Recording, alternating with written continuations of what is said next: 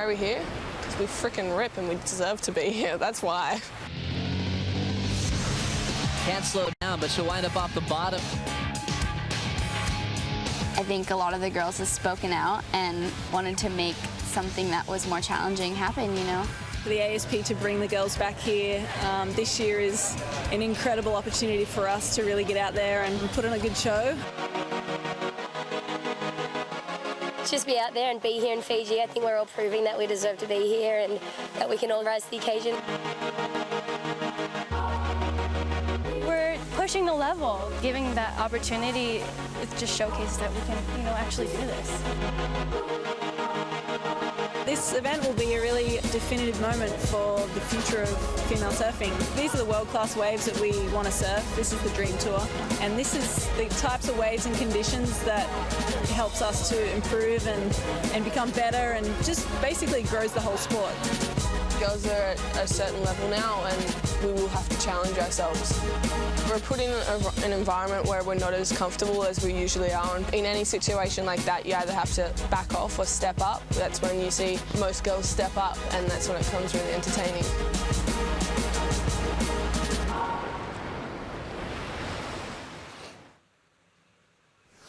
Good morning, and another beautiful day here on the island of Tavarua for the Women's Fiji Pro. We saw some great action yesterday, Strider, out here at restaurants, and this morning the girls have been out at Cloudbreak testing the conditions. We've been on hold to find out will we be going, resuming competition out here at restaurants, are out there at Cloudbreak. And guess what, Strider? The news is in. We will resume competition with round 4, heat number 3, 9:30 a.m. start out at Cloudbreak. Strider, you were out there yesterday. Today's a little bit smaller, more manageable. I'm pretty darn excited to see these women get out there and compete in those conditions at Cloudbreak. Well, you saw in the package earlier, the girls psyching, ready to go. Tyler saying, we're here because we rip and we should be here. And they're going to really have to step up to the plate right now. They're going to be faced with amazing conditions. Probably could be possibly one of the best day in women's surfing ever. These girls, they have the skills on screen right there. You can see the waves out of Cloudbreak right now. It is pumping. It is going to be going off. The girls are going to have the chance to get in the hook, set it up, drop anchor and get some sick barrels today. And hey, I'd be pumped to see some of the best surfing ever. Well, it could be. And Joe Turpel, Martin Potter, guys, we were catching up this morning at breakfast with legendary big wave rider Shane Dorian. And to Strider's point, Shane did make mention that today could be one of the best days in the history of surfing for the ladies based on the conditions we're seeing out there today at Cloudbreak. We're right there with you, Todd. We're so excited because we can see buttery conditions at Cloudbreak. Restaurants is firing right out front. Potts, you're fresh out of the lineup. How did it feel for you out there? Yeah, there's still a lot of push in the swell, Joe. It's still quite strong, so I can only imagine what it's going to be like out at Cloudbreak. Obviously, with that vision we saw there, we're going to see some epic waves. We're going to see the girls have to commit. That's part of the deal. They've got to overcome that fear, and they've got to charge, and in doing so, we're going to see some entertaining surfing. I think we're going to see an all-time day for the women's. Well, we're going back to a venue change. Remember, all day yesterday at restaurants, back to Cloudbreak. Strider, you were out at Cloudbreak yesterday for a bit, had to deal with some wash-throughs yourself. Are you anticipating the top women in the world having to deal with a lot of whitewater on the head today? Yeah, definitely. There's going to be some amazing, waves coming through. As you can see, the waves are going to be pumping, and when those bigger sets swing wide, it's pretty radical. You got a lot of water hitting the outside ledge, and then that comes through. We were talking to Owen Wright this morning at breakfast, and he was saying, you're out there, everybody's in the same boat. You all know you're going to get cleaned up no matter what, and then you just have to deal with it. So it's just part of the menu here at Cloudbreak. Look at that wave just peeling across the reef right there. It's going to be on. These girls might have to get a couple on the head, but you know what? They can handle it, and maybe a broken leash or two, some pickups, but they'll be right back into the pit, head down, and getting under it. Strider, if you could give the girls one bit of advice out there today, what would it be? I'd say to stay calm, deep breaths, and stay in the corner. Wait for that wave. They come in. The big ones obviously are kind of fool's gold. They get you paddling for the corner, but just stay deep, stay on the ledge, and wait for them to coil up, and then be in the spot. And Strider, one other question before we kick things off here. Yesterday, the ladies competing at restaurants today at Cloudbreak. How much of a change will we see in the equipment that they'll get on today, knowing that we're going to have a lot more water moving? Yeah, definitely going to be on a little bit more of a board. You know, the girls are definitely going to need some lumber, so to speak, to get them from A to B. Being in that corner, though, you know, the ledge, you don't want too much. You want to have a board that's going to fit in the curve. So, you know, they'll probably be on a semi step-up gun with, you know, these girls. They got so much talent. I mean, Tyler was out there yesterday taking big breaths and getting ready for the sets to hit her on the head. And then, you know, sure enough, stayed in the corner and got a really good one, getting coached through by her bro, Owen Wright. So a little bit more foam today on the boards for the ladies, guys. I tell you what, it's going to be a fantastic day of competition. Take it away. Todd, thanks, Strider. We'll be checking in with you guys throughout the day as we see the matchup on paper. One of the great rivalries on the top 17 for the women. Sally Fitzgibbons, current world number 2, against world number 3, Tyler Wright, in a round 4 matchup. Potts, we usually see these predictions of the matchups like this. You'd expect it to come finals time. Yeah, absolutely right. I mean, it's pretty rare to see both these girls in round 4. You know, both girls really been in form this year. Sally Fitzgibbon coming off a win in Rio, and you know, Tyler Wright, she's been on a tear this year so far as well. So I expect fireworks in this heat. You know, Sally's got her backhand is razor sharp, and Tyler's got that go for it attitude. So it's going to be a doozy of a battle. Well, surfboards have been a big topic of conversation at Cloudbreak specifically over the last couple of years, when the swell can increase in a second, and next thing you know, you're grabbing for big boards. There was one year where a lot of the guys on tour didn't have boards that were big enough for one of the crazy free surf sessions, but the girls were prepared, thinking about their biggest boards for this day of competition at Cloudbreak, as we dive into the matchup story with Sally Fitzgibbons with 3 wins over Tyler Wright with 5 wins, having the edge on Sally coming into this matchup at Cloudbreak. Potts? Yeah, you know, and these girls, I'll tell you what, they're going to put all those matchups aside. It is pretty solid out there today. I think these guys are going to focus more on their own game. You know, it's one of those breaks where, you know, the heat is on for sure, and you want to win, but it's just going to be that battle to see who can tame the nerves and try and find those little gems. So pretty interesting when you look back to last year. One matchup that was so critical was at Portugal when Sally Fitzgibbons and Tyler Wright battled. It was a world title heat for Tyler Wright. If she was able to move on, she would have passed Carissa Moore in the rankings heading into the final series. But Sally took out Tyler to upset that dream of clinching the world title last year. Yeah, that would have hurt. And I think Tyler's going to remember that. You know, these guys are well and truly in touch with what's been happening so far in their careers. They know the matchups. They know that who's ahead. And, you know, you always want to get one up on your opponent, especially these girls that are, you know, they're going to have many, many years to come of these kind of battles. As we get to more recently this season, Sally with a win in the semifinals in Rio over Tyler, and also back to Margaret River, we had Tyler Wright over Sally Fitzgibbons. So they've been able to go back and forth this year in 2014, but now in a great playing field. A little different story, surfing over a reef pass in nice groomed conditions here at Cloudbreak. Still no scores on the board with just a few minutes off the clock. What are your favorite aspects of Tyler Wright's backhand surfing, Potts? You know, just the pure power. You know, she's one of the most powerful girls on tour. I like that go for it attitude that she has. You know, sort of a happy-go-lucky type girl. But you know, when she paddles out, I mean, if you just remember that sequence of her at P-Pass on that huge right-hand barrel, she's not scared. You know, she was out there yesterday giving it a bit of a go. So today's going to feel a lot tamer, and I dare say she's going to attack it on her backhand. That's the aspect of her surfing I really like, is the fact that she just puts her foot down and goes 110%. Well, that was big news, Potts, when we heard she was out there, one of the only ones out there trying to sample how big Cloudbreak was, and she had to deal with some sets on the head and remain calm. A little bit decrease in the swell. She should be coming into this matchup with much more confidence. Absolutely right. You know, she tamed the beast yesterday, and today's looking a lot more manageable. So, you know, the girls are going to just try and find some nice, clean, open face. Sally looks like she's got the inside position. No priority at the start of the heat, so whichever girl takes off first, obviously priority will go to their opponent. Sally holding down that inside. She's been here before too. She's had a couple of sessions out there at Cloudbreak, so she's no stranger to this place.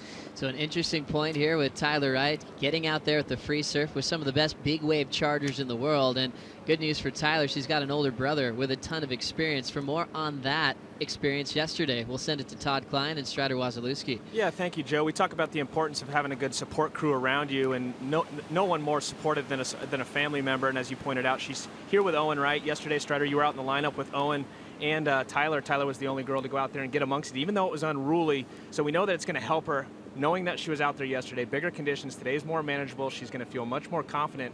You had breakfast this morning with Owen, and you caught up a little bit about that experience yesterday with his sister. What was discussed? Yeah, it was pretty cool. I mean, she was obviously a little scared out in the water. You know, you got to be a little scared. To say you're not is, you know, you really, everybody is a little bit.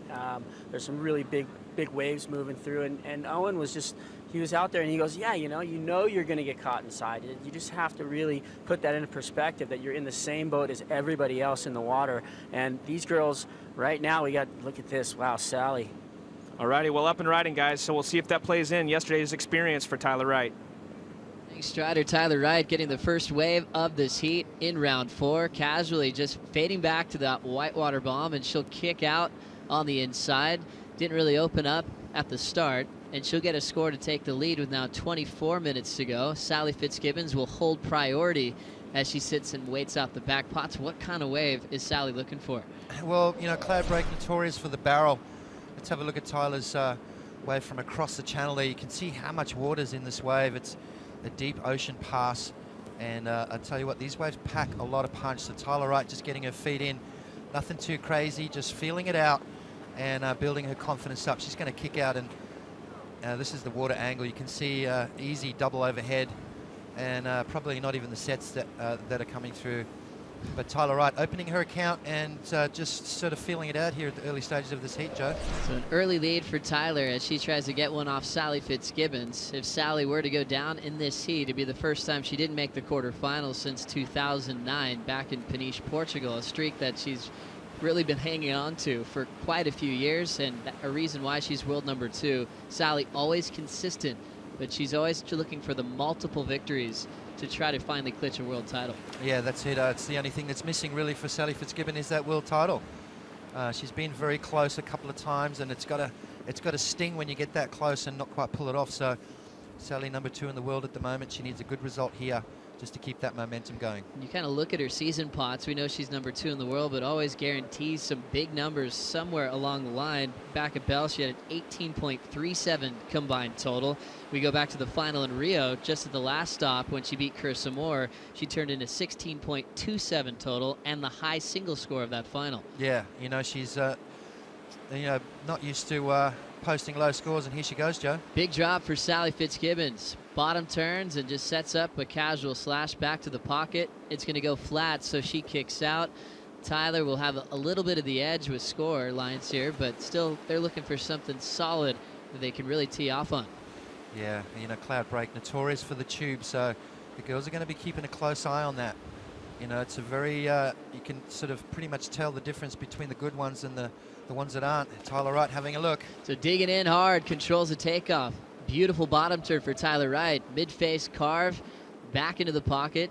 Sally paddles over the edge, and she'll just keep carving back to the source. Off the bottom and carving combos for Tyler. Similar start to her first wave, and she'll kick out of her second, taking an early lead, and Sally will regain priority with still 22 to go. Yeah, that was a better one for Tyler. You can see she started putting a little bit more into it, and she's riding definitely a bigger board, something that looks like in around about the 6'4" range. And that's going to be the issue, I think, today, is have all the girls brought enough big boards. You know, that's definitely, you need it to get into these waves, a lot of water moving, and it's quite a big playing field, Joe, so you've got to be able to adjust and try and scratch across and pick off the good ones. Well, Potts, when you have your normal boards that you ride consistently, and beach breaks and rippable right-hand point breaks that we had on the venues on tour so far, how hard is it to order step-up boards? Yeah, you know, all the girls and guys, they go to Hawaii every year, so they're pretty used to that kind of stuff. You know, obviously a lot of guys get boards in Hawaii from known shapers over there. It's a smart thing to do, but I think they're quite in touch with their boards, you know, especially the step-ups. These guys, it's not something that, you know, in the 7-foot range that they need for those huge waves in Hawaii, but, you know, something around in the 6'1", 6'2", 6'3" range for most of the girls. I think they're pretty much in touch with that kind of stuff, yeah. Early scores coming in to set off the day. Tyler Wright will have about a 3-ranger on her start. She has 2 waves to Sally's just 1 wave. We saw how slopey the open face was there. What kind of board would you be riding to deal with that big slope? A lot of water moving still on this wave of Cloudbreak. Yeah, you know, I'd ride a pintail for sure. I'd ride something around in the 6'3" to 6'6" range. You know, you don't want those big slopey ones. You want the ones that sort of hit that inside reef and barrel, and you need a board that you can maneuver. So, you know, the girls are going to just do some adjusting, as Sally having a look right now. Sally Fitzgibbons on her second wave, fades back to the pocket. Real foamy on the face, a similar start, so she has to kick out as we see a panned out lineup of all the turbulence moving. We have the channel, which is pretty churned up, but real glassy groom conditions in the lineup here at Cloudbreak. A big heat coming up next with Malia Manuel and Paige Harab also looking for a spot into the quarterfinals. Scores now in pots for Tyler, a 3.83 and a 5.5 back-to-back. Yeah, that 5.5 wave number 2 was definitely the better one, as we see Sally up and riding. Looking for something of consequence. Sally Fitzgibbons, nice glide off the bottom. Let's go of the carve in the pocket. So a slow start for Fitzgibbons, starting with a 1.33, a similar score in her second wave, and that last one will not factor in. She already needs a 7.8 with 19.5 to go. Yeah, you know, that the board looked really long there for her. Obviously just do some adjusting. I don't know whether she had a warm-up surf this morning or not, but she's going to have to adjust through this heat, needing a big score, 7.80. But, you know, the funny thing about Cloudbreak, Joe, you can pick off a good one and score perfect tens. We saw that last year from Kelly. Well, last heat for Sally Fitzgibbons in round 3, heat number 3 over at Restaurants, we saw her turn in a 15.07 total, but she finished second because she had a heat with Laura Enever, who got her personal best of the season, 18.84 combined total. One thing Sally mentioned after that heat was how hard it was to actually hold your rail with all that water ripping off of the reef. Big transition to Cloudbreak, and she's excited for this matchup. Low scores so far, but bigger scores to come right after this. Beauty, a million forms of expression. We have seen beauty, and she is powerful.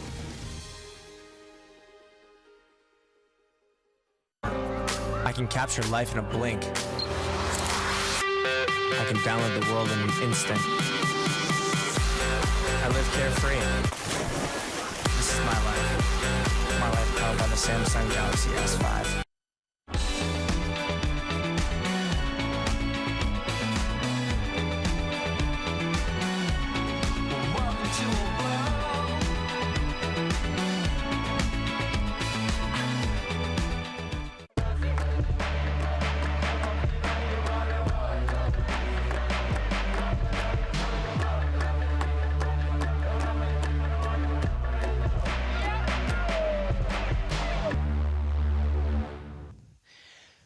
Well, we hope you all get to join us at some point out here in Tavarua Island in the future to watch the Fiji Pro. Front on, Tyler Wright, Sally Fitzgibbons, battling it out at Cloudbreak, one of the heaviest waves on the planet, but absolutely perfect when the swell direction is right.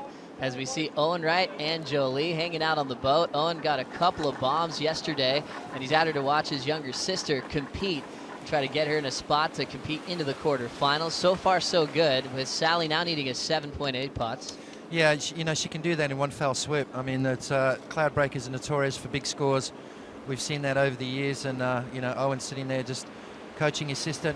You know, interesting fact there, you could see the quad set up for Owen. So it's going to be interesting to see if any of the girls ride quads today. For quads, you always like them in the barrel, right, Potts? Yeah, you know, just more fin in the water. It gives you more drive. It sort of seems to hold its line a lot better. And we're seeing more and more where the guys are using them in hollow, powerful, you know, conditions. A lot of guys are using them on their big boards. You know, Peter Mell uses the quads on his big guns for riding those monster waves. So, you know, it just gives you that zip. It's got a lot of drive, and it seems to hold its line a lot better. You know, you can come off the bottom really strong on the quads, as we see beautiful waves peeling through. This is what we're talking about, Joe. Absolute Perfection here at Cloudbreak, and just a 3.83 and a 5.5 with anticipation of more big scores. Here comes Tyler right now, looking to better the 3.83. Nice top turn carve with total control off the bottom, and here comes the wrap into the pocket on the second move. Tyler still gliding to the channel. She'll kick out. She looks like she is knowing which waves that she wants to take off on, executing more maneuvers than Sally so far at the 16-minute mark. Yeah, that first turn was big swooping bottom turn straight up into the lip. Let's have a look at the water angle from here and just see how much water is moving. There's still a fair bit of bump on the face of the wave, but this first turn there just nice and smooth off the top, and she draws off the bottom, and wave sort of kind of goes a little fat. We're going to see a little bit of that today. We're going to see the girls catching those corner ones just to feel it out, and then eventually they're going to have to get those hollow ones. You want the barrel out here at Cloudbreak. That's the biggest scoring maneuver that we're going to see today. So Tyler, we saw Owen on the boat, and her sister Kirby cooling off of the channel with the backup board just in case. So it's a family affair for the Wrights coming here to Cloudbreak. Tyler was always picked as a favorite after that crazy free surf session. We know she likes to charge. Charging out the back, weightless on a huge drop is Sally Fitzgibbons. Doesn't have much of an open face to work with once again. So she's just hanging in the whitewater looking for any sort of option, and that one's going to push her out. So shorter rides on the open face, but a very committed takeoff, Potts. Yeah, I'd like to see the replay of that. That was a monster drop from Sally Fitzgibbon. Complete commitment there from the young lady. Have a look at this as she strokes into it. And look at that. Oh, she's on her tiptoes. Look at that wave. That's 3 or 4 times overhead for Sally Fitzgibbon. You know, not much on offer after that, but I tell you what a committed drop that was from the young lady. You know, the girls, the question was always going to be asked, are they going to go for it? And there's your answer, Joe. Pretty amazing to see Sally with total control and commitment locking into the takeoff. We'll see what the numbers turn into for that big drop as we dive into the Sally Fitzgibbon story. Currently world number 2. She's finished off the season 3 times as the runner-up in the world after 6 seasons. 4 years in the top 5 as she's never dropped out of the top 10 with 7 career CT wins, coming off a victory in Rio de Janeiro where she made 4 consecutive finals. Back to the lineup with Sally Fitzgibbons. Bottom turns, clean top turn combo. Off the bottom and she'll carve back to the source. Off the bottom again, she'll square up, manipulating that big board to the channel. Clean read for Sally. Gave her a little more opportunity to hit it off the lip. Yeah, you know, Tyler Wright posted a 6.0 on that last wave. Sally Fitzgibbon, you can see she's starting to find her feet. She's starting to find the sweet spot on that board. She did some better turns. This is more like the wave you want. Those ones that are kind of inside a little bit, they stand up on the reef. And Sally Fitzgibbon, look at this turn right here from Sally. Nice carving maneuver there. You can see she's starting to build her confidence. She's starting to feel good about things. And she's opened up. That's by far her better wave. Maybe not the biggest one, but I tell you what, sometimes you don't need the big ones out there, Joe. You just want those nice, clean ones through the inside. Now Tyler fading back to the pocket on a backhand cutback, and she hops out of there. 3.83 start for Tyler, but she's been building. 5.5 on her second effort, then a 6.0 for her third wave. Sally Fitzgibbons needed a 9.97 on that last one. Let's get back to Tyler's start. Let's have a look at this one from Tyler Wright. Nice late drop, and look at that thing. It is unloading on the reef as she grabs the rail, looking for the barrel here, Tyler. She pulls up under the curtain there. Oh, she loved that one. Tyler Wright having a bit of fun out here at Cloudbreak. Look at this from the tower angle. This is what the judges see, Joe. She comes off the bottom, and these are the waves we're talking about that you'd be looking for. She pulls up under there. Not a deep barrel, but I tell you what, her adrenaline is pumping right now, and Tyler Wright loving it. As she comes out on the open face, big hacking cut back there from Tyler Wright. Let's have another look at this nice slow motion. You can see her. She sees it starting to unload on the reef, grabs the rail, drags her hand. Perfect positioning there for Tyler Wright. Great technique. As she comes out, you can see she is having fun, guys. What a great feeling. We'll get another great vision of the bottom turn. Tyler trying to burn off some speed, and right there she's got the best feeling in the whole world. And she lets us share it with her as she goes for another backhand cutback. So as we transitioned to her, we saw that turn, but she came out of that glory moment. Tyler now building again. Each wave she takes off on, she turns in a better number, Potts. Yeah, you know, she's starting to feel a bit more comfortable about things. They haven't been cleaned up by a set yet. Started off quite slow, just nice and easy, and now Tyler Wright's starting to find those good ones. And Sally's going to have to answer back. She's going to have to try and find that very similar wave to what Tyler Wright got. Take off super late, do that nice drawn out bottom turn and pull up under the pocket. Try and get a nice big barrel. Well, Potts, seeing Tyler's approach, you can tell she wants to get a big barrel in this seat. She just got a great vision on her last effort. What would you be telling her if you wanted to give her advice on how to get deeper out of Cloudbreak? You know, I think that's all about that bottom turn, Joe. You know, you watch the good guys, they take off, they sort of draw down off the bottom and sort of delay that bottom turn as long as possible, and then sort of pull it up under the lip. So, you know, a lot of crew will be taking off, racing down the line in anticipation of that, but you've got to take off and sort of draw nice and low off the bottom and put yourself behind the lip. Now Tyler Wright, with 10:45 to go, is in a position to potentially knock out Sally Fitzgibbons. Sally did get back into the picture. She got a 3.9 for that crazy takeoff she had. Didn't have a big wave face on it for turns, so she had to kick out. But then she got multiple combos and got a 7.17. Now Sally just needs a 4.33. So Sally now with the best wave of the heat so far. Yeah, that was a great wave for Sally Fitzgibbon. And, you know, as I said before, it wasn't one of the bigger ones. You don't need to be on the big ones. It's those ones that hit the reef right. You know, those big south ones that kind of run wide, and those are the waves they've been, you know, opening their accounts with, and those low scores. The waves that they're scoring on are those nice sort of ones with a bit more west in it, and sort of sneak from underneath and hit that reef. Taking off deep, another big drop, perfectly controlled for Sally Fitzgibbons. Winding up off the bottom, a huge hack off the top. Coming out of it with a lot of momentum. Trims down, a beautiful top turn. Sneaks in one more under the lip. She'll get around the corner and still jamming away. A series of backhand hacks off the top on a sizable wave. And Sally Fitzgibbons is going to be our new heat leader, Potts. Wow, that was insane. We're still waiting for that barrel from Tyler Wright to be locked in. The judges are having a good think about it. Tyler Wright answered back. Here she goes. Weightless on the takeoff. Tyler has to straighten out, and she gets the whitewater on the back. She's able to hang on. She is so strong and powerful. She finds a nice little escape route, but still dealing with the turbulence on the inside. Yeah, you know, that was just a little late there for Tyler. Had she been able to grab that rail and pull it up under the curtain, she could have got an insane barrel, but just making the drop as we see Sally starting to open up, Joe. Nice committed turn there from Sally Fitzgibbon. Out on the open face, you can see she's finding that sweet spot. That big board of hers is starting to work now, and you can see her confidence level is up.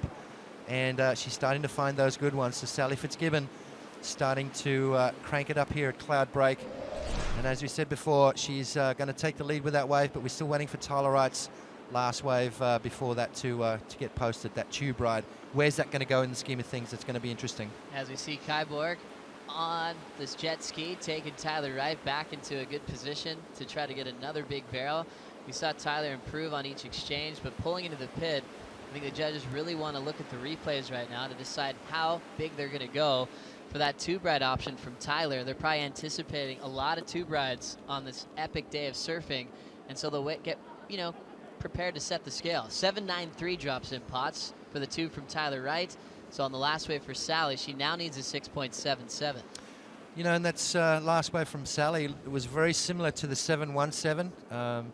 You know, some nice committed turns there, big backside maneuvers. A nice score for Tyler, though. 7.93. The judges like that one. Everywhere from a 6.8 up to an 8 points. So an interesting spread there, but Tyler Wright, that's kind of ways you want, Joe. An exciting heat unfolding. Tyler's still out in front as we wait for the last of Sally Fitzgibbons with 7:30 to go. Let's get an update on the deck with Rosie Hodge. Good morning, Joe. That's right. I'm here in the comfort of the Tabarua Resort on the deck, but the girls are doing battle out at Cloudbreak, which is about 2.5 miles away from the resort. And like I said, the girls really rising to the occasion. The waves looking super challenging. Sally Fitzgibbons, Tyler Wright, this is a matchup that we've been anticipating for round 4. You know, these girls have a rivalry that goes back a few years now. So to see them out there at like 8 to 10 foot Cloudbreak, what a pleasure. It's been amazing, Rosie. We're right there with you as we can kind of peek off the island here at Tabarua to see how far out our two competitors are sitting. You have the boats in the channel and the water patrol keeping an eye on them. But they're so far out there. You can see that little tower in the distance, Potts. That's where the judges are sitting. Yeah, that's their position for the day. And what a view it is from there, Joe. It's an unbelievable view. You get to see the whole wave from up the top of the reef all the way down through that shish kebab section. And it is just absolutely fantastic place to have a contest. And I'm stoked the girls are out at Cloudbreak today. Well, let's get a global perspective of where we're sitting right now here on the planet. It's a special island called Tabarua. You can see there, USA, the ASP office in Santa Monica. You get about a 10-hour flight on Fiji Airways up into Nadi, a boat ride over, and you're here in Tabarua in Fiji paradise. And this is the little island that we're set up on here where all the women's world's best are staying. It's a fantastic resort, really luxurious accommodations. Then you go 2.5 miles out in the boat to Cloudbreak to get ready to compete. And that little tower there is where the judges are sitting. A great view from the sky. As this one continues, Sally with a carve down to the bottom. She's running after it, bored, picking up the pace well. Still looking for a point off the top, and she'll let go in a heavy section. Wow, that was commitment there from Sally Fitzgibbon. Sally's 8.40 on that last ride, so Sally Fitzgibbon's in the lead. What away from Sally, and I'll tell you what, she wore that one on the head. It picked her up and dragged her back over the falls. So the Water Patrol will come in and get her and drag her back out. Gotta love the jet skis. Right now, Sally is waiting for that moment to jump on the back of the sled, and she'll be picked up in just a moment by Billy. She's grabbing on. As soon as she locks in, he'll get her out of this zone really quickly. And it's so shallow. Billy knows the reef really well. He'll casually take his time to make sure he knows the right time to put her back in the lineup. What happened here, Potts? Yeah, let's have a look at Sally on quite a critical wave here. These are the ones you want, though, Joe. You can see how it's doubling up on that reef. Sally races down the line, and right now she decides to try and get nice and vertical, and with that long board, just wasn't going to let it happen. So Sally got picked up and dragged over the falls, which is not a good thing to happen. There's a lot of water moving there, and it's really hard to penetrate when you're going so fast. That wave picks you up and throws you back over, and it's like being in a tumble dryer, Joe. Arms and legs are flying everywhere. A lot of power in those waves. And Sally already back out, ready to compete again. She had an 8.4 and a 7.17 back-to-back when she took the lead off Tyler Wright. Tyler got her barrel, a 7.93. Needs another one of those to turn this heat with 4 minutes to go to move on to the quarterfinals. It'd be a heavy quarterfinal matchup with Laura Enever, who was the all-star from yesterday's competition. Oh, she was on fire yesterday. You know, top 5 waves. She had 2 of the top 5 waves yesterday. And she's going to love these conditions. Who's loving the conditions at the moment, though? Tyler and Sally are having an absolute ball. Tyler started off well, though, didn't she, Joe? She got better and better. And this was one of her better waves. Sally's 7.17. You can see she started off quite slow, Joe, but then started cranking it up. And you can see the body language with Sally as she finds that sweet spot on that board, and she's starting to really post some big scores, 7.17. But have a look at this one, Joe. This is the wave of the heat as far as I'm concerned. Although she didn't get very deep, and I think the judges saw that. Tyler love it as she comes out, big slashing turn from her. So the girls are firing up here at Cloudbreak. And I bet the view looked amazing for Tyler Wright, a 7.93 that she'll never forget. But this was the 8.4 that put Sally in a good position in the lead. Yeah, you can see the commitment from Sally. Straight off the bottom, a little bit of an air underneath her board on that turn, carving back into the white water. You can see how fast she's going. She tags it again, draws down and around that section. And Sally, another nice turn from her, using that nice long rail there to set those fins, and really just producing some great surfing out here this morning.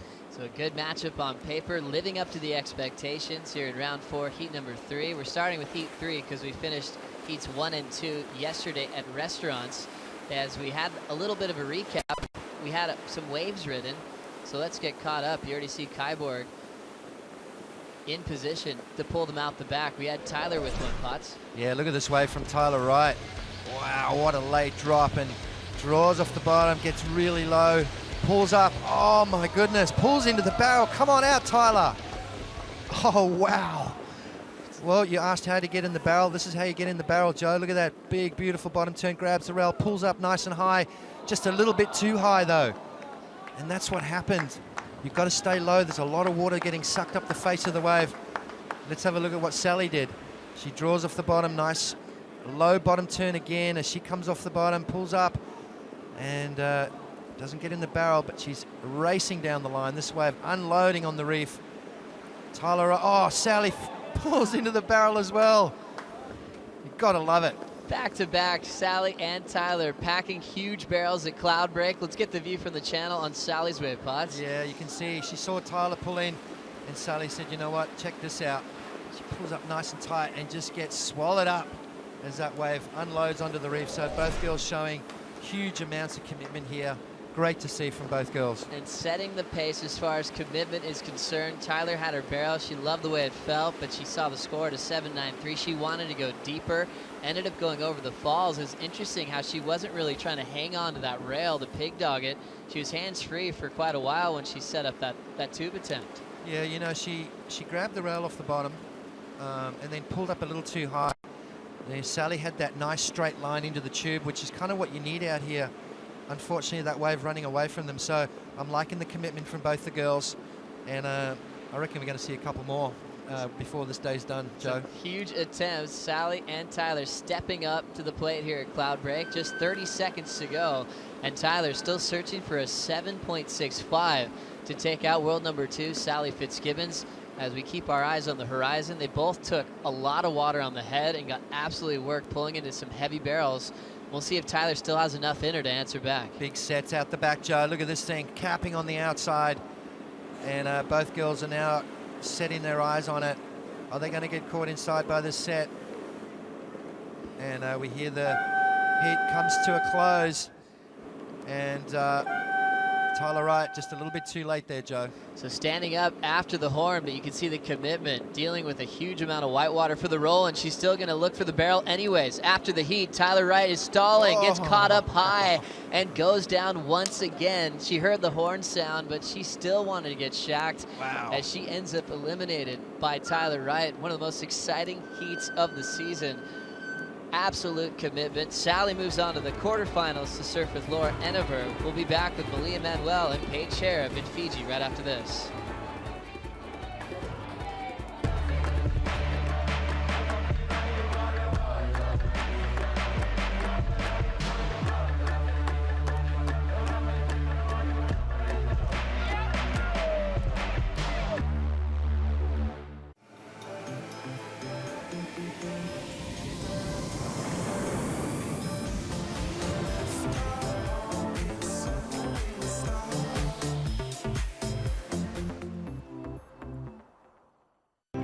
Your journey is as important as the destination, especially when your destination is paradise. Welcome to Fiji Airways. This is exactly where you should be.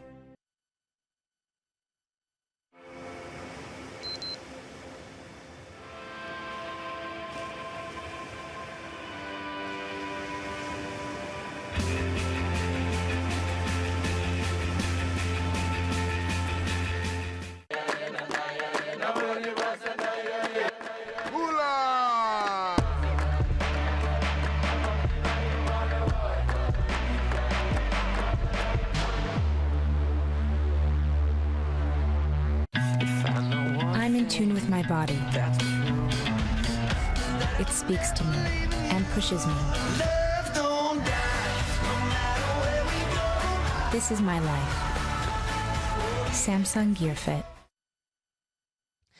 Welcome back. You're watching the Fiji Pro, the 5th stop on the Samsung Galaxy ASP World Championship Tour. Malia Manuel, the Hawaiian, taking on our New Zealand surfer Paige Harrop in a 30-minute matchup. First place moves on to the quarterfinals. Joe Turpel alongside former world champ Martin Potter as we check out the look at the boat with the Wright family. Tyler Wright went down in that heat, didn't make the quarters, but she left a lasting impression on the Women's World Tour. That was an unbelievable commitment there from both the girls.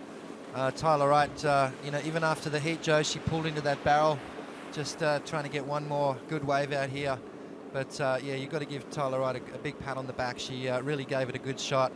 Unfortunately, the open face turns from Sally were just a bit too strong. We talk about momentum, and we'll see what Malia and Paige do with the momentum of the first heat of the day. Malia Manuel turned in an insane performance in round 1, where she turned in a 17.53 combined heat total out at Cloudbreak.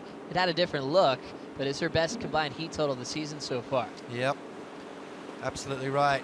As we see a big set just marching through the lineup. Look at that white water, Joe. You don't want to be stuck underneath that, I'll tell you right now. You get steamrolled. You know, it looks nice and pretty on your screen, but let me tell you right now, the girls' hearts are pounding, and that wave makes an incredible noise when it comes roaring down the reef. They don't call it Thundercloud Reef for no reason. It is absolutely noisy out there. It's pretty crazy when you see the washers come through, and we got word this morning that there's still some absolute bombs coming out there, and it's hard pots. You know, we're kind of joking with your wave height scale yesterday. A lot of times you guys are calling these 8-foot waves. You know, when you really look at the face of the wave, though, we're talking triple overhead, packing a lot of power. You can see Paige Harrop thought about that first wave, Potts. Yeah, that was a big wave. That was, you know, every bit of 8 to 10 foot. And I suppose when you're lying down in front of it, Joe, it probably looks twice as big. Oh, absolute massive conditions for Paige and Malia. Probably some of the biggest they've ever had to compete on in their career on the WCT. Paige has been around for a long time, and these were the kind of venues that she was hoping for. She was never able to compete here in the old system when they were here a long time ago. As we dive into the rivalry, Potts. Yep, Malia 7 wins over Paige's 3. So, you know, I think Paige in these kind of conditions, you know, Malia excels in big waves coming from Hawaii, obviously, but Paige Harrop is no slouch in these kind of conditions as well. You know, Malia's got a fight on her hands. You know, Paige, you know, she could quite easily get one back here, being the goofy footer. A lot easier to pull into the barrel out here at Cloudbreak. On your backhand, a lot more technical. There's a lot going on. We saw Tyler Wright and Sally both get smashed on trying to get the barrel, so that might be a little bit of an advantage for Paige Harrop being able to face the wave and sort of get that maneuver through the barrel and hopefully get some nice turns as well. So thinking about the goofy foots left in the draw, Potts Bianca Batendog in the first quarter final to surf against Stephanie Gilmore as this one continues.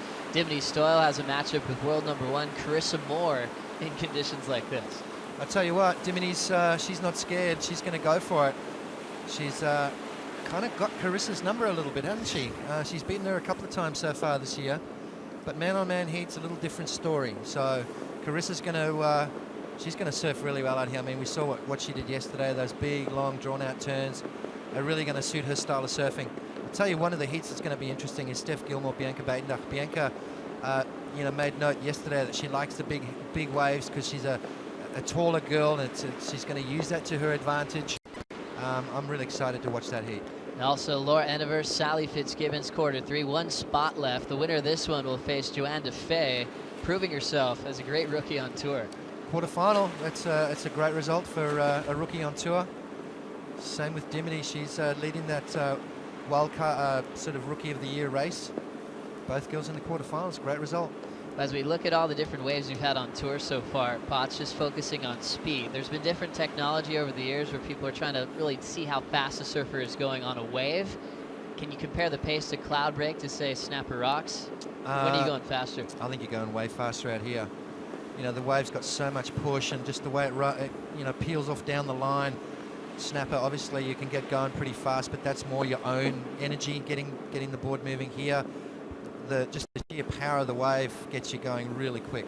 Malia Manuel, just 20 years of age, 5'5", coming from the beautiful island of Kauai. She brought her dad Celso out here. I heard, Potts, you guys used to surf together back in the day. Yeah, Uncle Mike used to take me over to Kauai and Maui, and Celso used to pick us up at the airport and take us surfing Kalihiwai and all those beautiful places. So I was about 18 years old when we did that. Pretty cool looking back as Celso's on hand, enjoying this trip out here to Tavarua. Pretty cruisy underground charger from the island of Kauai, and really proud of his daughter Malia for what she did the other day in the opening round. Malia had those highlighted backside turns, and a lot of guys like Ross Williams were comparing him to some of the guys on tour with that crazy effort to really go for broke on that first section. Big set just came through the lineup. Look at that. That is massive, Joe. Look at the white water. You just don't want to be anywhere near that.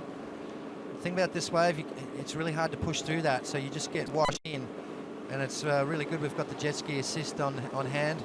Look at that. Both girls, I think, just got cleaned up, and that's, you know, once you get cleaned up once, you come out of it okay, and you go, okay, well, that wasn't too bad. I'm still alive. Let's go. And it's almost good to get that out of the way, you know.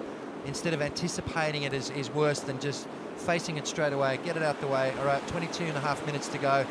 Both girls have now copped a big set on the head, and I reckon the nerves are gone now. They're going to just get on with the surfing. Mike Parsons had a crazy free surf the other day out here for about 5 hours, and one thing he mentioned, like you're saying, Potts, if you're going to take off on a wave at Cloudbreak at this size, you will at some point take a set on the head. Well, that's it. You know, it's like Hawaii as well. You know, you paddle out expecting to get a big wipeout, expecting to get caught inside by the big sets. And I think if you expect that, you're not sort of scared for it to happen. It's just like okay, well, it's bound to happen. So, and when it does, you get it out of the way, like I said, and you know, your confidence level goes up. The girls are fine, and now they can just get on with surfing.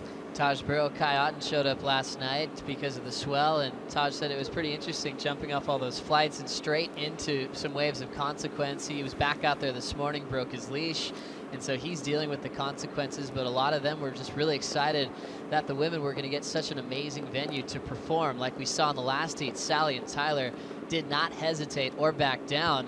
This heat is dealing with some of the biggest sets we've seen. Malia Manuel and Paige Hareb have burned 7 minutes just trying to dodging sets and staying alive. Yeah, you know, talking about Taj, he broke a board yesterday as well, and it was his only big board he brought. So Johnny Gannon's in damage control right now, making sure he's got some backups for Taj when he arrives in the next couple of days. So big things happening, but no scores yet. Let's get some more insight with former tour competitor, big wave legend Shane Dorian on the desk with Todd and Strider. Yeah, thank you, Joe. We are joined by former World Tour competitor Shane Dorian and now big wave charger. Shano, you know, you've been here a lot over the years. You were here for surf trips, and nowadays you're coming with your family as well as you come sometimes as a lifeguard. One of your favorite places to come in the world here at Tavarua? Yeah, I mean, I've always loved Fiji. I've always loved Tavarua, and it's always good to be back. And, you know, and looking at the conditions out there today, you were out there yesterday, much bigger, much more unruly. You know, we saw that first heat with the ladies. You know, your thoughts on the performance as we saw them out there in some pretty solid surf? Yeah, you know, I was pretty excited to see the girls out there. I mean, they really charge hard, and they're, you know, I mean, their ability level these days is so incredible. And I think, you know, just letting them have the opportunity to go out there and, you know, and show us what they got is amazing. I thought Sally and Tyler both did really well. You know, all this big wave stuff, and all the girls. Are you getting into a few of the events this year on the Big Wave World Tour? Yeah, I think this year's Big Wave World Tour is going to be great, and you know, it's a really good platform for the guys, and I'm pretty excited about doing a few of them. So yeah, we'll see. So kind of interesting, guys, as we hear that ambient sound. We got a restart in that heat. You know, the first 10 minutes went by in that heat, and there was no waves ridden, so they did do a restart. So the ladies, no waves being ridden. They'll restart now. Another 30 minutes. Actually, 10 minutes had passed, so 30 minutes. Sorry, first 5 minutes. I apologize. 30 minutes now resuming out there for these ladies. So as we, you know, get back to that heat in just a moment, Shano, you're down here with your family. How long have you been down here? This is my second week.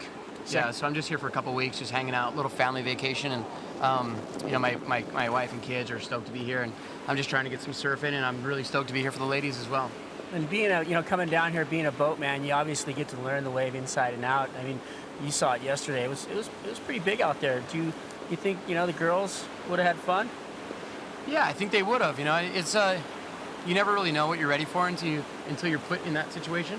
So I'm pretty stoked for the girls to be out there today. The waves are really big out there now. I mean, there's plenty of 15-foot faces coming in, and I mean, some of the performances that we see today out there will be historic for sure for the women's. Well, some fantastic surfing in that first heat. Before we let you go, Shano, what's next for Shane Dorian? Nothing much, man. Hopefully more barrels and more good times. Well, it sounds like that's every day for Shane Dorian, guys. Thanks a lot, Todd, Strider, and Shane Dorian for hanging out. He's got his whole family here, and he's absolutely charging every time he goes out to Cloudbreak. And he puts the GoPro. He had the tail mount on his board and got some great visions. So you can check out Shane Dorian's Instagram to watch that drainer that he had in yesterday's session. Meanwhile, we had a restart as we'll set the stage again. Malia Manuel versus Paige Hareb. Long-time history, both these surfers competing against each other. But Paige Hareb is using this venue at Fiji for a breakaway result to be a little bit more comfortable for requalification halfway down the stretch. Absolutely right. It's you know, this is a great momentum builder for Paige into round 4. She's got a good shot at taking this one out. But I tell you what, Malia Manuel's been on fire.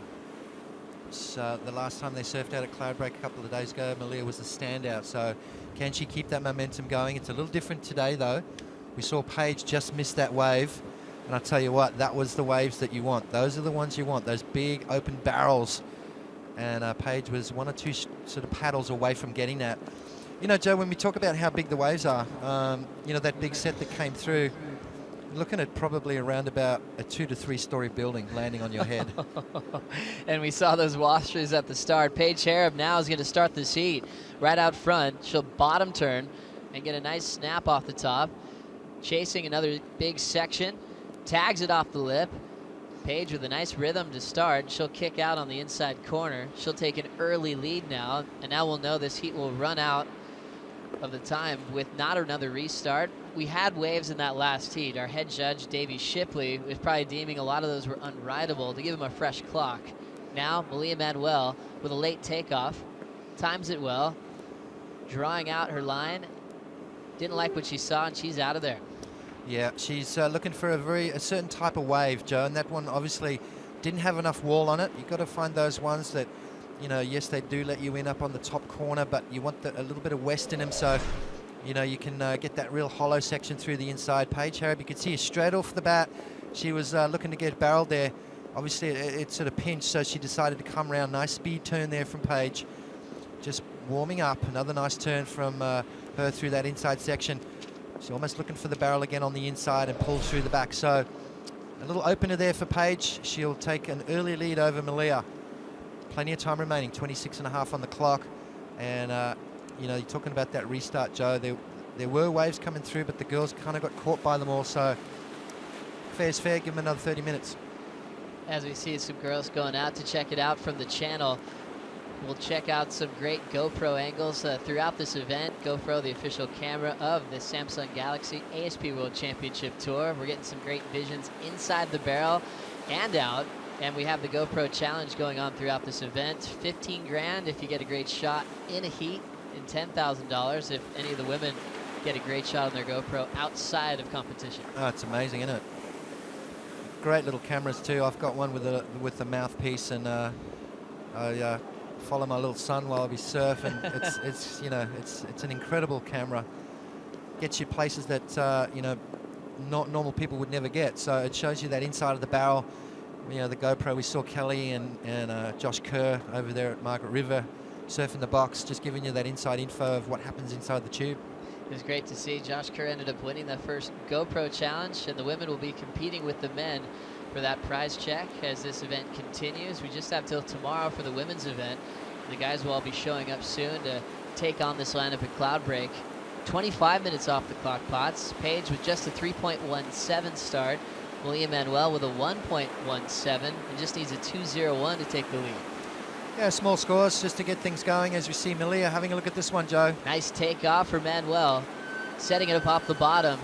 Rips a little cut back into the pocket. It's got a nice little cornering section in front of her. She might be able to get one more turn in. Snaps it. Nice fan for Manuel, and she'll plan her exit. And we could have a lead change with 24 to go. You know, Malia gets out, and the thing is, you know, the girls are riding the wave all the way in because they know they can get on that jet ski and get back out into the lineup. She's going to wear this one on the head, pushing under there. Hang on to your board through that section. Wow, look at that, just got ripped out of her hands. So that's how powerful these waves are. Nice drop from Malia, very vertical.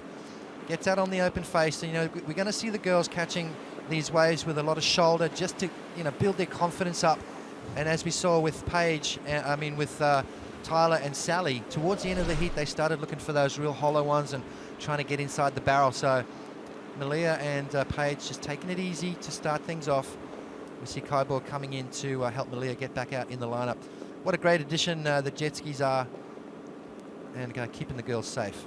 Oh, it's one of the best things we've seen. Paige Harrop, meanwhile, is handling a big drop, tons of white water around her, and she'll step off once again and deal with the turbulence. She was just needing to take off on a wave to get her lead back from Malia Manuel, so we'll have another lead change as we have small scores so far as we look at the replay. Yeah, look at Paige Harrop. Look at this drop from her. Huge drop there from Paige, and she's riding quite a small board, you can tell. And that board refusing to get that drive down the line for her. But a lot of wall out in front as she bails out. So Paige. Well, she has tons of boards with her. She brought from everywhere from a 5.9 to a 6.5, all shaped by Mount Woodgee, her longtime shaper. Would you want her to be on the 6.5 right now, Potts? Absolutely. And some. You know, there's a lot of boards in the rafters around this island. I'm sure that a lot of the pros stash boards here specifically for this kind of wave. So I'd be going on a hunt. So Paige Harrop trying to get back out in the lineup. She did take the lead with a .77 on that takeoff, as she's going to have to get under another huge whitewater bomb, and she'll be back out in a moment. But Paige got to experience some signs of brilliance at restaurants yesterday, where she turned in an 8.93, one of her best performances on a wave this season. here in 2014. The goofy footer loved the conditions at restaurants. The crazy part about it, Paige ended up third in this heat with a 14.93 total. Yeah, that was a crazy heat, wasn't it? Have a look at the waves that the girls got yesterday. It's so perfect out there at restaurants. And you can see the, you know what I like about what's happened? They got a day out at Cloudbreak. They got to sample restaurants yesterday. Paige loving both of those. She won her heat out at Cloudbreak, surfed incredibly well in this heat as well. There was some, in every heat, there was 8s and 9s going down yesterday, Joe. It was just a fantastic day of surfing. And that was definitely probably the heat of the round when you saw the big numbers coming in for Laura Enever, the 18.84 total, and Sally Fitzgibbons with the 15.07 total in round 3, heat number 3 at restaurants. They all kind of wanted to surf Cloudbreak, though. They were talking about it last night. They looked at the conditions this morning. Didn't take too long before they gave the nod to round 4. We saw big scores in the last heat. We're still waiting for some big ones in heat 4. We'll take a break. We fight Rack in Fiji after this.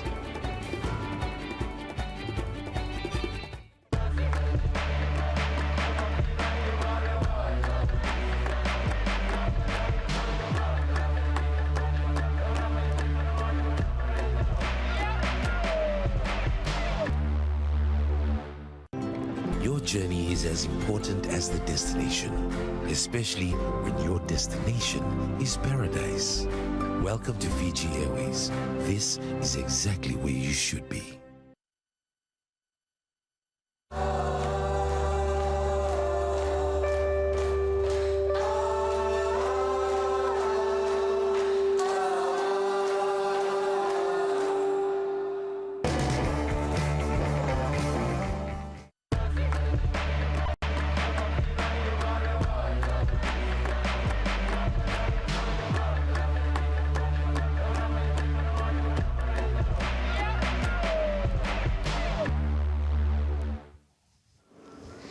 Welcome back to the Fiji Pro. We're into round 4 over at Cloudbreak with Paige Hareb and Malia Manuel looking for a wave of consequence. They both have 3 range totals, but we're expecting big things in the next 20 minutes.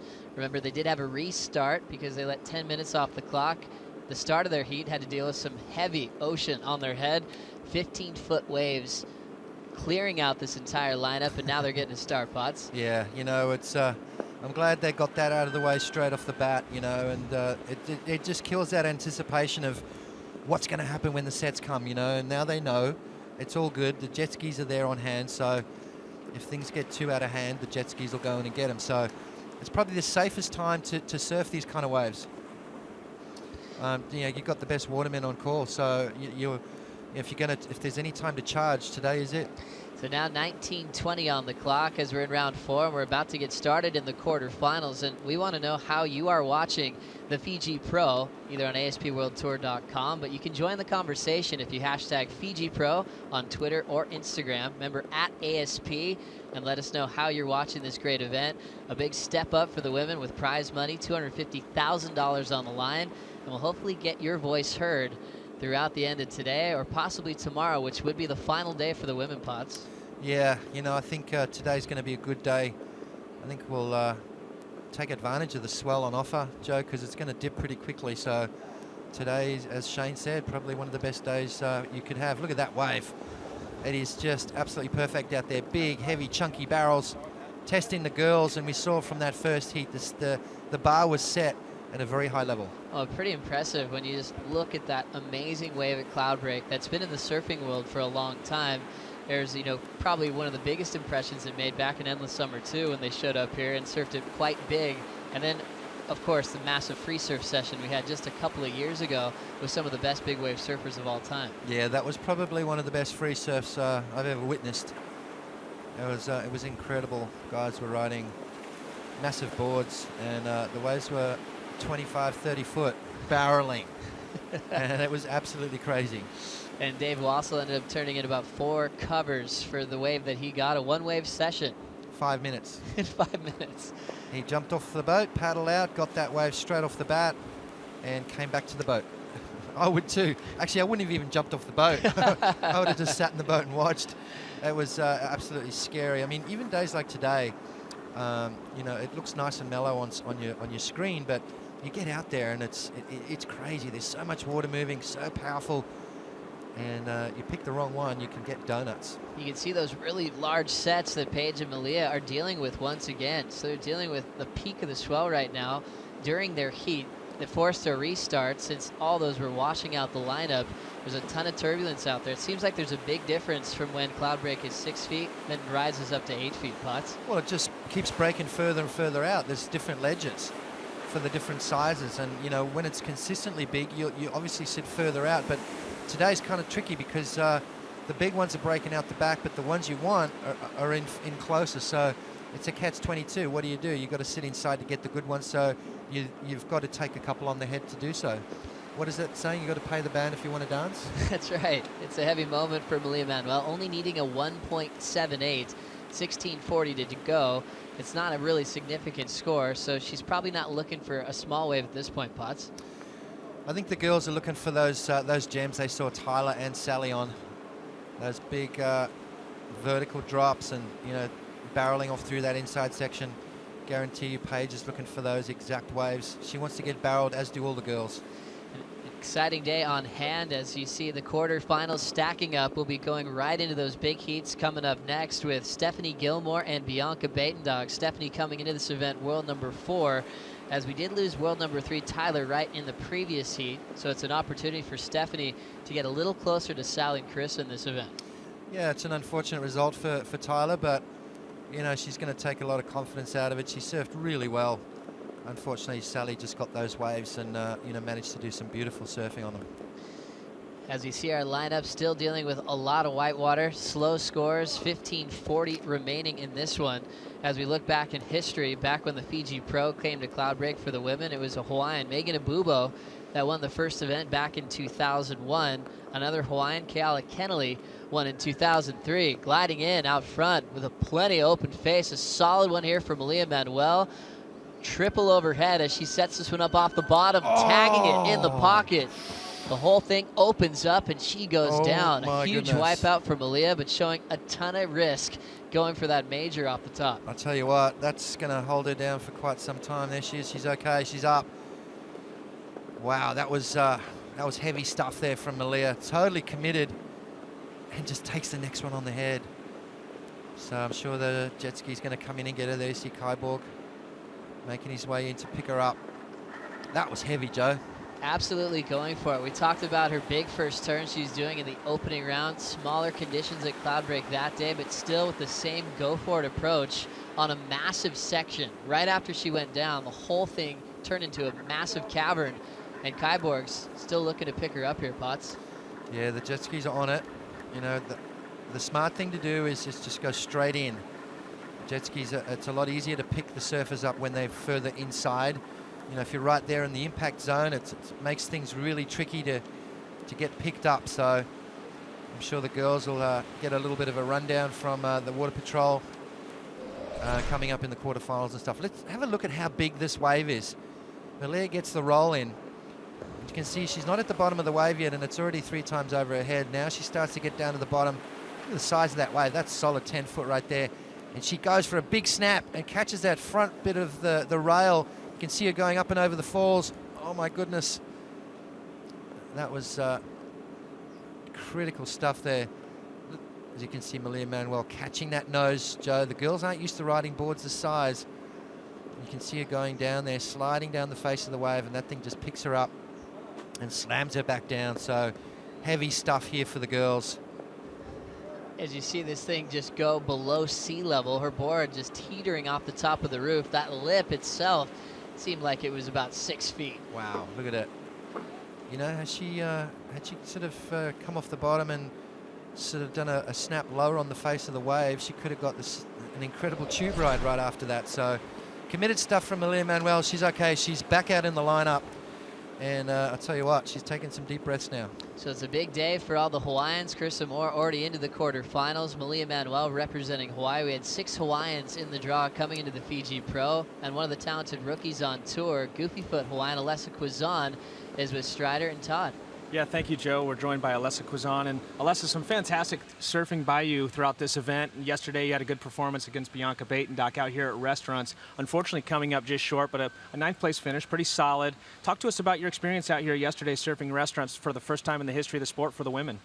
I was really happy to be put out there. I've never been to Fiji before, and I've heard about Restaurants, and I haven't surfed on my forehand in forever, pretty much. So it was pretty exciting to, get out there and just have a feel for the wave. It's so different from what you expect, but I had so much fun out there. It was a bit tricky with the wind and everything, but I'm just so happy I had the opportunity to be out there. Nice. Sitting here watching from the sidelines now from the bar, what's it like, having to be in here watching the girls? I mean, we just saw Malia take gas. What do you think? It's really tough. I mean, I want to be out there as well, and it's really, it's hard just to be on the sidelines and watch everyone be out there, but at the same time, you have to go at your mistakes and just cheer on the girls. And the girls out there, they're just going for it, like they're just committing, and I'm just like blown away by how all the girls are just putting it out there, and it's exciting to watch. Like, I'm happy to see all the girls just going for it. I would love to be out there as well trying, but it's not bad sitting here and watching them go hard too. Well, fantastic place to be here on the island of Tabarua. Coming up next, quite the contrast. We're going to Huntington Beach for the U.S. Open. Your thoughts looking at that event and going into that event with a ninth place?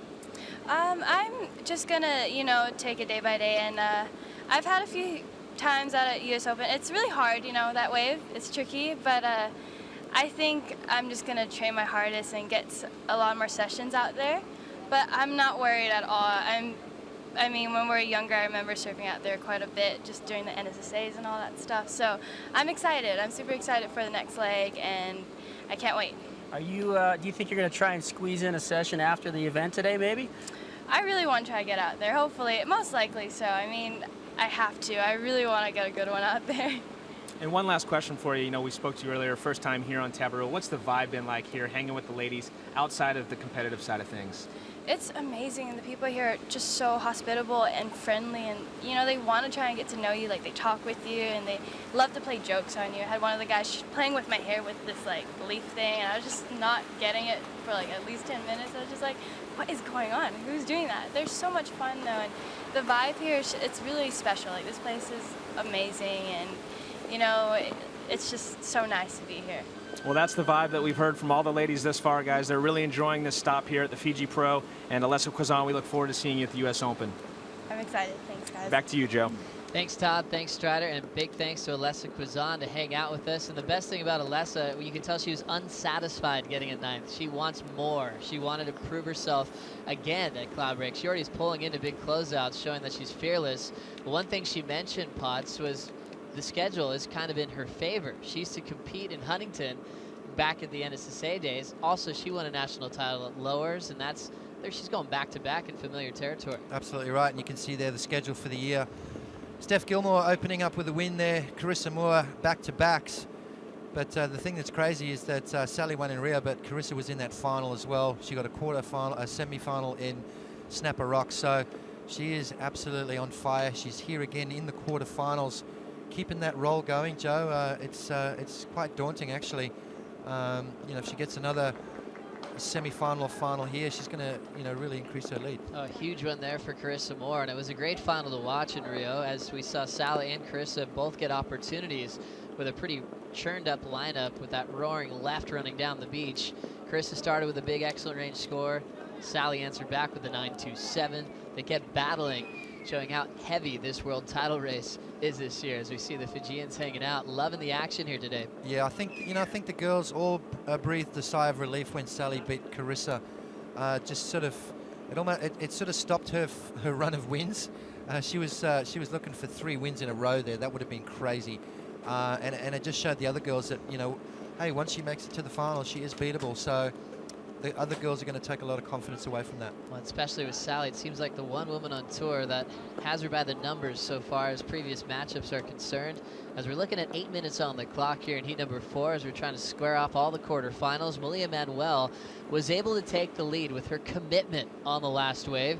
She didn't pull off that backside snap, but just for going for it, there's risk and reward from the panel. She gets a 3.67, which is the best wave of the heat so far. That's what you got to do. You know, you got to show that commitment, Joe, and Malia's doing that. Paige, she needs to find one of those nice hollow ones. It's pretty tricky lineup at the moment, you know, sort of dodging those big sets and then having to play cat and mouse, sneak in and try and score one of those nice clean ones that hit the reef perfectly. Not an easy lineup to work out, and you know the girls haven't spent a lot of time out there, so very tricky. So an interesting equation on paper, seeing a ton of size out the back, as we have our own Rosie Hodge, who came on tour the same year as Stephanie Gilmore. Rosie, do you remember an event when you were on tour where you actually had to deal with the fear of the size of the surf before you paddled out?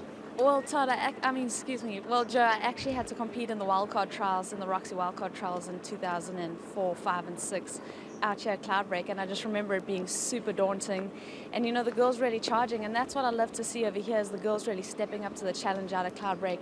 It's an extremely difficult wave to surf and to really adjust and just, you know, put yourself out there. It's incredible what the girls are doing at the moment.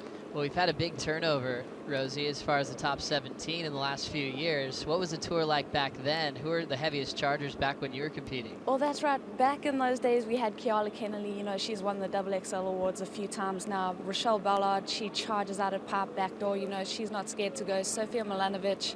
Lane Beachley was into Megan Abuba. She's taken this event out. So, you know, it's so interesting to see because we've had that gap and we've really seen women surfing really rise in level and the girls really taking the sport to a whole different ball game and whole new level. So it's just so great to see the girls in these kinds of waves and just going for it.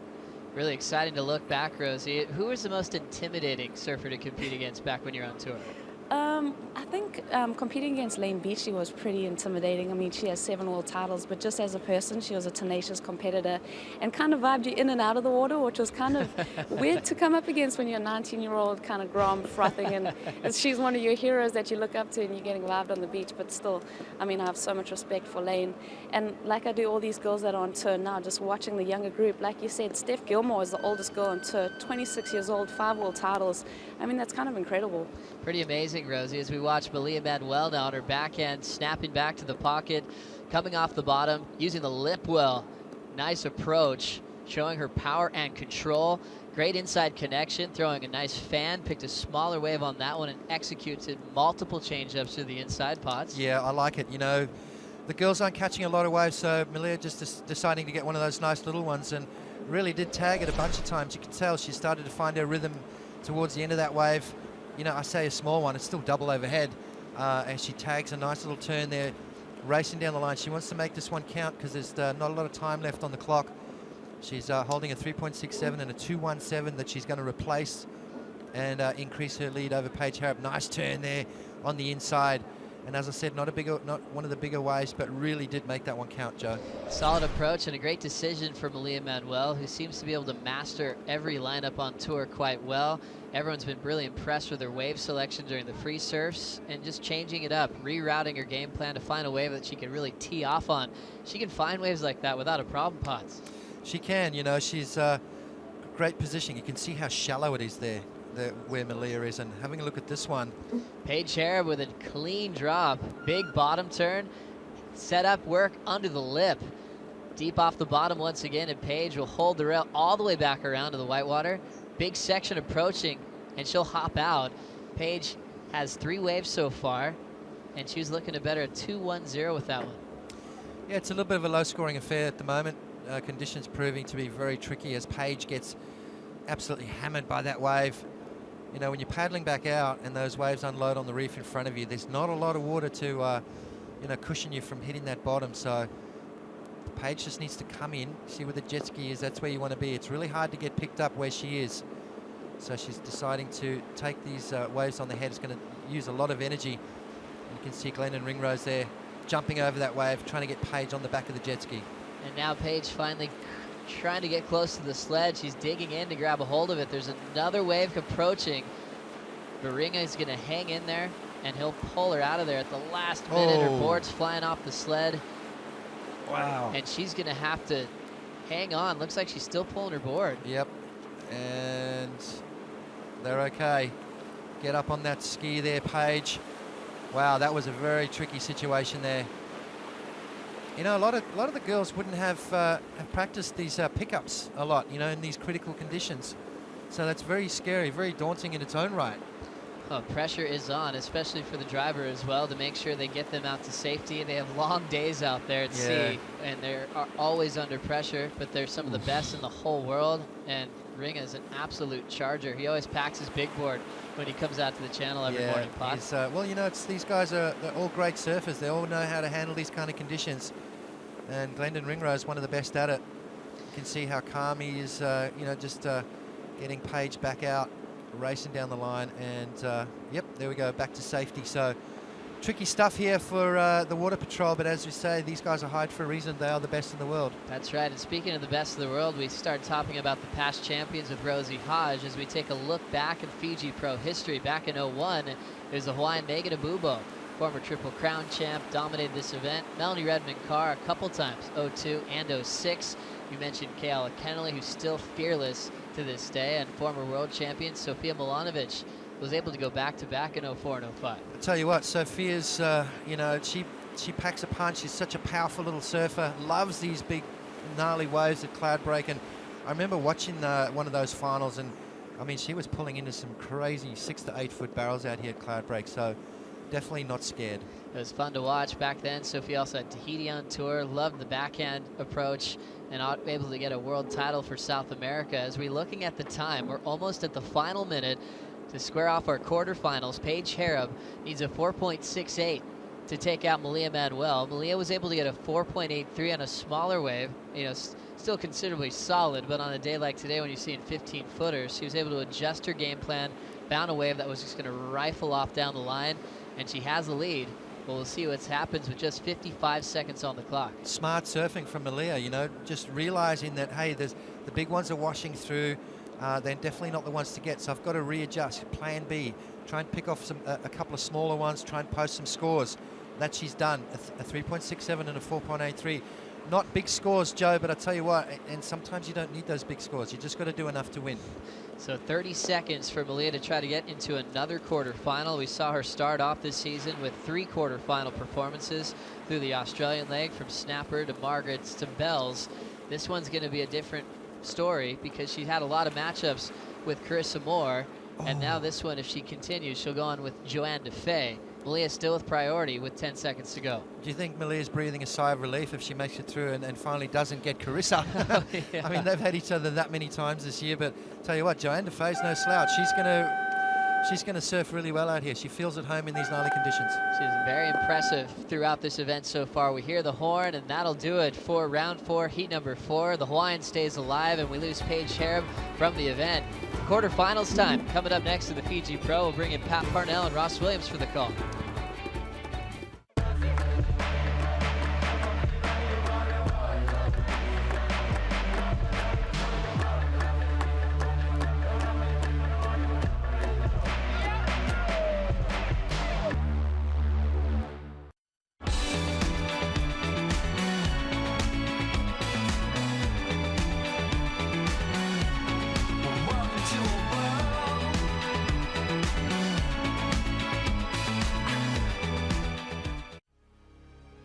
Beauty.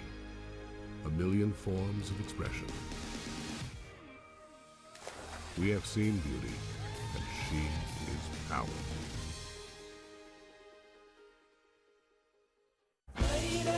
Running down to the riptide, taken away to the dark side. I wanna be your left-hand man. I love you when you're singing a song, and I got a lump in my throat. I'm in tune with my body. It speaks to me and pushes me. This is my life. Samsung Gear Fit.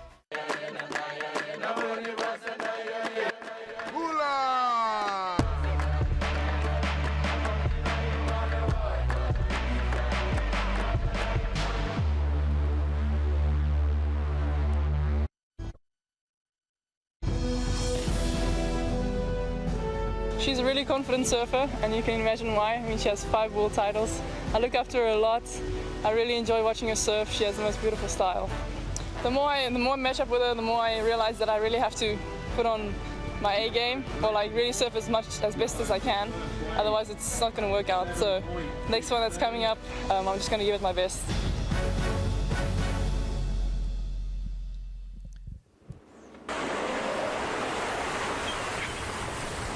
It is game day here on Tavarua Island, here for the Women's Fiji Pro as we get underway with the women's quarterfinals.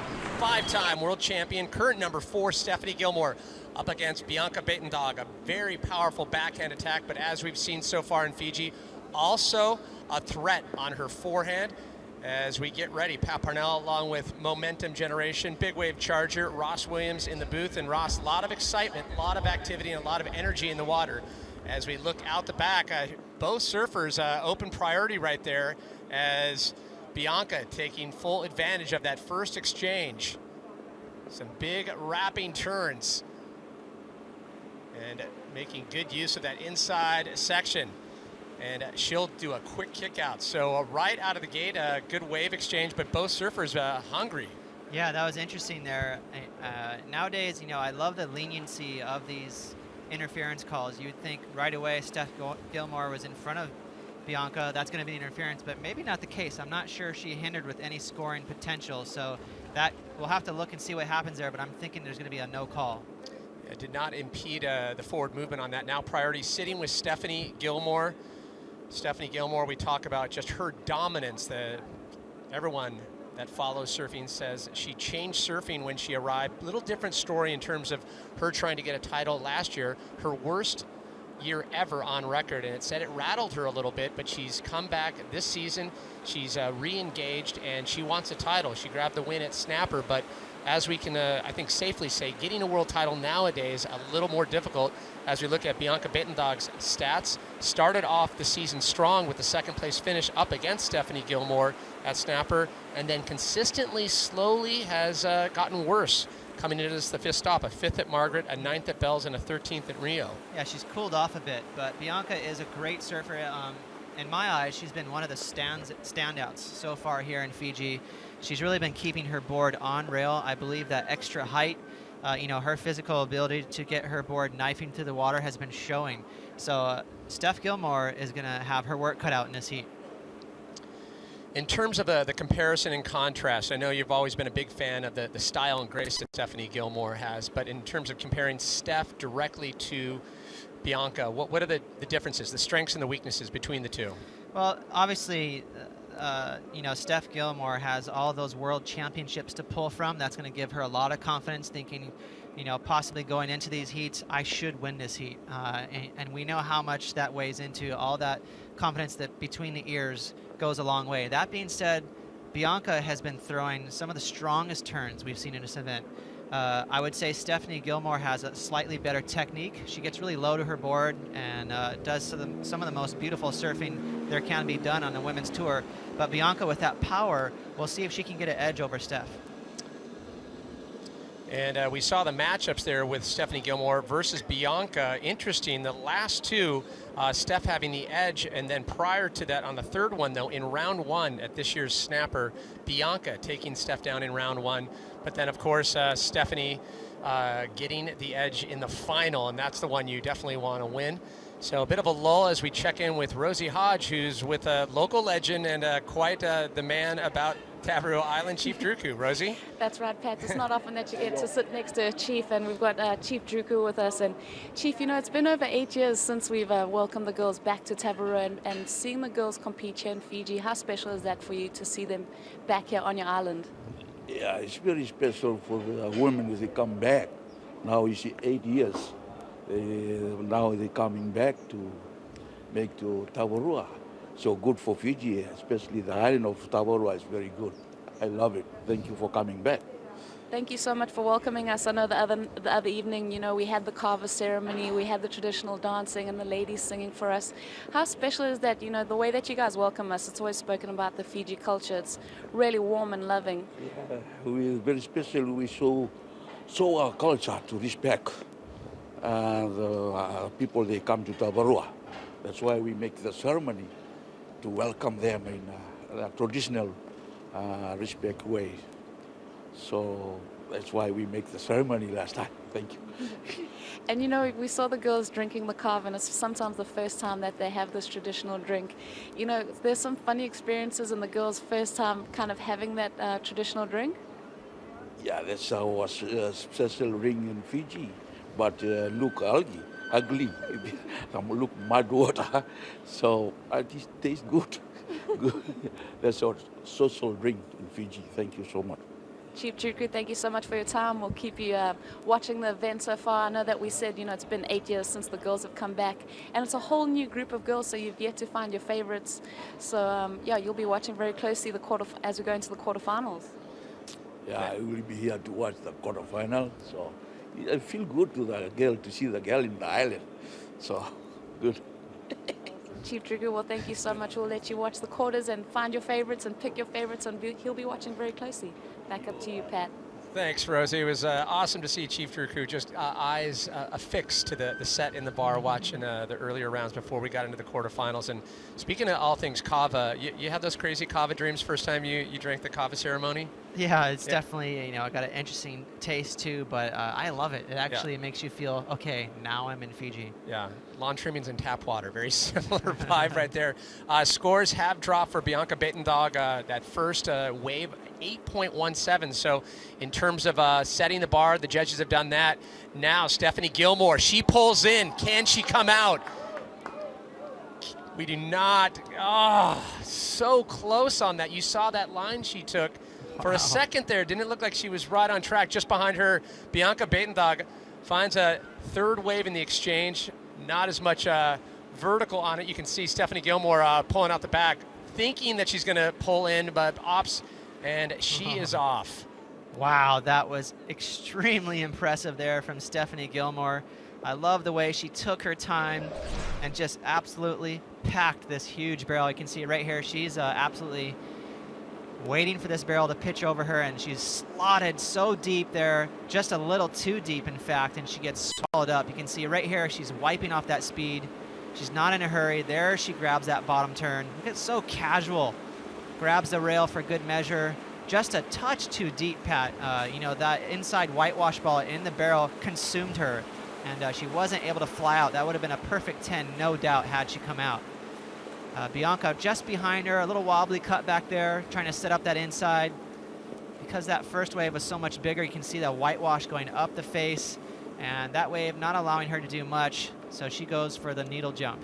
It brings up a great discussion, though, what we watched earlier, Tyler Wright and Sally Fitzgibbons. 8.17 for those turns of Bianca. Where do you think the surfers should be putting their focus? Should it be about the barrel, or should it be about just playing it a little safer with the turns? Well, I think you have to look at the conditions at hand and what it draws for. You know, I mean, if you're, for example, if you're surfing pipeline, you're not looking to go for a couple of turns down by gums. You're going to go and try and pull in. We're at Tavarua. This is one of the most hollow waves on the planet. I think they should be looking for that barrel. That being said, you don't live and die by it. You know, you definitely take off on some medium waves, grab some scores. You know, we've been seeing some, quite frankly, really, really high scores for some decent snaps. So I'd like to see a little more scores for these late drops, even if they're not super deep in the barrel. For me, that's much, much more difficult than doing a snap out on the shoulder. And you can see Steph right here. This is from all the way across the channel. Great camera work here. Look how deep she is in there. I swear, if she was just another few feet ahead of that whitewash ball, she would have came flying out of that barrel. So Stephanie Gilmore showing a lot of courage.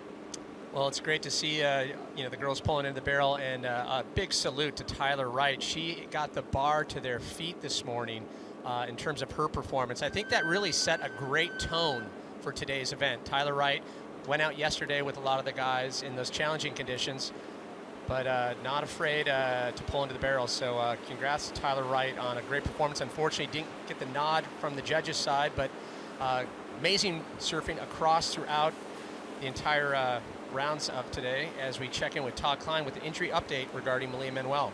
Yes, thank you, Pat. As you said, the girls really stepping up to the challenge today, charging, and unfortunately, we're getting reports from the channel right now. Malia Manuel may have broke her wrist. She's actually seeing the doctors right now, but I tell you what, you know, very sad news knowing that she won that heat, Strider, and will be going into the quarterfinals. Well, you know, she's not out of it yet, we don't know. We saw Maiko out in a final at Pipe with a cast on, but we'll find out exactly what happened. It might have been when she was caught inside. You saw her ride that one wave all the way to the inside, and then she was literally on dry reef trying to negotiate her way back out. We saw a wave catch her. You know, the jet ski assist can't get in, obviously, onto the dry reef, so we'll find out exactly what happened. So some initial news coming out of the channel. We're not exactly sure how it happened or if it is broken, but nonetheless, she has injured her wrist, guys, and we'll update you as soon as possible. Thanks, Todd. Thanks, Strider. Hopefully, fingers crossed, Malia Manuel will be able to surf, obviously making it out. It's just a horrible thing to hear that you're taking that hit late in the heat when after she got all the work done. It just shows you how powerful this wave is. You know, some of these crazy injuries are happening after the fact, you know, after they're, you know, completely off of the wave. And once you get rolled around in that whitewash on the inside reef there's still a ton of power. So you definitely have to respect this wave. Approaching the 18-minute mark in this first quarter final. Bianca Bittendog on top by 6.14. Stephanie Gilmore needing a 6.65. In continuing that discussion, in terms of when you do have to get caught on the inside, what is the best route of exit, so to speak, as we see Bianca finds another one. Smooth on the drop-in, times the bottom turn, sends it to the top, throws a lot of spray. Shoulder softening up just a tad, but she'll stay with it nonetheless. See if anything to work on the inside, and she'll kick out. As Stephanie Gilmore having a look on a medium-sized wave out the back. But we've seen a lot of these girls have to take those waves to the inside. What is the best route of exit?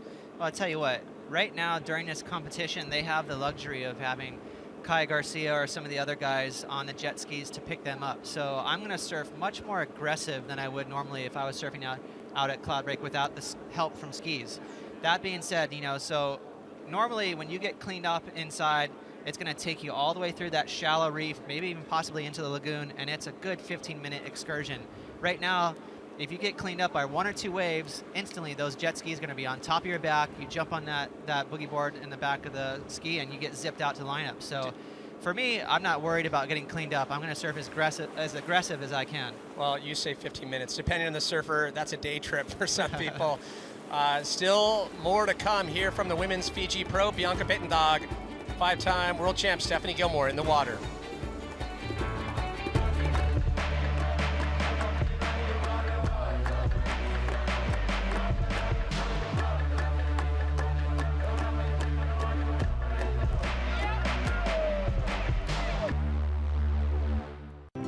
Your journey is as important as the destination, especially when your destination is paradise.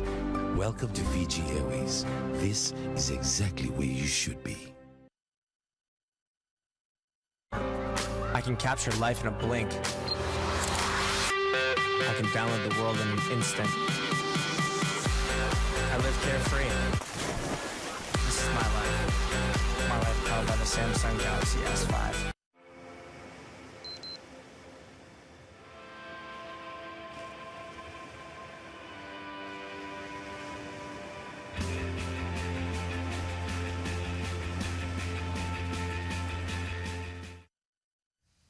Quarterfinal number 1 in the water with 5-time world champ Stephanie Gilmore, but it's Bianca Bittendog of South Africa on top for the moment, but still a lot of time to work with. 15.5 on the clock as we are out at Cloudbreak, looking right across the channel, 2.5 miles off the island resort of Tavarua. And you can see Stephanie Gilmore in the red jersey there, having priority. Bianca Bittendog on top. All Stephanie Gilmore needs to find right now is an 8.34. We talked about how last year was a wake-up call for Stephanie Gilmore, and they say she has all the components. She's there, staying in step with all the other surfers. Do you feel that she's decided to put it all in this year in terms of what you're seeing performance-wise and mentally? I definitely think so. You know, it's such a mental game for girls at that level to be able to refocus. You know, she's only 26 years old, but she's the eldest on the entire ladies tour. She's been around. She's won 5 world titles. So for her, she needs to take a little bit of a breather. And her worst year on tour, I believe, was 5th place on the ratings. So nothing to snuff at. To be on tour 7 years and you're top 10 all of those years, not a lot of people can even claim that stat, let alone 5-time world champ. Right, amazing stats there from her, and her skills, her ability are never going to be in question. It's just whether she can keep pulling that motivation to tee it up again the next year, put that jersey on, and show up for work. It's tough when you have the likes of Carissa Moore grabbing 2 wins, but when she has the win at Snapper, she got a 3rd at the Drug Aware Margaret River Pro, then a 3rd at the Rip Curl Pro Bells Beach. But the big shocker came in the wild card, Savannah Lima in Rio. As we look at the stats of her career, 5-time ASP World Champion, 8th year on tour, and as we pointed, every year in the top 5, even better than that, I should say, yeah. And 23 career CT wins. That's phenomenal. Phenomenal. And you mentioned Savannah Lima in Brazil taking out Steph. Savannah Lima is a small girl in stature, and she was able to pull out that big air rotator and sort of nab that victory from Steph. So sure, she lost that heat, but she looked in form. She definitely showed up to Rio with a chance to win. She's not going to get her feathers ruffled over that result. Well, I'll tell you where she looked truly in form, and that was the first stop of the 2014 season at the Quicksilver Roxy Pro on the Gold Coast. As we can see some lines approaching here. Stephanie Gilmore hunting for an 8.34. She's sitting on a 3.83 and a throwaway 0.67. Beyond Baton Dogs scores 8.17 and a throwaway 4.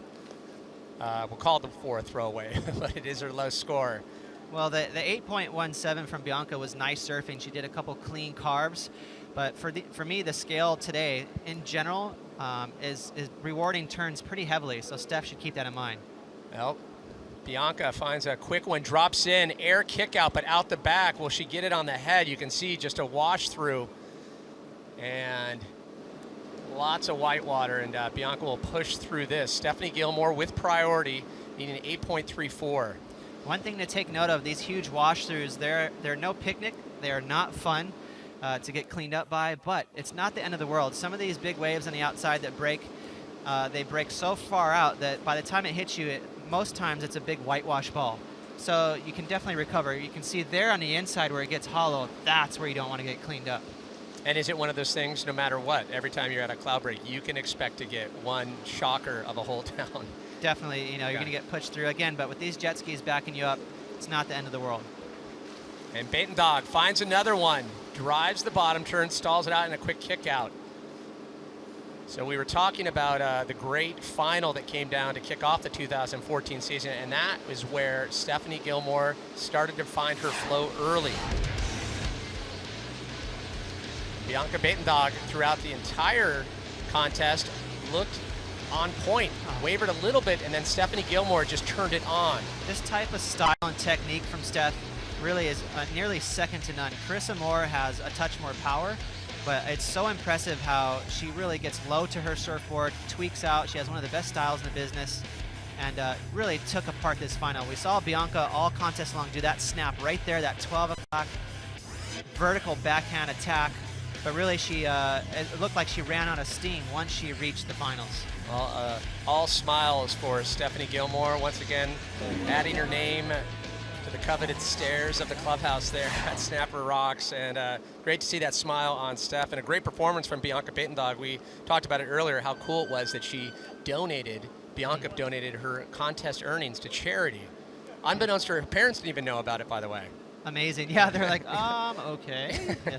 But yeah, just showing, her personality, obviously a giving person, and if you believe in karma, she's definitely going to rack up a few more final places with that.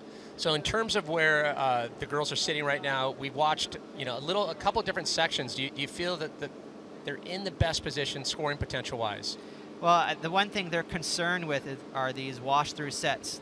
In the middle of your screen, you can see that swell coming through. The big ones break there. So that's sort of holding them at bay, keeping them closer to the shoulder so that they can possibly dodge those set waves. But we've seen in free surfs, a lot of the surfers will head way up the reef and sort of duck and weave those big waves to get those medium-sized waves that really ledge up. And that's actually what the name of that takeoff spot, the ledge. And that's where the maximum amount of tube time is. Well, if Stephanie Gilmore could find a wave that she was trying to get that 10 out of, trying to juice the scoring potential, definitely could shake the balance up right now. All she needs is an 8.34, 9.5 on the clock, as Baton Dog by virtue of the 4 and the 8.17. As priority sits with Stephanie Gilmore. She finds this one. Nice smooth drop in. Waits for the turn. She'll send it to the top. Clean carve. Another nice, smooth, fluid turn, keeping it very quiet, and she'll kick out nicely for Stephanie Gilmore. Love that style and technique on that last carve. You could see from Steph, she got really stylish there, holding her forearm way out in front there, sort of standing tall. So beautiful surfing there, and obviously, you know, with Bianca opening up this heat with that 8.17, Stephanie Gilmore is going to look to match that score. That is a very critical section that she tagged right off the get-go. Backs it up with another smooth carve right there. That's that turn I loved. Just a cheeky little cutback, very stylish, and she's definitely going to have her best score to date. All she needed as she dropped in on that wave was an 8.34, now 8:20 on the clock. Priority will shift back out to Bianca Beitendag as we see Stephanie Gilmore taking the jet ski on the way back out. And it's come down to the last 10 minutes in every heat so far today. Seeing those big waves come in. The big shocker between Tyler Wright and Sally Fitzgibbons. Sally able to grab the wave, the last scoring wave in the exchange. And there you see current world leader right there, reigning world champ, Carissa Moore, wearing the yellow jersey, indicating that she is on top for the moment up against Dimity Stoyle. And I'll tell you what, Dimity Stoyle, she does not go down quietly. She's going to be putting up a good fight against Carissa Moore. Well, you can see Carissa there sort of kicking the water, paddling around in place, just trying to get herself psyched up for these crazy waves. So now 7.5. We wait on scores for Stephanie Gilmore's fourth wave. Her throwaway, 0.67. As we pointed out, she needs an 8.34. And things getting a little quiet right now. Those are those lulls that you have to remind yourself there's still a lot of swell in the water here at Cloudbreak. There sure is. Yeah. So, you know, this swell just peaked early this morning, possibly late last night. So it's going to slowly decline. We're going to see, you know, to be honest, the optimal conditions that you would want at Cloudbreak all day today. I mean, it's going to be one of the best days of competition in women history. I believe the waves are that good. Scores starting to drop for that last wave, and 8 for Stephanie Gilmore. So now Stephanie Gilmore only needs a 4.18 with 6:40 on the clock. Now Beitendag on top by a mere 0.34. So tell you what, now Stephanie Gilmore's job a little bit easier after that last wave. As Stephanie having a look at this one, eyeing down the line. Well, she sent it to the top. She waits for it. And a quick kick out. Doesn't like what she sees. With 6 minutes to go, she was under priority, so she was able to fish around a little bit and look for something creative. That wave really stretched out down to shish kebabs, so she decided to not commit to that first section, and she got out. But this is the replay of our opening exchange right off the get-go. Bianca, again, no interference call there. We love to see that. Some leniency from the judges. There was obviously no hindrance there from Stephanie. She got out of her way. That's her second clean carve, and then she kicks on out. So she actually got 3 clean sweeps there for her. That's an 8.17 now. This is an 8 from Steph. Nice critical snap there right in the pocket. And her second carve right here, she opens up a little more of a rail turn. And then there's a sweet little cheeky carve on the end there before she kicks out. So very similar rides. And this is a coin toss. Stephanie looking very, very fluid on those turns and grabs the 8 in the process. For an update on the injury situation with Malia Manuel, we check in with Todd Klein and Dave Proden. Thank you, Pat. As we mentioned in heat number 4 of round 4, Malia Manuel suffered an injury to her wrist. We're now joined by our VP of Communications for the ASP, Dave Proden. Dave, you've been on the phone with Jesse Miley-Dyer, who's our commissioner, out on the boat, assessing the conditions along with the doctors. What is the latest situation with Malia? Yeah, thanks for that, Todd. We are in regular communications with the channel, and Jess has confirmed that Malia has significantly injured her right hand. The medical staff out on the boats are having a look at it to determine whether or not it's broken. Even if it is broken, they will then assess whether or not Malia can surf her quarterfinal matchup against Joanne Defay. So obviously serious conditions out there this morning. Solid surf. Cloudbreak is world-class but also very dangerous. Malia herself is very tough and very astute, so I wouldn't be surprised that even if it were broken, she would try to surf her quarterfinal heat. And do we know how she sustained that injury?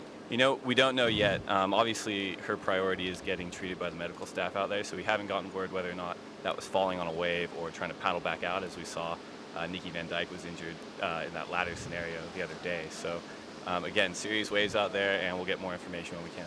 Alrighty, so we're not quite sure if it is broken, but she does have a significant injury. The good news, guys, is that she will not surf until the final quarterfinal number 4, so she does have some time. We wish her all the best. Thanks, Todd. Yeah, obviously we want to see Malia get back out there. She has definitely been one of the standouts from the first round onward. You know, she was easily within the top 3 performers.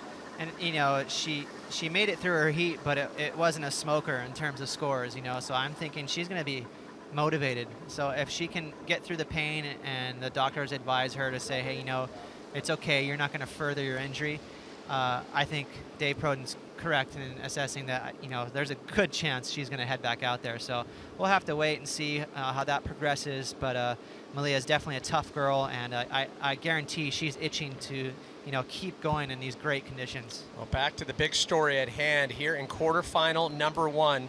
These two faced off at the first stop in the final at the Quicksilver Roxy Pro, and Stephanie Gilmore getting the edge there. Bianca Beitendog on top for the moment. All Stephanie Gilmore needs is a 4.18. Priority sitting with Beitendog with under 3 minutes on the clock.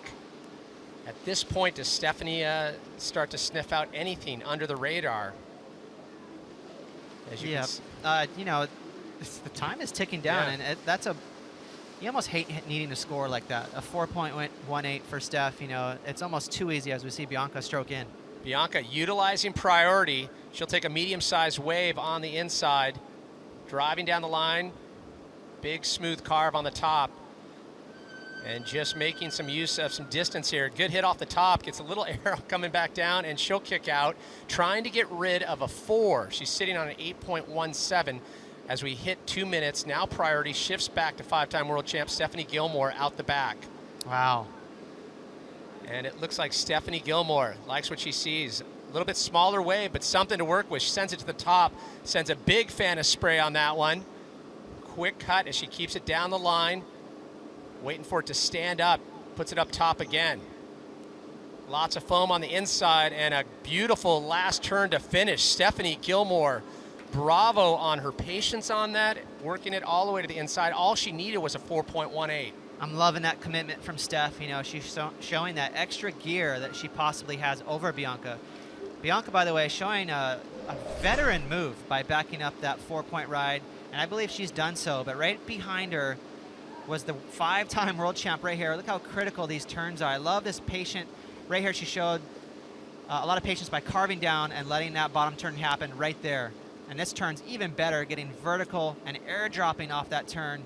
So that was by far the most critical maneuver done on that wave. I believe definitely going to get the better of these 2 rides. We're going to watch Bianca, again, as I said, showing that veteran move by backing up that 4. Right there, you know, not the cleanest wave. You can see all that whitewash on the face, but this is a nice move right here, gliding through there, getting a little air under her fins. So she's thinking, hey, you know what, even if I can get a 4.5, I'm going to try and make it a little more tricky for Steph. But lo and behold, Stephanie out the back got a great score. I'll tell you what, we'll wait for those scores to drop. We should point out Stephanie Gilmore's other score, her high score, an 8, as she waits, she needing a 5.51 now, as that last wave by Beitendog coming in at a 5.33. So the one wave score we are waiting for with 20 seconds left on the clock here in quarterfinal number 1 is Stephanie Gilmore. Can she get the score to take down Beitendog and move on to the semifinals here at the Women's Fiji Pro? Well, right now the judges are going to take a look at that replay with this heat's counting down. She needs a 5.51. I personally believe her score was much better than Bianca's, who received a 5.3. So right now they're going to digest it and make sure they get this right. But I wouldn't be surprised if Steph turns a heat. In terms of Bianca's performance, you said that you loved that she was staying active, she was backing up the 4. Is there anything else Bianca could have done, did against Steph as we look back on Steph's performance? Yeah, right here, I love this first turn, showing a lot of commitment, a ton of spray flying out the back. I love this turn right here. She gets speed and then goes down. That enables her to get a clean bottom turn, And this turn right here sealed the deal. You see some big scores dropping. She's definitely going to turn this heat and move through. Last score to drop, and she will get it as there it is, 7.5. So in the last 2 minutes of the quarterfinal, 5-time world champ Stephanie Gilmore moves on to the semifinals. When we come back, Dimity Stoyle and reigning world champ Carissa Moore.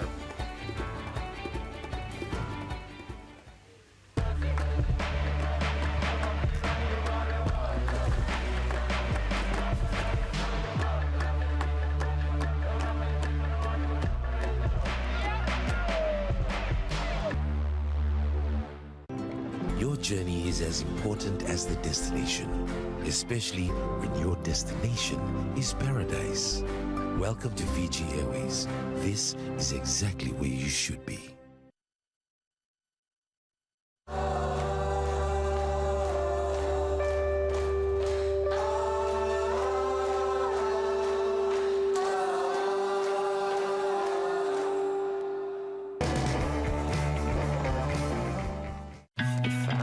I'm in tune with my body. It speaks to me and pushes me. This is my life. Samsung Gear Fit.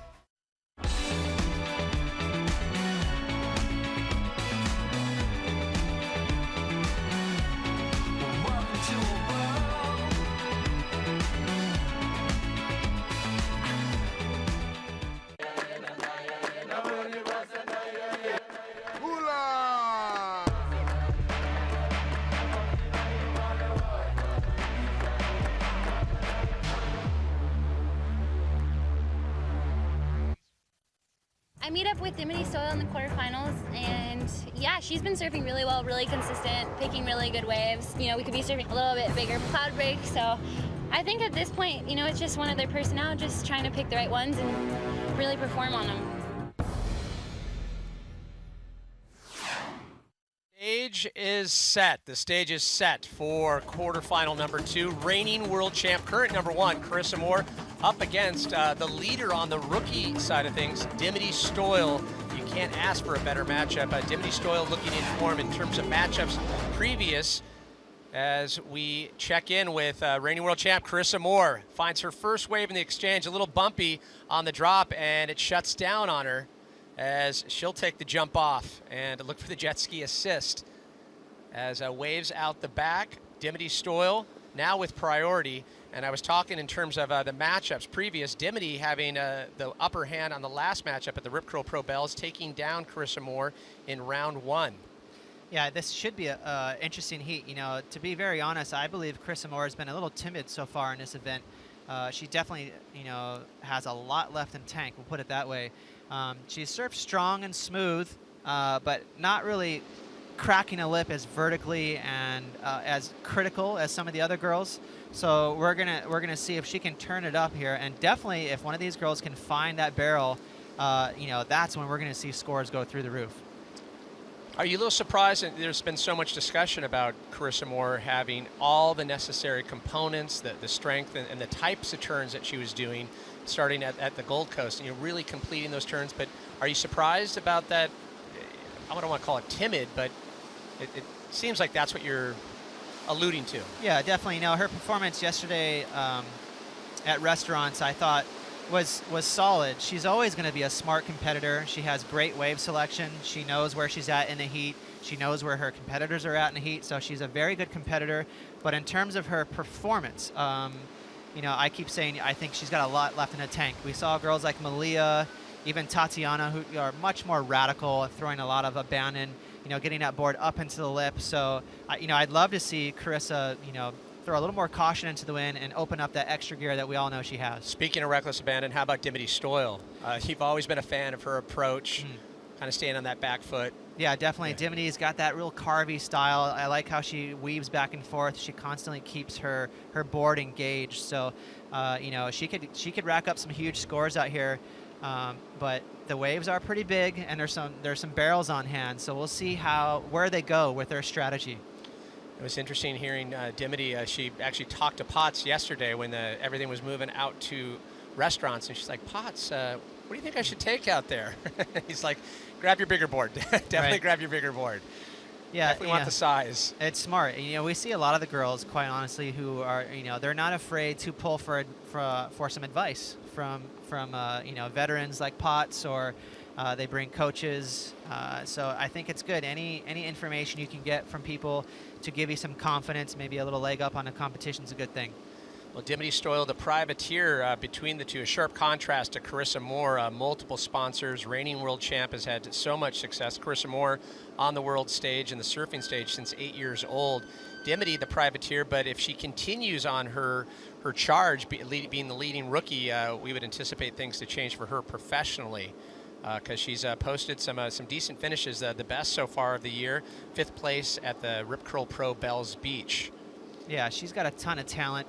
And she really is unique on tour. You know, we have all these different personalities, and Dimity stands out. She's got her own style, her own type of surfboard. She's got the airbrush, and you know, she's a character. But out here, she's up against Carissa Moore. So obviously, this is a big heat for her. If she can get past this, you know, and not be satisfied with a quarterfinal finish, that's the key between world champs and girls like Dimity, is not being satisfied and trying to plow through heat after heat. Well, Carissa Moore, she's proven time and time again that she has that type of tenacity. 5th year on tour, top 5 4 times. And as we mentioned, reigning world champ, her 2nd world title. Great back and forth with Carissa Moore last year with Tyler Wright. It was that first year where she really had to scrap for a title. And I think it's safe to say now more than ever, when you look at how many true contenders there are between Sally, Stephanie, Carissa, Tyler, it's not easy out there to grab a win. No, and then now you have guys like, girls, I should say, like Bianca and Malia, in my eyes, who are nipping at her heels. So it's definitely not a clear-cut decision on who's going to win the title every year. This is a great battle. See Carissa Moore's coach, Shane Beshin. What would you imagine Shane's advice to Carissa was this morning coming out to Cloudbreak? Shane Beshin is a wealth of knowledge. You know, obviously he was on tour for many, many years throughout the 90s and the early 2000s. Always a cagey competitor. I've had many heats with him. You just knew he was going to be icy and not make any silly mistakes. So I'm sure he's passing on that knowledge in terms of not buckling, making sturdy decisions. Carissa has a ton of talent, and she's going to go ahead and imply that on the wave like an artist. But when it comes to making smart decisions, sometimes you can make mistakes. So Shane's there to keep her in check. Well, we saw in earlier rounds of competition, Nikki Van Dyke ending up on the reef and taking multiple lacerations, cut to the top lip, bottom lip, and the arm and neck. And then with Malia Manuel, how does that sit when you see fellow competitors go down in the heat before you? Does it kind of linger?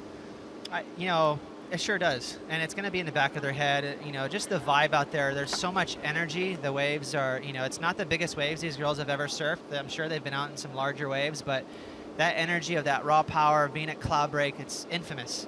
You really have to skirt those emotions and keep them at bay, because at the end of the day, they have a jersey on. They're out here to compete, so you need to draw that energy towards beating your competitor. And what about some of the just the simple keys to success of getting into a wave at Cloudbreak? Obviously, there's some subtleties that are different from other places. Very much so. You know, there's the ledge out here. That's a takeoff spot that's very tricky for any surfer, especially at this size when the waves are still capping outside of it. There's those wash-throughs we've been talking about. You have to, duck and weave between those sets to catch the gems. The gems are not necessarily those big 12, 15-foot faces. It's the 8-footers. So you got to get in there, and those are the ones that barrel across the reef. So it's very challenging. It's not easy to do. Just under 22 minutes on the clock, and a low-scoring affair so far. 0.93 for Carissa Moore and a 0.57 for Dimity Stoyle. You can see both our competitors on the screen right there, patiently waiting for a set. And you can see from the camera work, they're sitting pretty much right in front of the scaffolding. And that tells me with this mid-tide that's draining out, they're in the right spot. And all day, Pat, we're going to see the conditions clean up a bit. And with that low tide, that's one of the benefits. We're going to see less chop up the face. Well, yesterday we saw Laird Hamilton take full advantage of the waves at Cloudbreak. He's been kind enough to jump on and grab the mic for us as we check in with him now. Oh, thanks, Pat. I'm here with Tyler, and well, talk to me. How'd you feel out there this morning? Yeah, I feel good. I think the waves out there are absolutely amazing right now, and no, I definitely had to push myself, and that's what I love doing, and that's the way I love to surf. Well, I was watching you when I was out there, and I was inspired by your commitment. So I saw you charge, and I saw you pull into a couple really nice barrels, and what was probably the hardest part of that whole situation out there for you? I think it was just not coming out of the barrels, or not getting deep enough to get the scores that I needed. But at the end of the day, I didn't feel like I lost that heat. I did late takeoffs. I was taking off blinds. I was like, what? I was kind of like freaking out a bit, but I had the best time out there. And pulling into those barrels, you learn so much. You never really get it with just one other person out. So I really enjoyed that, and I learned a lot about backhand barrels. So, is there any other wave that you've ridden before that kind of helped you prepare for this? Because you don't just step out to Cloudbreak and pull in. Yeah, not really. Not like I've been surfing Cloudbreak the last few days. I had to go yesterday when it was a bit bigger, and I had my brother out there, and he was like kind of coaching us through it, and then it's also good knowing that the boys on the skis, and as soon as you get smashed, they're right there to pick you up. I think it's one of the best things. They're doing such a good job, and but yeah, not like massive experience. So I reckon that was probably the most experience I've ever had out there, just in that heat. So I was loving it. Well, I hope that leads you to some better and more improved performances in some more rugged conditions. What's the next thing you're preparing for right now? I think I'm preparing to go back out this afternoon, because I reckon it could be pretty fun. Okay. Well, thank you very much, Tyler. And back to you, Pat. All right, thanks, Laird. Tyler Wright, I was talking to a lot of people on the island, and they said her performance, hands down, what she was trying to get done, and what she basically did get done on some of those waves. Right. Best, and definitely set a new benchmark. And not to mention, she, for me, how critical those late drops were that's far more difficult than doing some snaps out in the pocket or out on the shoulder, I should say. So that's where I'm sure those feelings came from her, saying I didn't think I lost that heat.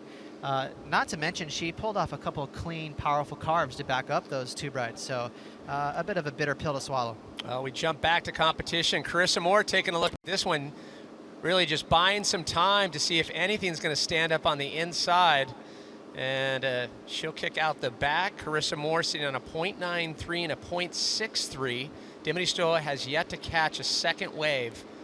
And not a lot of waves, surprisingly. We do see some of those long shots. You see the inside, but it's being in position. That's half the challenge. Well, you can see this is on the inside right here, and as the tide drops, you'll see a lot of water move off the reef, and right there you'll see all that turbulence. That's pretty much water sucking off of the reef, and right now with the tide turning, that water has to be displaced somewhere, and it's exiting the reef. So they're going to want to, we'll want to see the girls edge their way further and further up the reef. That's where it's going to be much cleaner. We talk about wind exposure here on Tabarua and how quick things can change. When you're out at Cloudbreak and the tide changes, how quick does it change? Oh, it's really, you have to think on your feet. It's that fast. You could be watching a heat prior to yours and set some sort of plan in your head, and next thing you know, the waves are entirely different, and as well as amount of waves, the sets and stuff. So that's what makes people like Kelly Slater so good out here. They really read this wave well. We talked about Carissa Moore on the surfing stage since 8 years old. Basically born to become a pro surfer. When she made the decision, she's like, yep, that's what I want to do. And she's been so focused. Family, a big support vehicle for her, and it's paid off in terms of a two-time world titles. That stat that sticks out to me the most is top 3 every year she's suited up. I mean, that's simply amazing. That just shows the level of surfing that she produces. It's so consistent and easy for her. It's truly amazing because she is a young woman. She can be out here for another solid 10 years if she wants to. So a lot of world titles out there for her. With every break, it seems like we talk about the emphasis of finding that right board. Chris has been working with Matt Biolis and Mayhem. In terms of the perfect board for Cloudbreak, what do you think that magic volume is? I think, you know, a touch more volume for sure. You don't need a short board. You don't need those light surfboards. You're not looking at performance. You're not worried about aerial maneuvers. So you need a board with a polyester resin, I believe, a heavier surfboard, bigger fins. You know, to me, you're still performing. You're still doing those carves, but it's not about rebounding off the lip. You're staying away from that. You're keeping your rail engaged. So I think a little heavier, slightly longer, a little more volume, that's the go out here. For the typical camper here, just trying to stay alive on big days like this. Well, 15 and a half on the clock. Reigning world champ Carissa Moore on top. Can Dimity Stoyle climb back?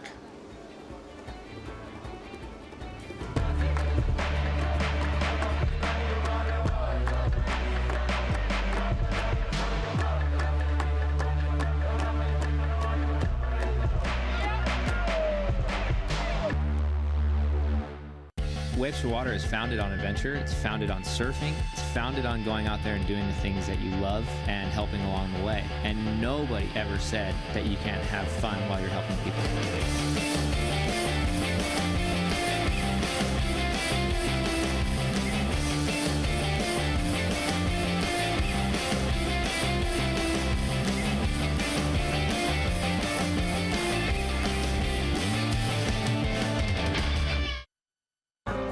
I can capture life in a blink. I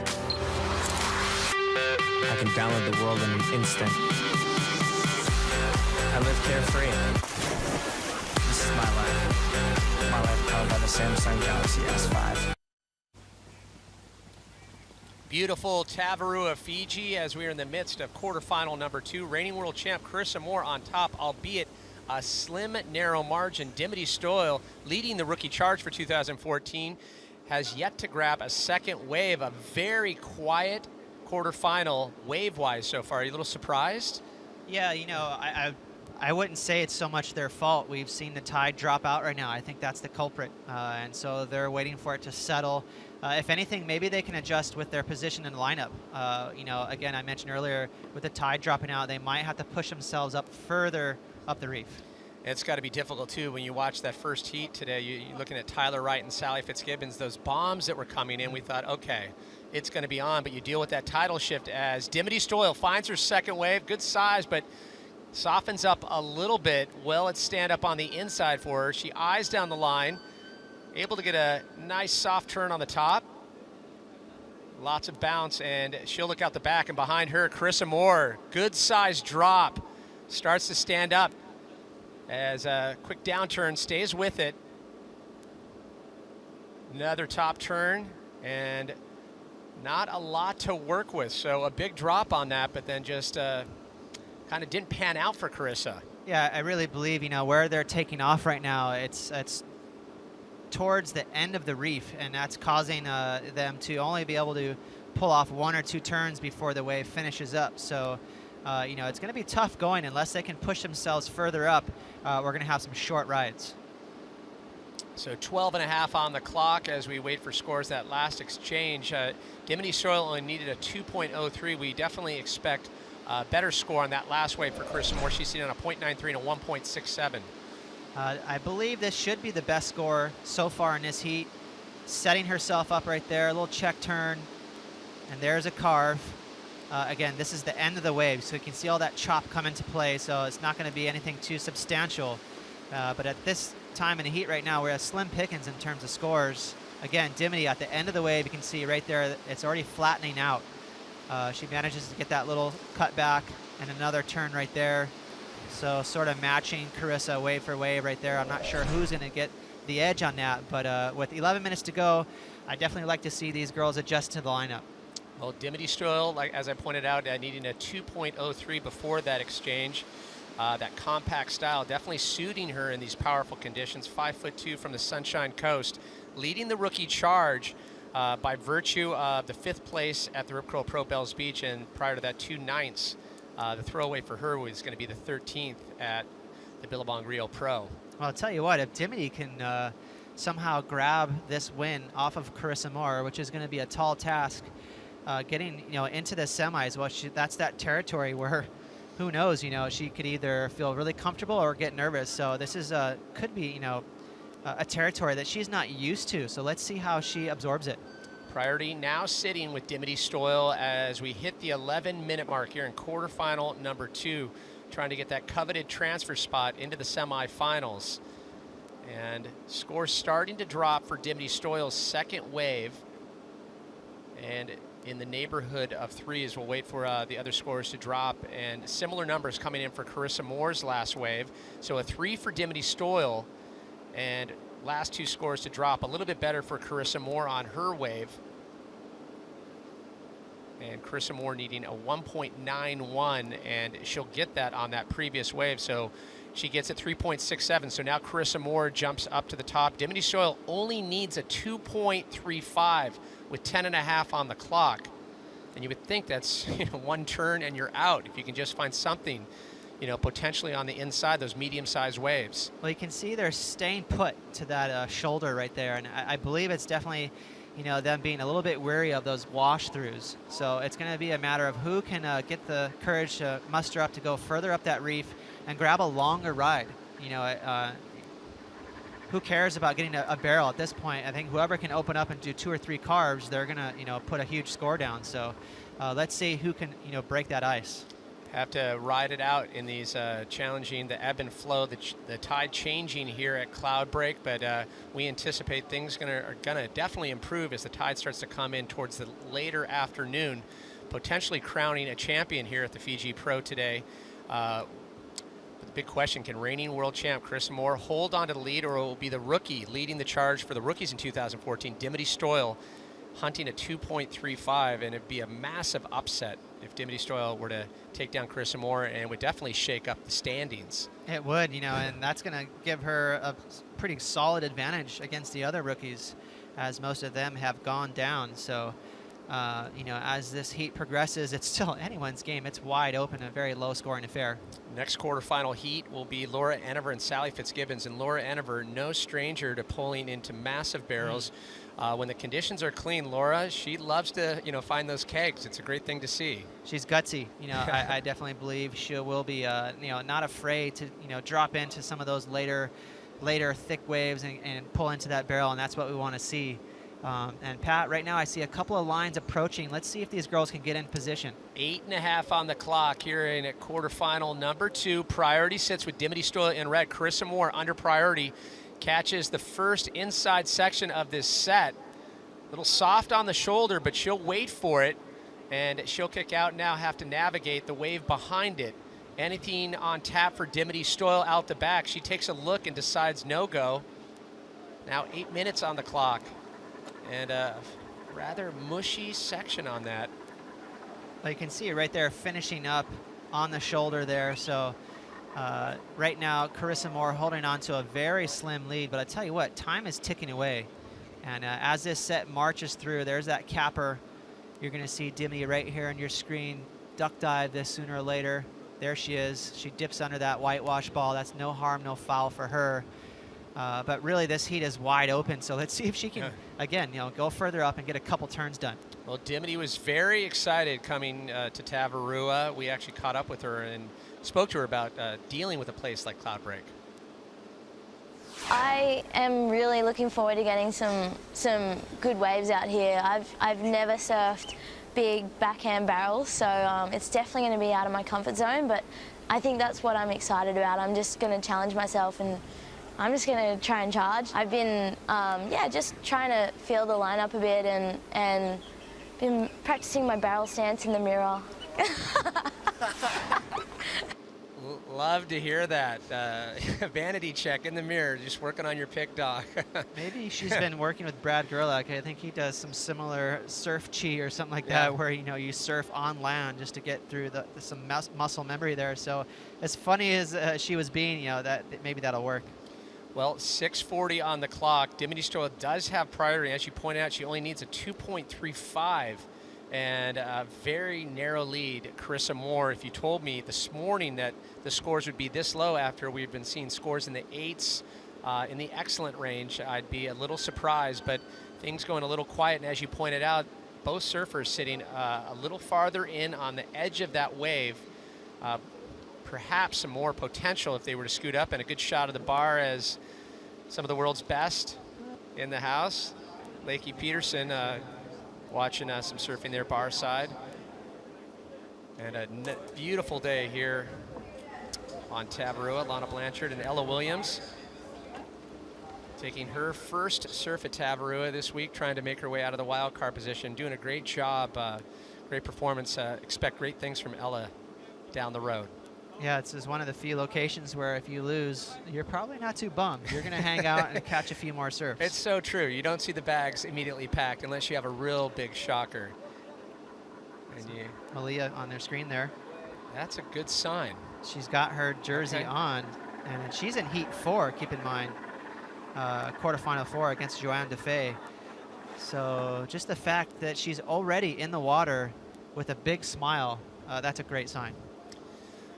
So approaching the 5-minute mark, things going a little quiet. Try to wait for the official update, but we can assume if we see Malia in the water, that's a good sign. One positive about injuring your wrist, other than standing up when you're pushing off the deck of your surfboard, there's probably some pain that's going to be involved there.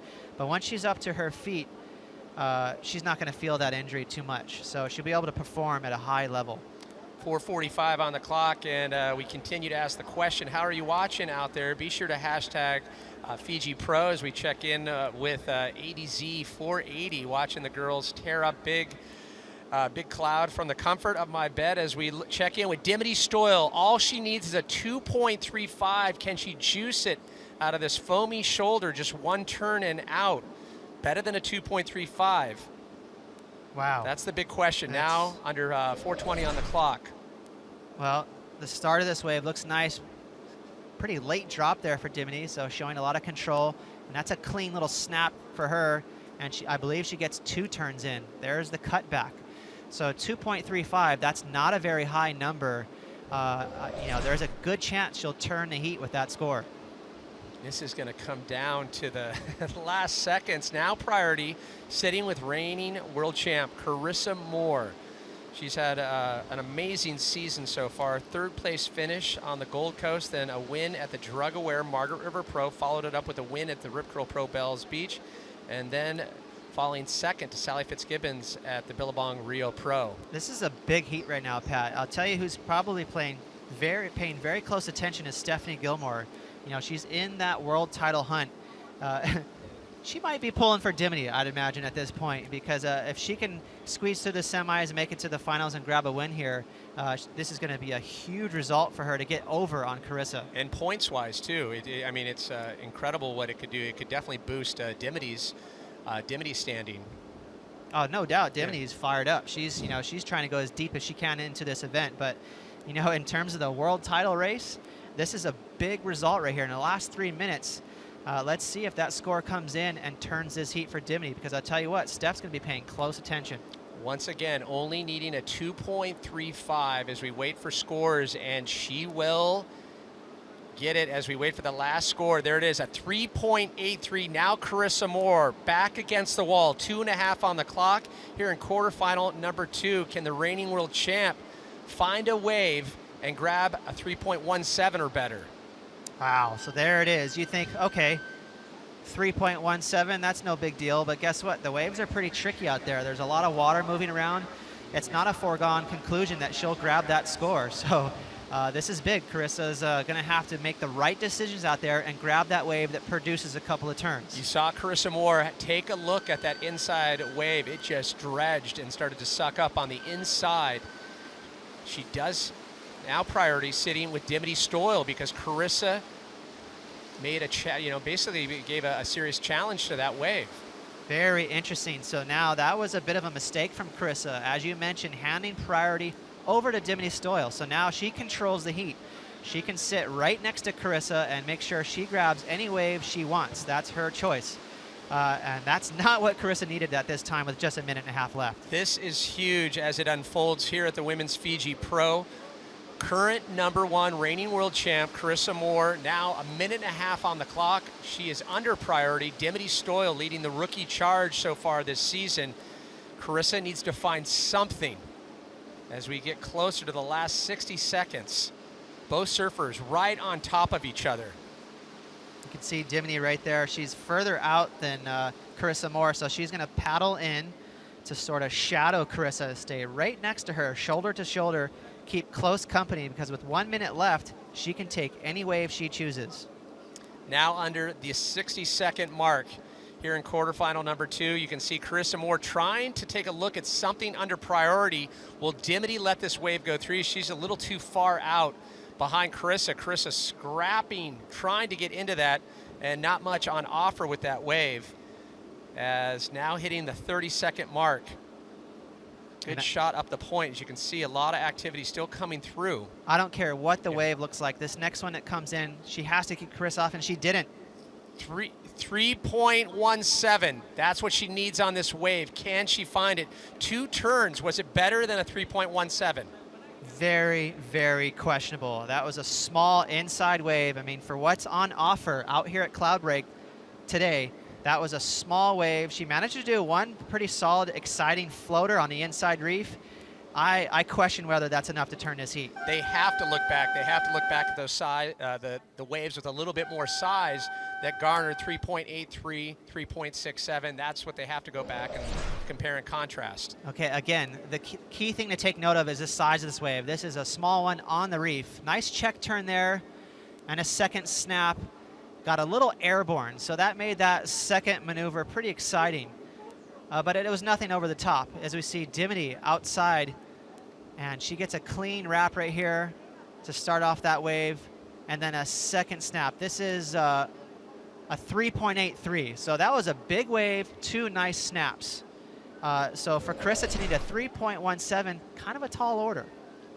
Well, waiting for scores here in quarterfinal number 2. A very, very down-to-the-wire affair between reigning world champ Carissa Moore and Dimity Stoyle out of the Sunshine Coast. If Dimity could take the win and move on, it would be the best she's done so far this year. As everyone in the bar on Tavarua and abroad anxiously awaits those numbers. Again, you know, those maneuvers from Carissa were solid, but it was down the line. She didn't get quite vertical, never had the nose of her surfboard pointing 12 o'clock or 6 o'clock for that matter, so they were both down the line. She got a little airborne on that second turn, so that made that move a little exciting. Maybe that's what the judges are contemplating right now, but it's going to be close. So everyone forced to sit and wait, kind of marinate on both of their performances, and the judges getting out the abacus and really trying to figure out how much that wave was worth for Carissa Moore. Coming up next in quarterfinal number 3, Laura Enever up against Sally Fitzgibbons. As the drama continues to unfold here at the 2014 Women's Fiji Pro, the 5th stop of the 2014 Samsung Galaxy ASP World Championship Tour. And you can just imagine the atmosphere out there right now as everyone awaits scores. You can see some nervous times right now for Dimity. She's not sure what's going on. I'm sure there's all kinds of chatter in the channel. Her friends telling her, you know, what they think. Maybe in Carissa's camp, they're saying, yeah, it might be. So, you know, no one's sure. That everyone's waiting on pins and needles for that score to drop. And we do want to point out the judges do have the advantage of replaying those waves and looking at them as we see the scores. She needed a 3.17. 2 judges saying no, 2 more to drop. 1 judge gives her the nod, the other not so much. So it looks like by a narrow, narrow margin. We'll wait for the last score to drop to make it official here in quarterfinal number 2. There it is, 3.03, not enough. Dimity Stoyle, the rookie, moves onward and forward, dismantling the reigning world champ. A massive win as we continue with the Women's Fiji Pro. When we come up, as we mentioned, Laura Enever and Sally Fitzgibbons, Joe Turpel, and former world champ Martin Potter for the call. Stay close.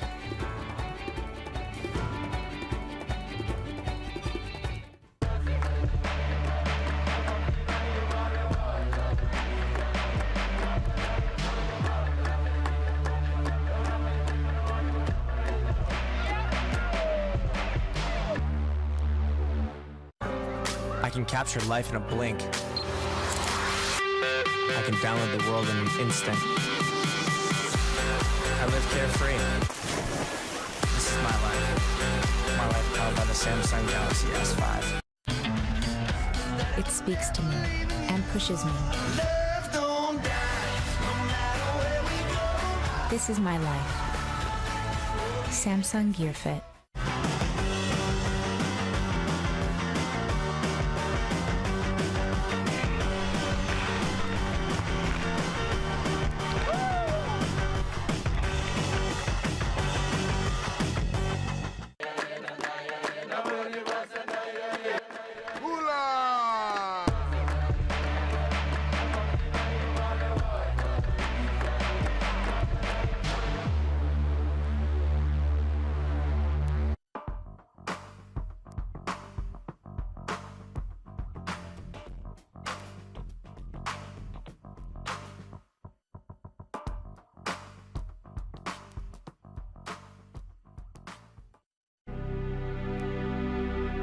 So to just be out there and be here in Fiji, I think we're all proving that we deserve to be here and that we can all rise to the occasion. You know, I'm just enjoying the challenge, just try and select the right board and get a good warm-up and iron on the wave before I paddle out. Just got to get out there and have a go.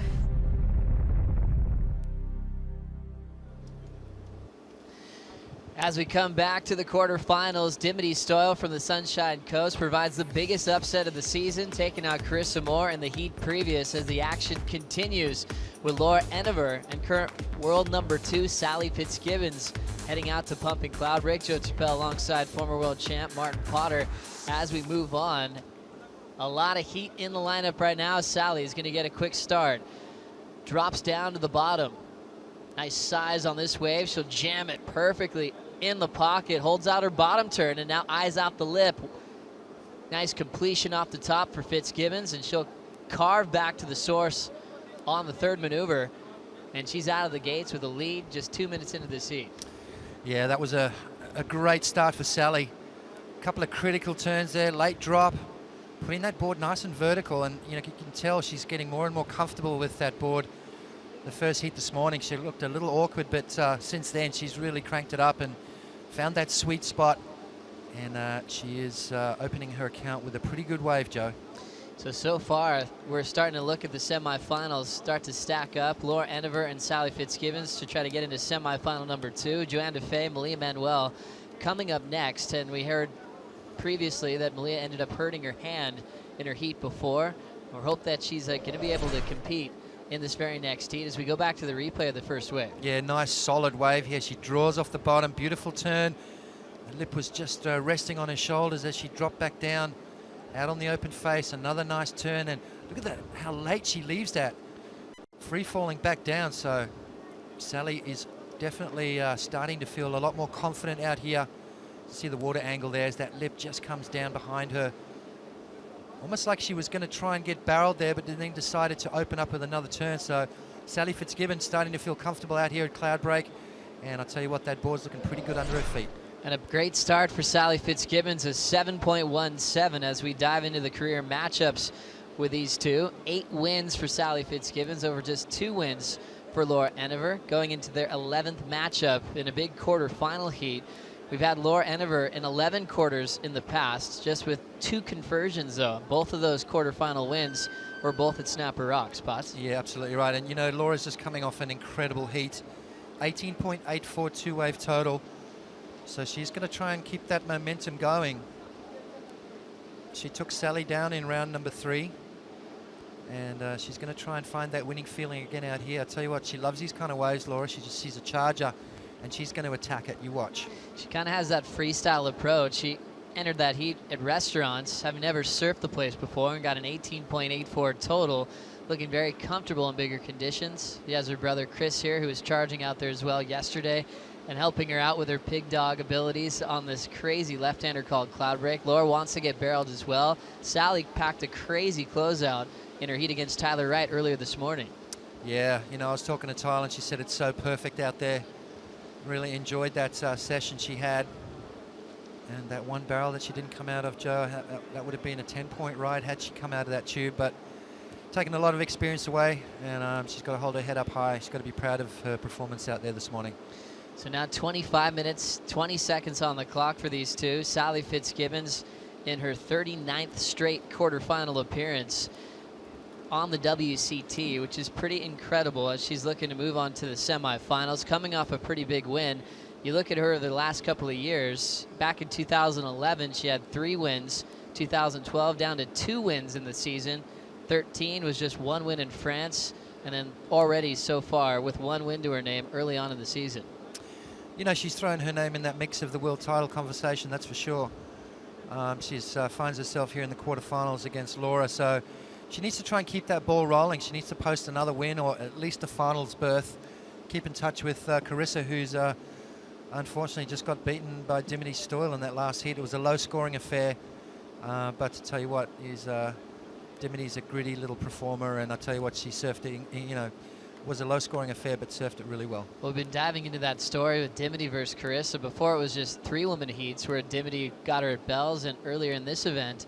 But now in a one-on-one format, Dimity, the rookie, stepping up to the plate, moving on to her first semifinal appearance ever in a WCT. 6 minutes off the clock in this one. Coming to this part of the tide and the swell. Are things changing for you out at Cloudbreak right now, Potts? Well, the tide's getting really low, and we saw that last wave that Carissa had. She almost got dry docked on that reef, and it's just not where you want to be. So these girls have got to make sure they get a couple of nice turns off and try and avoid that inside section once that closes out. It is a very critical wave here, and a wave that's of consequence. We've seen earlier in the week with Nikki Van Dijk, unfortunately, injuring herself as well as Malia Manuel in that last heat. And now having a look, it will be Sally Fitzgibbons once again. Backside snap down to the bottom. She'll dig off the bottom again, throw it up nice and vertical. Perfect connection for Sally Fitzgibbons. And now she'll get a top turn arc back to the source and casually kick out. That board's looking perfect for her, Potts. You know, when she rode it this morning, I thought it looked a little big, but I tell you, it's just finding that sweet spot, which she's done, and unloading a couple of massive turns. It's going to be a good score. 717 on her opening ride. I reckon this is going to be better as we see Dimity up and riding. Oh! Quick one for Laura, but she goes straight down to the bottom. You look like she had the intent to get a quick barrel, and Enever ends up going down. She'll pick herself back up and go for another great attempt. Laura not holding back, and unfortunately she has a broken board, and she's going to have to get under another big piece of whitewater, Potts. Yeah. Sorry about that. I thought it was Dimity. But Laura, how was that? That first takeoff, that was unbelievable. Free falling drop, and that's the kind of commitment that Laura's got. She's definitely not scared, and she's going to have to get on the back of that jet ski, get that backup board as quick as possible, and get back out into the lineup because Sally's just posted 2 good scores. You can see the Water Patrol on hand, waiting with Laura, as it's pretty challenging to paddle on a buckled board, especially with all the fiberglass being so sharp on the edges. Yeah, it's almost better to get rid of it. You know, it's sort of holds you back more than anything.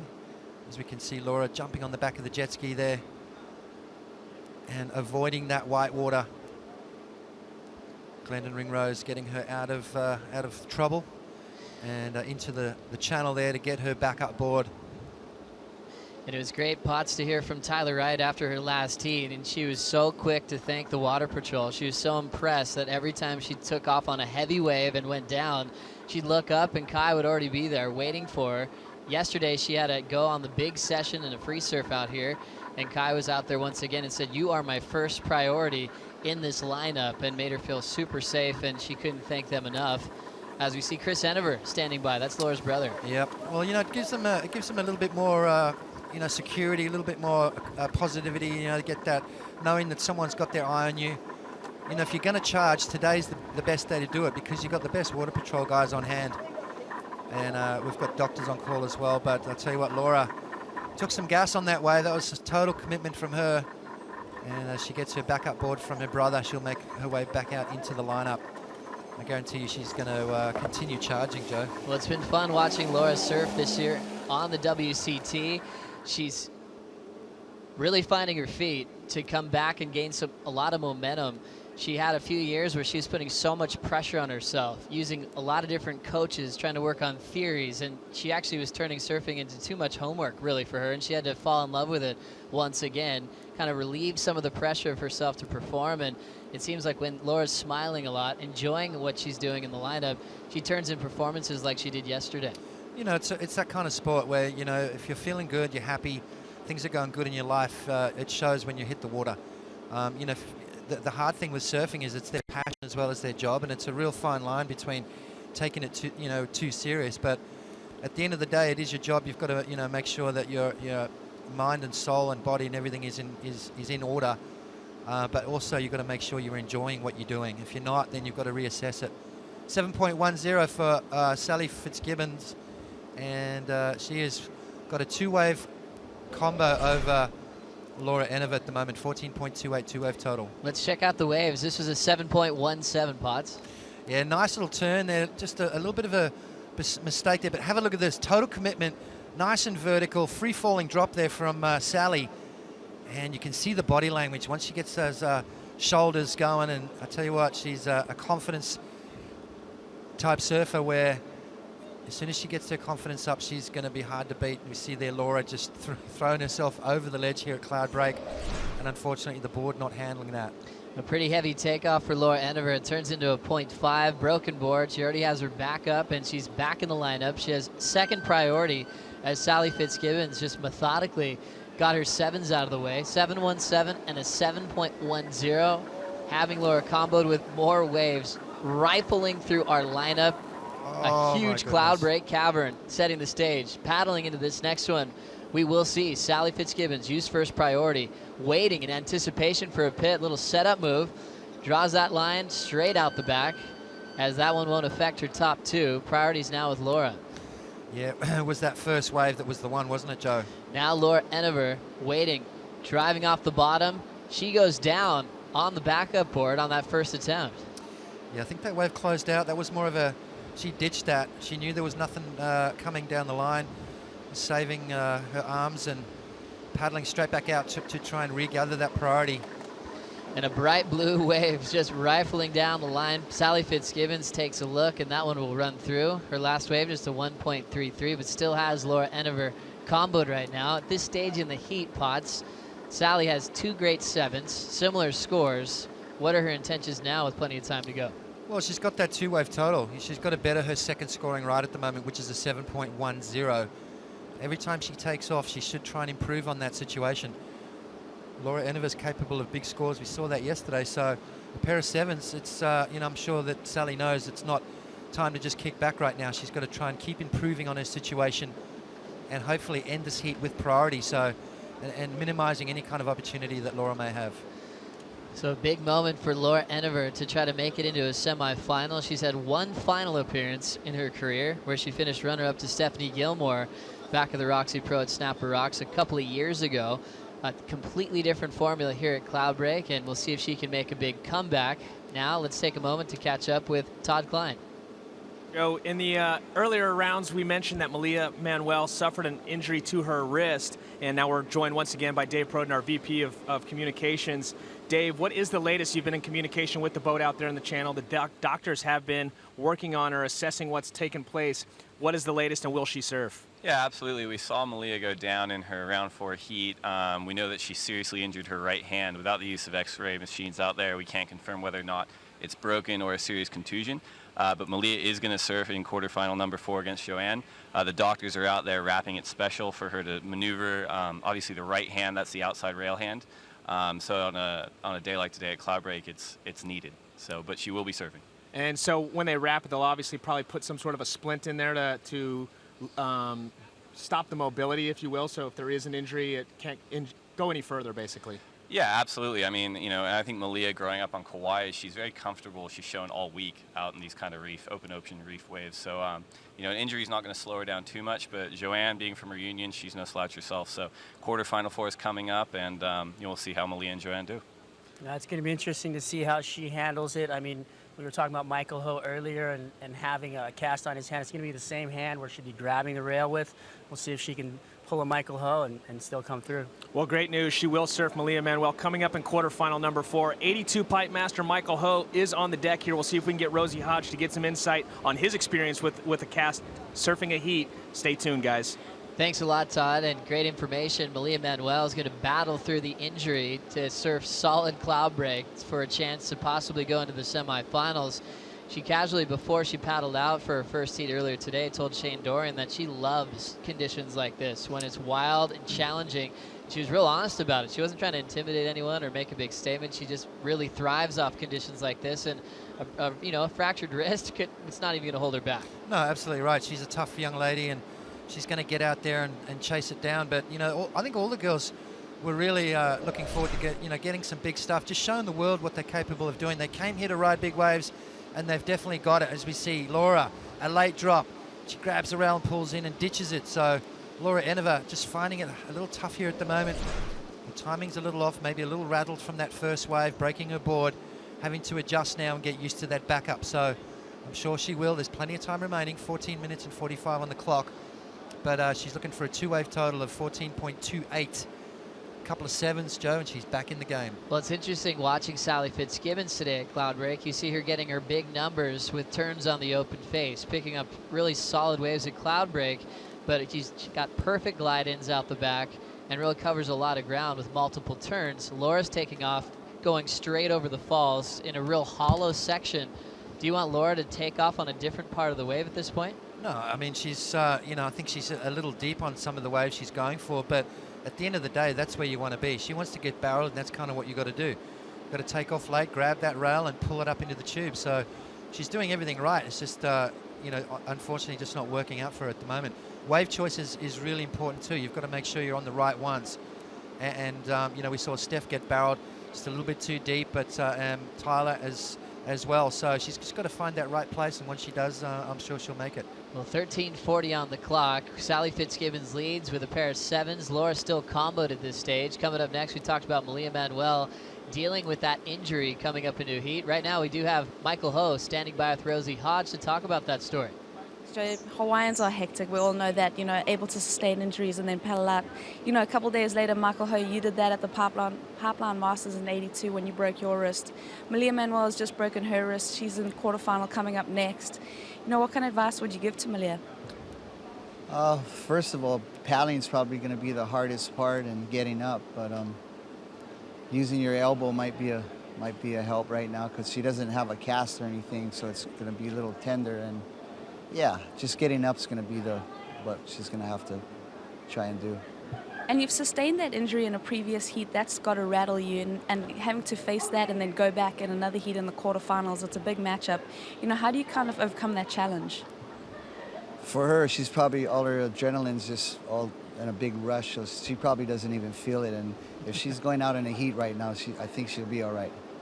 All right, Uncle Mike, I know that you also had a couple waves out of Cloudbreak yesterday when it was pretty macking, and then today again. You're probably going to paddle out a little bit later. How are the conditions? How are the waves out there? Conditions are just getting better and better, so the girls are going to put on a good show. It was a little big and a little bigger this morning, but right now it's really contestable for them. All right, Mike, well, we appreciate your insight, and thanks for being here on the beach supporting the girls. Back up to you, Joe. Thanks, Rosie. So great to hear from what a legend of our sport. Michael Ho on hand quite a bit because his daughter Coco Ho is such an amazing surfer, but that was such a historic moment in history, Potts, when he had the cast on his arm and was able to charge Pipeline. Were you there to witness that, Potts? I actually surfed against him. How did it go? It was my first Pipe Masters. We had a semi-final together. Here we see Sally. Sally setting it up. She'll just kick out. Fourth wave, not going to factor in. Still 11:40 to go. So a semi-final matchup. Potts. Semi-final matchup. Mark Richards, Robert Bartholomew, Michael Ho, and myself. And Michael Ho and I tied for second place. So with that, we had a surf off. We had to paddle back out and had the first man-on-man heat at Pipe. I ended up going over the falls on 3 waves in a row and said I've had enough. Michael Ho went on to win the event, so it was an amazing day. A pretty heavy day back in surfing history, and Michael Ho on hand to tell the story. And Potts, you guys have so many amazing moments, even in free surfs. Are you guys pretty competitive? Oh, absolutely. Every time I surfed with Mike, it was a heat, whether it was Waimea or Sunset or even just Monster Mush on a 2-foot day. Every time we rock up at the beach, he'd say, "Heat is on, let's go." And it was just that competitive juices flowing, and he's still got it. He's still out there. You watch him. He still charges. He's kept himself in good shape, and it's kind of rubbed off on his kids too because they both rip. Pretty amazing to watch. Pretty great story leading into the heat with Malia Manuel. We talked about her injury in her previous heat, and she's going to surf through against Joanne DeFay coming up in 10 minutes and 30 seconds. Meanwhile, it's been a pretty tough heat for Laura Enover. She went down on her first attempt, broke her board, got a .5. Ever since then, she's been falling on her first move, so still comboed at this stage. Yeah, 10 minutes to go. Plenty of time. She can't. No need to panic just yet. Just got to get a wave under her belt. Try and build that confidence back up. She would have got pounded on that wave too. That wasn't It wasn't a small wave, that was a big wave. So Laura's just got to stick to her guns, try and calm down and try and find a nice wave. Plenty of time for her to do so. Still 10 minutes to go in quarter 3. We'll take a quick break. The Fiji Pro continues right after this.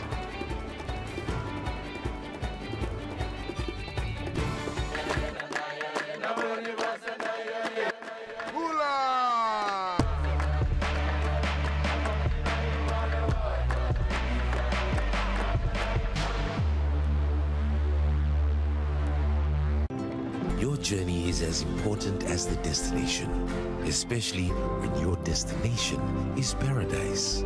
Welcome to Fiji Airways. This is exactly where you should be. Why are we here? Because we freaking rip and we deserve to be here. That's why. The ASP to bring the girls back here this year is an incredible opportunity for us to really get out there and put on a good show. You either have to back off or step up. That's when you see most girls step up, and that's when it comes really entertaining. This event will be a really definitive moment for the future of female surfing.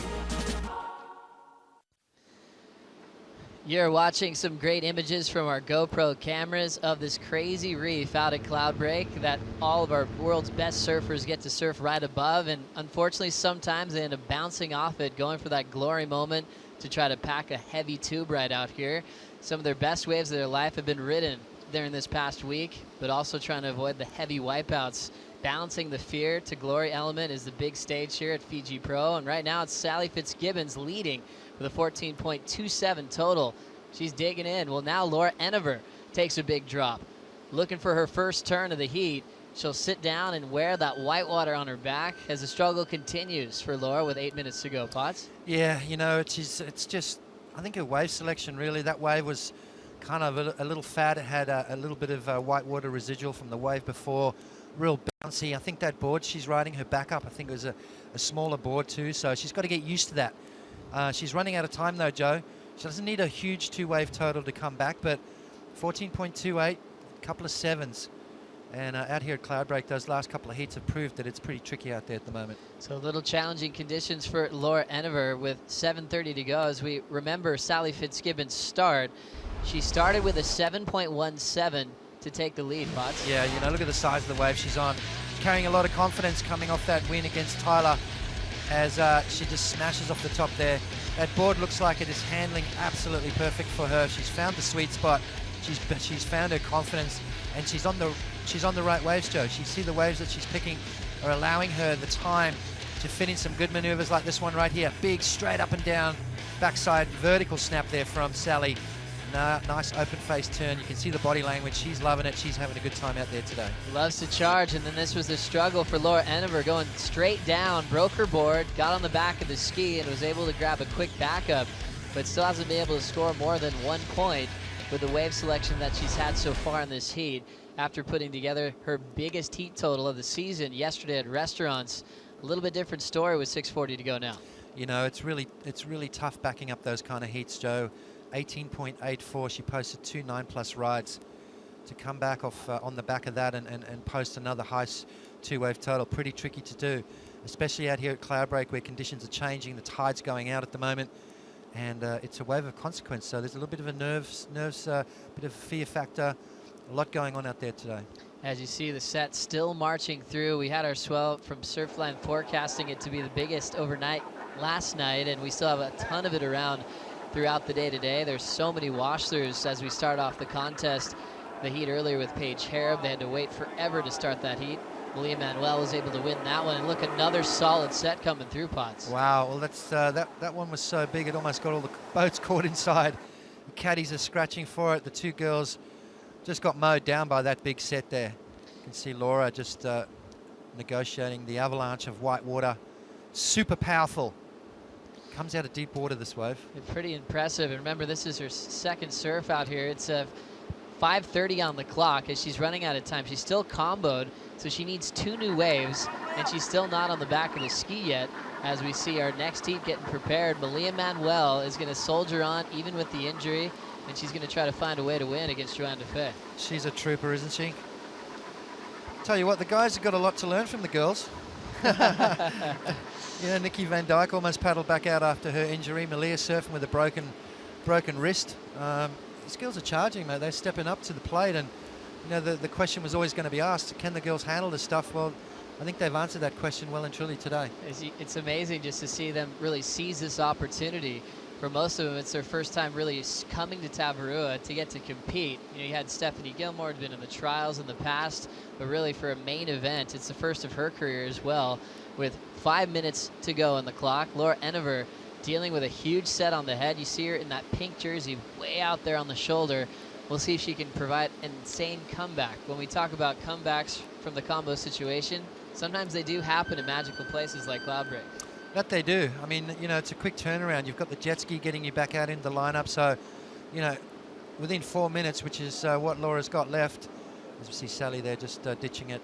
She's got 4 minutes to go. She needs to catch a wave right now, post something in the 7-point range, and try and get back out and do it again. So nothing's impossible, and that's the beauty of our sport. Stranger things have happened. 4 minutes to go. Last wave for Sally, just a quick 0.5. She just wanted to check it out. She kicks out. She'll leave Laura with first priority with 4 minutes remaining. Sally was able to sneak onto the island relatively early to start warming up for this prestigious event. One thing we've learned about Sally Fitzgibbons, she's not one that really needs to race home to relax or to unplug for a while. She'll chase swells in between events to keep that fire going. I think a lot of the surfers have learned from how Kelly approaches it.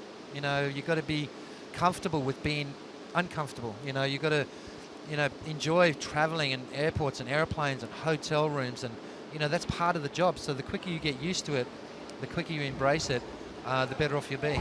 As we see Tatiana Weston-Webb enjoying the action from right there by the restaurant. Right out in front was where she was surfing just the other day. A well-worthy step up to the WCT. As let's kind of think about the world title picture now, Potts, with Carissa Moore, world #1, with her lowest result of the season due to Dimity Stoyle. We'll see Sally Fitzgibbons with a bit of an opportunity. Carissa had a pretty healthy lead, but think if Sally wins this thing, that's 10,000 points. Yeah, it's definitely gonna eat into that lead for sure. Tyler Wright, unfortunately, out, so that gives Steph Gilmore an opportunity to catch up as well. So, Sally and Steph could be good, big movers here. Malia Manuel still in the hunt, and Laura down in number 10 too. So she's got a lot of work ahead of her with 2.5 on the clock. Still looking for that combo situation. It is going to be an exciting year. Exciting times in this heat as well, Potts. 2:30 remaining. Laura Enever with just a 1.9 total, as she's been picking off a couple of waves that have gotten pretty hollow, making that risk on the takeoff pretty significant.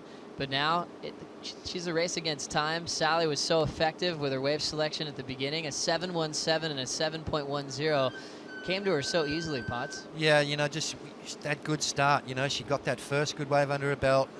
She got her confidence up, momentum. As we see Laura having a look at that one, using her priority. So Sally now with priority, she's going to try and really just shut this one out. Pretty impossible task ahead of Laura at the moment.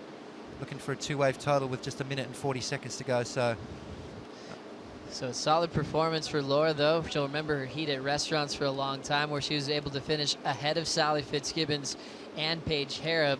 And she'll take these points, a 5th place result at the Fiji Pro, 5,200 points on the rankings, and she'll take $12,250 out of the prize purse that is on hand as we're getting closer to the final series. Joanne DeFay and Malia Manuel coming up next. We remember Sally starting off the year with that little cast on her hand because of a step-off injury she had before the start of the season.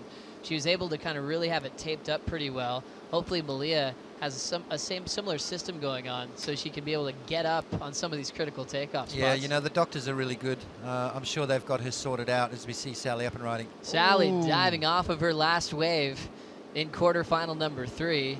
She'll take some gas on that last attempt. She didn't really need to take that one, but still has the intent of getting a big barrel, Potts. Yeah, I think that was kind of a strategy move as well. Strategically, she just tried to hold off. Wow, how was that? I think she just got that one on the head as well. I think she just took that wave to stop Laura from getting that wave.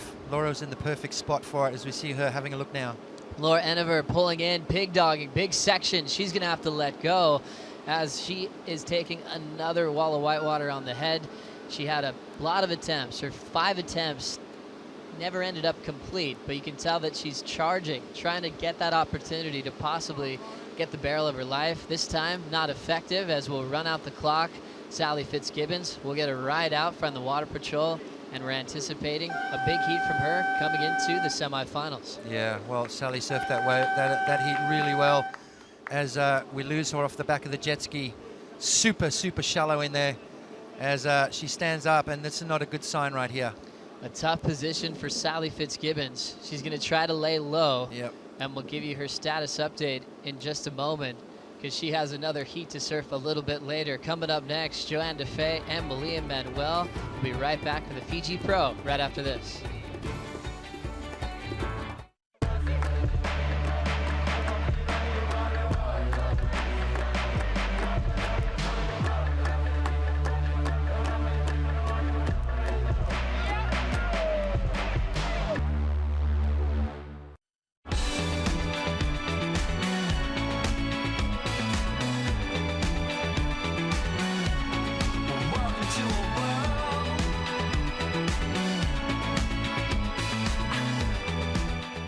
Introducing Orbitz Rewards, the instant approach. Earn rewards in an instant, redeem in an instant. Book a flight, use rewards for the hotel. Book the hotel, use them to stay longer.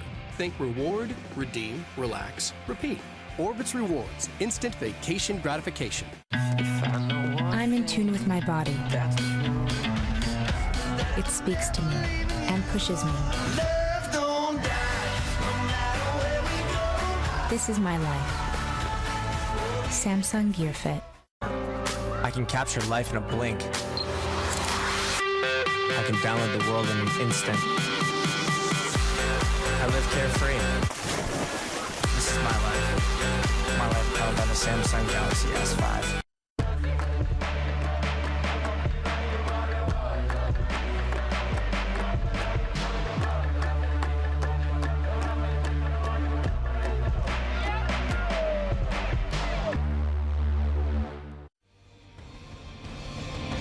I'm so excited, but I'm just gonna keep that for later and keep focusing tonight and tomorrow, and we'll see after.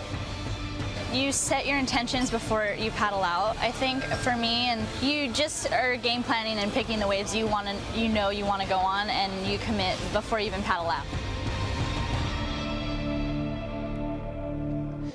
And two rising stars on the WCT matched up head-to-head in quarterfinal number 4. Malia Manuel representing Hawaii and Joanne Defay representing Reunion Island in France in this one.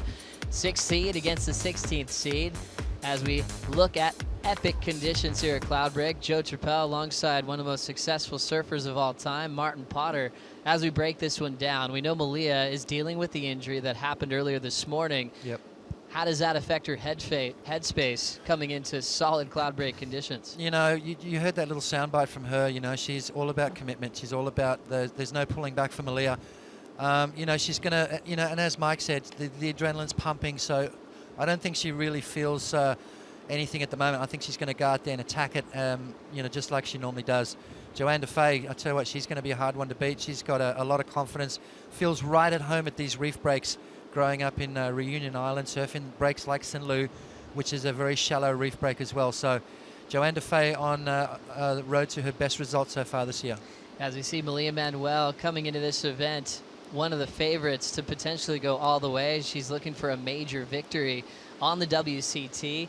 She had a matchup with Joanne Defay earlier this season at Margaret River, where she was effective in round 4 to take Joanne out of the contest. And Joanne got revenge in a 3-woman heat earlier at Restaurants yesterday. Joanne with a 13.30 total to skip round 4 and go straight to the quarterfinals, as we see her here in her first heat of the day, Potts. Yeah, you know, I think if you talk matchups, I don't think the 3-man heats count. You know, it's you've got another surfer in the mix there as well. You know, we saw Sally and Laura yesterday in that in the 3-girl heat, and Laura came out on top, so Sally paid her back. So, you know, the man-on-man matchups is where it really counts.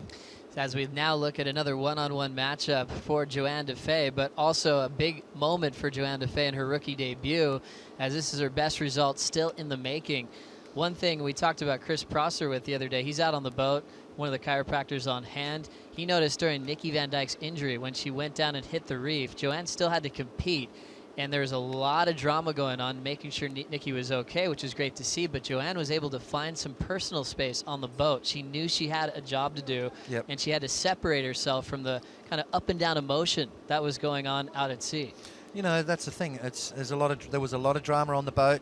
Everyone was really worried for Nikki, and I'm sure Joanne was as well. But as you said, she had a job to do, so you know she had to prepare herself, go through the routine, go through the motions, and get yourself prepared to do battle no matter what. So real signs of a warrior, as DeFay just has a .6, took a look at one, and that's the only score we have on hand. Malia Manuel sits out there holding first priority, as Joanne, just 20 years of age, former European champion, which is a pretty heavy title to carry. Yeah, you know, and I tell you what, we saw glimpses of brilliance in Rio de Janeiro against Coco. She came back with that last-ditch effort and just came up short. And we've seen her just light it up so far in this event. She really enjoys these kind of waves, and you know, she's found her little bit of gold here.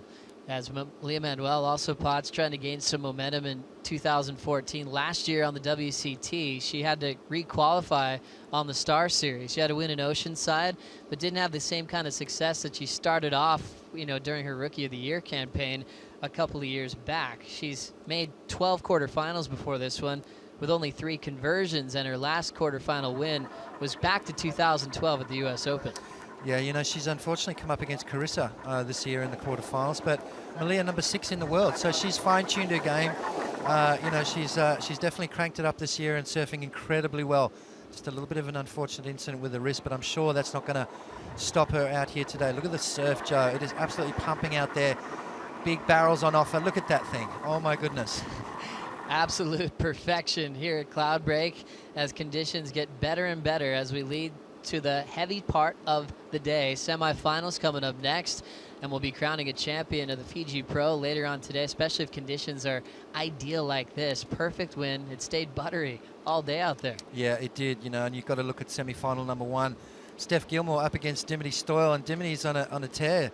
She's at the moment, she's leading the Rookie of the Year race. And Joanne, well, Joanne's got to try and make it through to keep up the pace with Dimity.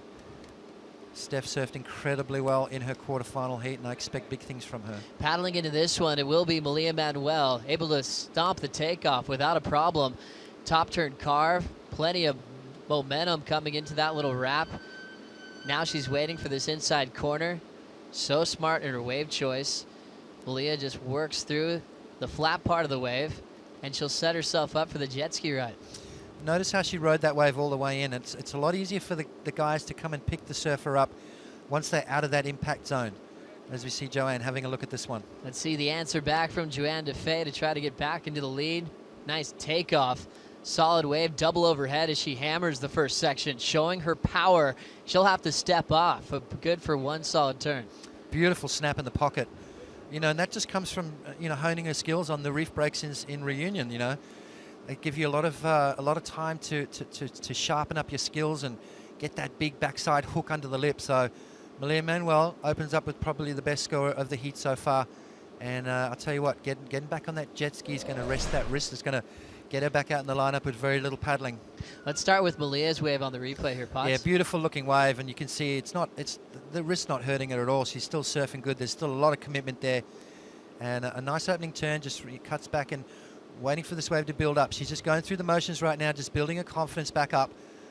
She would have got a little rattled from that injury, but she's back. And then Joanne DeFay, one turn on this wave. Yeah, watch this turn here. She comes square off the bottom right here and jams it under the lip there. She doesn't go all the way to the top. Smart surfing from Joanne DeFay, and then does the jumps off there, just avoiding that closeout section. So smart surfing from Joanne. She'll probably regain priority. And, well, we've got a hit on our hands, Joe. A pretty heavy one to watch on paper. Joanne DeFay has had to surf in quite a few heats throughout this event. She got second place in her opening round heat, just under Stephanie Gilmore, but she's putting together her highest combined heat totals round by round of the season so far. Leading up into this matchup, her confidence is growing. We can hear that from her post-heat interviews, and with one power turn, it comes in at a 4.0 over Malia's 3.4 start. Well, the judges have made it clear what they want to see, and that's what you got to give them. They want those big committed turns. And Joanne DeFay on probably a little bit more of a critical wave, unleashing a beautiful backside hook under the lip. Very critical there. You know, and it all started with that bottom turn. You know, it's one of the most underrated maneuvers. You know, you've got to have that good bottom turn that just puts you in such a good spot for that big snap under the lip or that lip line floater, or it even sets you up for the barrel properly. So, you know, that bottom turn, very important out here at Cloudbreak. And Potts, we've kind of learned that this year with you. Doesn't matter what wave you're surfing. It's all about that bottom turn to set up all the glory off the top. As we start to assess the conditions, it's about 12:30 in the afternoon, local time in Fiji, as we have a turn of the tides. Water moves so quickly out there as it gets so shallow on this reef. Many parts of it are exposed, especially when you're over the shish kebab section. But it's crazy how quickly it'll go out and start filling in. You can see it just bottomed out to low, and it'll be rising throughout the afternoon. A little more water on the reef might be nice for the final Potts. Yeah, I think we're gonna see that as well. There'll be a little bit of a break in between just to give the girls a rest. It takes a lot of energy out of you surfing these kind of waves because your adrenaline's pumping, you know, it's all happening, the excitement levels up, and, you know, every single wave you're using 110% of your energy and focus, and it's really draining surfing heats. Well, right now, the tide bottomed out. For you personally, Potts, when you come to surf Cloudbreak, what are the ideal scenarios with the tide and the swell height? Well, I think it all depends on the swell direction too. You know, if with the south swell, it sort of runs down the reef a bit more. With a bit more west in it, it tends to straighten up, and that's kind of the direction you want, because that's when you're getting those gnarly long barrels. It is a wave of consequence, so ideally you want a little bit of water over that reef. But you know, it depends on the size as well. You know, there's a lot of different factors come into play when you talk about Cloudbreak. And an epic final showdown here at the Fiji Pro. As you can see the boats in the channel. That big boat there with the multiple decks is where we've got media out there. That's kind of like a locker room on the water for all the world's best to find a little spot where they can prepare for their heats. Yeah, and it's been pretty bumpy over the last few days on that boat. I've heard a few people getting seasick, but good to have it in the lineup. There's a big speaker right on the nose of that boat there, and it's keeping the surfers updated with scores and situations and time, etc. You see it right there. So pretty good setup. Now they can tell them when the heat's on, when they get a restart, and give them all the information. So Malia and Joanne DeFay know how much time they have left, and also what numbers they have. Malia knows she just needs a 1.21, and she has first priority. As we see Malia looking now, looks like she might use it. Gliding in, she holds onto the rail for just a bit. Section is going to hold her back. She's straightening out, and now to the soft shoulder. Didn't need much, but she's not going to try to milk that inside corner. Yeah, no, she's just getting herself out of the impact zone, really, as we see Joanne up and riding. Next wave looks nice and clean. Easy takeoff for DeFay, looking for her first turn. Still has to hunt it down. Off the bottom, there's her carve to start. Draws out her bottom turn right in front of Malia. Throws a fan off the top again. Joanne linking her third turn. Looking real casual.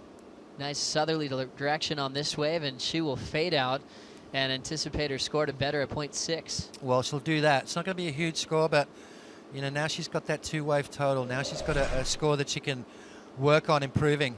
As we see from across the channel, Joanne DeFay racing down the line there.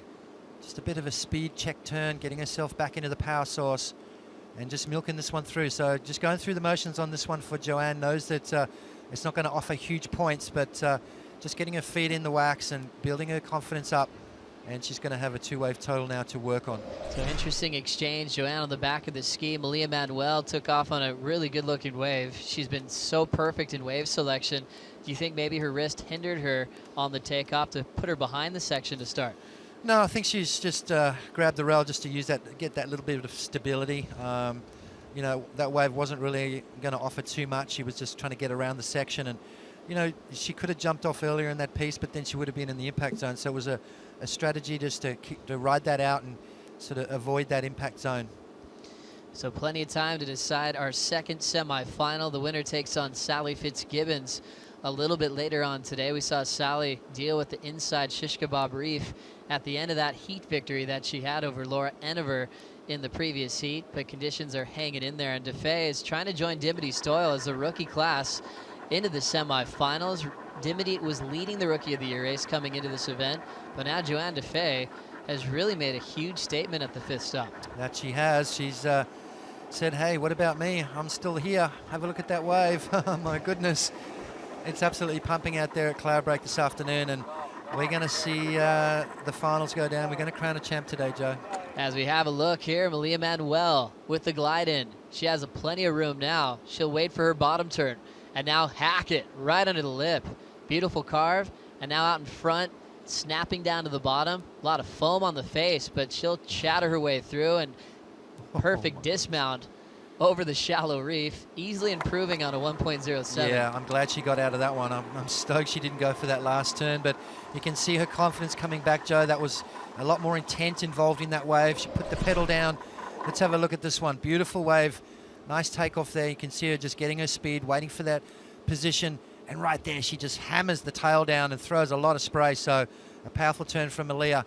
Backs it up with another one. And this is where it gets really tricky. You can see that wave starting to bottom out on the reef, and she decides to get out of that one. And a smart mover there from Malia Manuel, and she's going to post her best score yet.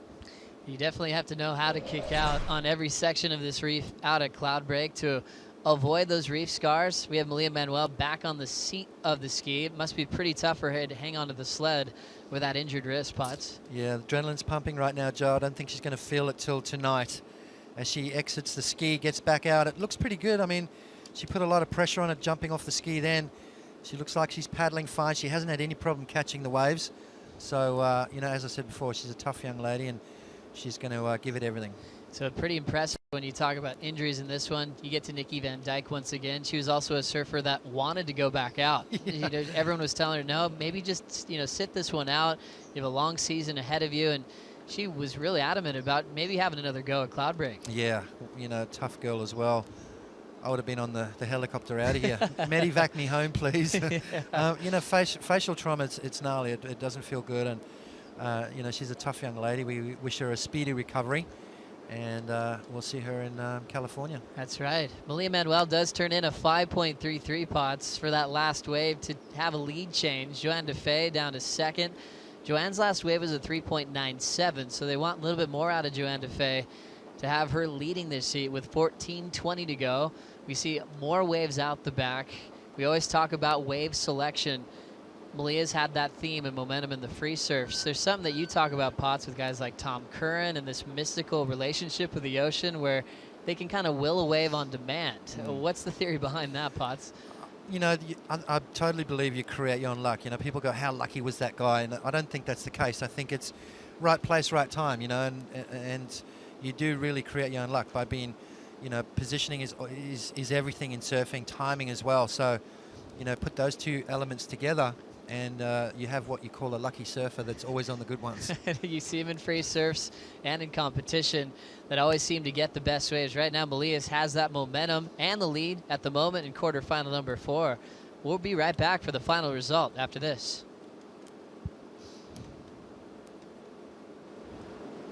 Your journey is as important as the destination, especially when your destination is paradise. Welcome to Fiji Airways. This is exactly where you should be.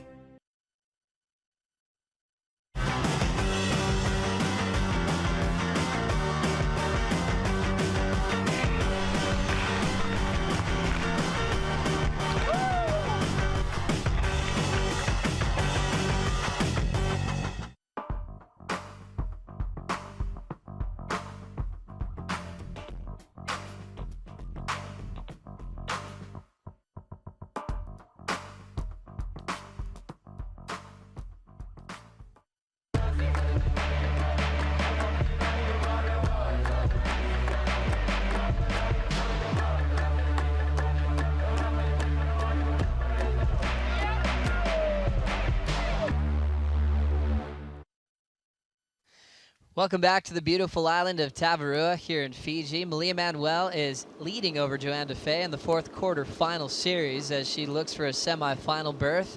We haven't seen her make it that far since 2012. As we look at the lineup now at the 12-minute mark, Joanne DeFay is looking for a 4.74 as she cracks one under the lip. Holds her bottom turn for the open face carve. And now searching through the flats to fill in the gaps. She'll get this whitewater to roll her in a little bit further, but doesn't look like she has anything really to work with just yet. DeFay fades out, and she'll wait for the ski. Only needed a 4.74 with that one, Potts. What do you think? Yeah, you know, that opening turn was nice. But then the rest of the wave kind of just went real fat. It had a lot of south in it. Had a lot of bump on the face of the wave. 4.74, not quite, a 4.0 for Joanne Defay. 11.5 minutes remaining. Malia's got to improve on that 3.40 and try and extend her lead. So a tight heat underway once again. Malia Manuel was in a tight one in the heat before as well. Close numbers so far. It's been tough to separate the two. We always have 5 judges on the panel. Head judge of the Women's World Tour is Davey Shipley from the island of Hawaii.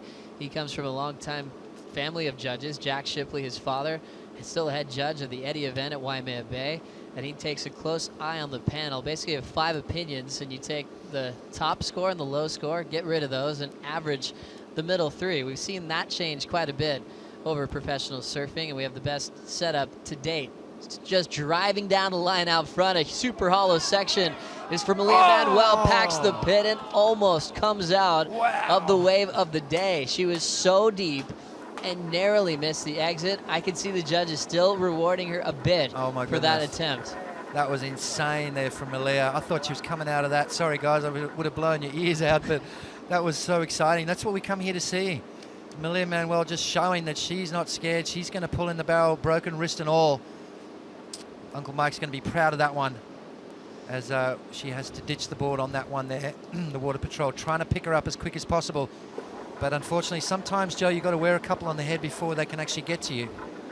And right there, that's just been the task at hand. If you want to get a great attempt here, you're going to take some on the head. Let's look at the replay, Pots. Yeah, you know, this wave just stood up on the reef perfect. These are the ones you want. She races down the line. You can see her pumping, grabs the rail for a little bit, says no right now, pulls up under the lip there. How's the commitment from Malia? Gets a little too high there, and the board just misses her as well. That was insane. Malia Manuel, what a trooper she is. As let's have a look at this again. Look at the high line she takes, racing down the line, getting as much speed as possible, and pulls in tight. Great ability, great tube riding there from Malia, and unfortunately just coming unstuck. Didn't quite get out of that one, but as you said, Joe, I think the judges are still going to give her some kind of score. That was the moment Malia Manuel was waiting for to show her tube skill in front of the global planet, watching this heat go down. She picked a perfect wave to do so, and what a great read. The wave spit on the takeoff. She was able to highline it enough, sets her rail, and just got picked up a little bit too high and got sent over the falls. Her low score was a 3.4 before that, and we'll see if she still is able to improve. Her dad, Celso, standing by, underground charger from the island of Kauai. Yeah. He's been around for a long time. He's got to be really proud of Malia's performance. I was just about to say that. You know, if I was her dad, I'd have a little tear in my eye right now. But yeah, she's just an amazing ability there. Look at that, Joe, 4.17. So the judges did award that work done on that wave. Had she come out of that, we're looking at 9+, maybe even up into the 10-point range. An incredible attempt from Malia Manuel. Strengthens her lead just a touch. Joanne Defay now needs a 5.5 to come back. Defay with first priority now, down to 8 minutes and 15 seconds to go. We've seen a few great tube attempts today. We saw Tyler Wright against Sally Fitzgibbons. Tyler's approach, even though she ended up runner-up in that heat, really set the pace for what to expect on finals day. Yeah, those two girls just came out swinging, didn't they? They started off slow, but then built up their pace and then finally worked out the ones to get. Malia picked off that one, and she's going to be looking for another one of those. She wants to come out for sure. And let's have a look from across the channel. Look at this wave just unloading on the reef. Ducks underneath there and just gets a little too high in the barrel. Got to kind of stay a little lower than that, and you know, obviously Malia's going to realize that, and I'm sure she won't make that mistake again, but can't wait to see the next one. Hopefully she gets another barrel. And amazing camera work coming from the land here at Tavarua. We've got an amazing production crew that never takes breaks. We want to make sure every wave is captured with an amazing vision, and Joanne Defay is now in a position to try to come back. A 5.5 is very attainable. She's been putting together her best combined heat totals of the event. This is her favorite venue on tour, and now she has a chance to possibly make the semifinals. You know, in saying that, over the last few heats, the highest scoring waves were Sally's, you know, up into the 7-point range. Before that, Dimity and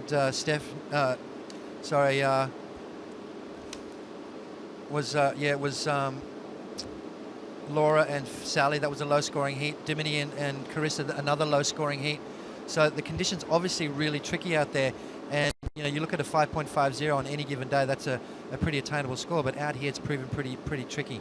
Joanne's 2 scores are both 4-point roads. A wide open lineup with a lot of different options, especially with a size like this, and the women are showing absolute commitment to a lot of the heaviest sections of the day. Malia Manuel just got a 4.17 for a near make on a backside tube attempt, holding her just out in front. Joanne DeFay needs a 5.5. For more on these conditions out here at Cloudbreak, we have a very special guest, Lakey Peterson, sitting on the desk with our goofy footers, Todd and Strider. Yeah, thank you, Joe. Lakey Peterson catching up with us. She's been up in the restaurant watching the competition all morning. Lakey, great start to the year. We're halfway through the year here on the Women's World Tour. Coming off a 3rd place finish at Rio, you know, a lot of momentum coming in, but not the result you wanted here at the Fiji Pro, coming off of the 13th. Yeah, that was it was a tough one for me here. I definitely had a bit of a shocker in my heat, but and it's hard to sit there and watch such amazing waves today, but it's really cool that we got such great waves at the same time. It's such a cool day for women's surfing, and you know, it's a shame for me to not be able to be out there and be a part of it. Of course, it looks amazing, but yeah, I mean, I have my 2 throwaways now, and that's sort of that for me. So pressure's on a little bit, but at the same time, I'm still having fun, and I've learned from every experience so much. And I mean, yeah, it's going to be good to go back home, and obviously the U.S. Open is, you know, one of my, I guess, better events. I've done well there in the past, so yeah, so I'm looking forward to getting back home for a little while and just kind of regrouping and going from there. So back in on the U.S. Open, you're going back home, home turf. You're going to be able to basically get above the lip possibly again. We've seen you with some rotations and some bringing the air game for the women's surfing. So is that something you put in your repertoire for the competition? Yeah, I mean, Huntington and Lowers, our next 2 events, are kind of tailor-made for doing airs or more of that progressive style of surfing. So I guess for me, growing up there, and I like to try that stuff and sort of push it in that area of my surfing. So yeah, I'm looking forward to that, and like I said, just regrouping. I feel like I have a little bit to prove now, and so I'm looking forward to hopefully getting better and getting a couple opportunities. Aside from the result for you here, Lakey, at the Fiji Pro, how's the experience been for you and the other ladies in such a beautiful place like Tavarua? Oh, it's so amazing. I mean, yeah, we're so lucky to be back in Fiji, and just Tavarua, the island is beautiful, and the people are so sweet and just hospitable to us. And I think, yeah, it's such a rad opportunity for all of us. I was kind of really bummed after my heat the other day, but I came back and I was just kind of sitting here looking around like, oh, we're just blessed to be here, really, and have this opportunity. So it's been awesome, and I'm looking forward to next year. Just going back into your heat, and you were upset after it, obviously. Was it kind of a mindset thing in the heat after the injury happened that went down before yours? Was it when you were out there? Were you thinking about all that? Yeah, Nikki unfortunately got hurt a few heats before mine. We were all kind of out on the boat, and the tide was, I think, dead low during her heat, so her heat was probably the most intense in terms of possibly hitting the reef and whatnot. For me, I mean, obviously, yeah, if you see someone get hurt, it's never a good feeling right before you paddle out, obviously. I think everyone sort of was like, whoa, let's slow down really quick. But I don't know, for me, honestly, in that heat, it was just, I guess I just felt confused. I wasn't sure. I kind of knew which ones were the good ones, but it was really tricky, and I don't know, it just was, my mind wasn't really there. So, again, I'm just going to learn from it, and I'm going to come back here and practice, and I'm going to go to Hawaii and practice, and I know what I need to work on and where I can improve, and so that's the positive from it, and I'm just going to focus on that. Well, thank you so much for your time, Lakey, and we look forward to seeing you at the U.S. Open. And as Strider pointed out, one of the best surfers above the lip. Known for your air game, we really look forward to seeing you in Huntington Beach. Thanks for your time, Lakey. Oh, yeah, thanks, Ed. Thanks, Todd. Thanks, Strider. And thanks so much, Lakey Peterson, for hanging out with us. She's been glued to the television screen on hand here at the restaurant, also sneaking out to get visions of Cloudbreak of her colleagues charging conditions like this. As we look at Joanne DeFay catch up to this wave, she needs a 5.5 to move on to the semifinals. Big power hook to set this one off. Drawn out bottom turn. She has plenty open face, but it goes sluggish. So she'll have a casual fade back to the whitewater, and this one will drop her off. But a dynamic first turn back to Manuel. If she had anything of consequence before that, we'll bring that to you. Wow, and look at that one behind Joe. Just about to steamroll hers. Joanne just ditches under that one. So The swell still up there. There's still some big ones coming through. Joanne Defay, an incredible opening turn on that wave. Is it going to be enough to put her into the lead? She's looking for a 5.50. Let's have a look at this. She's using her priority. Takes off nice and low off the bottom. She draws off the bottom and jams it under the lip there. Beautiful, powerful turn from Joanne Defay. Great technique, great style. And the timing and positioning of that maneuver was fantastic. Unfortunately, no inside section, so that's going to hinder the scoring potential on that wave. So one power turn. We'll see if that's enough to get a 5.5. Remember Joanne's waves before. This is what the panel's doing. They remember her 4s. She's had 2 4.0s, and they'll decide if that one is significantly better. They'll also look at Malia Manuel's 5.33. That's the high mark of the heat. If they think Joanne's first turn is better than what Malia did, then we could have a heat change. Absolutely right, Joe. Judges have got that video replay on call, and they can pull up waves when they need it. 5.50 with 45 seconds remaining. Malia Manuel out the back. She is going to hold down priority. Scores trickling in now. 5, 4, 4.7, 4.85. It's not going to be enough to put Joanne in the lead. So down to 30 seconds, Pod. She came very close to turning it with one power turn, and looks like the judges wanted a little bit more. It's a 4.93. She now is a bit closer. She needs a 4.58 to take Malia's spot in the semifinals, but she only has 13 seconds, and she's going to have to deal with a flat ocean now. We could be counting this one out, Potts. You know, quarterfinal result for Joanne. That's a great result for her to keep her. It's going to get her back in the mix. You know, the girls have got to finish in the top 10 at the end of the year to requalify, so a step in the right direction for Joanne Defay, and she's going to take a lot of confidence out of this. Well, the semifinals are all squared away here at the Fiji Pro. Stephanie Gilmore takes on Dimity Stoyle in the first matchup. We'll bring in Pat Parnell and Ross Williams for the call. I can capture life in a blink. I can download the world in an instant. I live carefree. This is my life. My life powered by the Samsung Galaxy S5. Your journey is as important as the destination, especially when your destination is paradise. Welcome to Fiji Airways. This is exactly where you should be. Your journey is as important as the destination, especially when your destination is paradise. Welcome to Fiji Airways. This is exactly where you should be.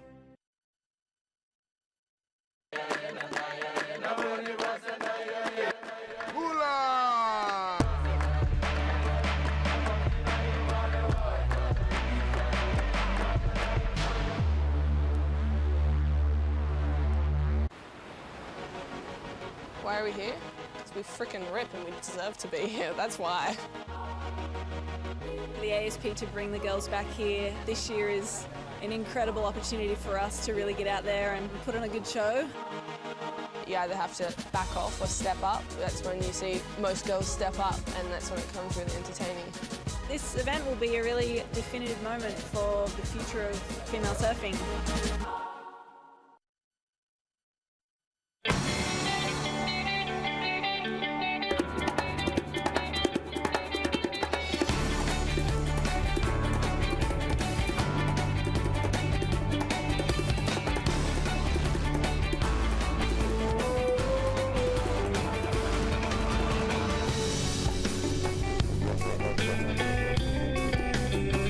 So many takeoff spots out there, so much water moving, and I mean the reef is really long, and the actual wave just changes every 30 minutes. It's very moody and an emotional woman, Cloudbreak.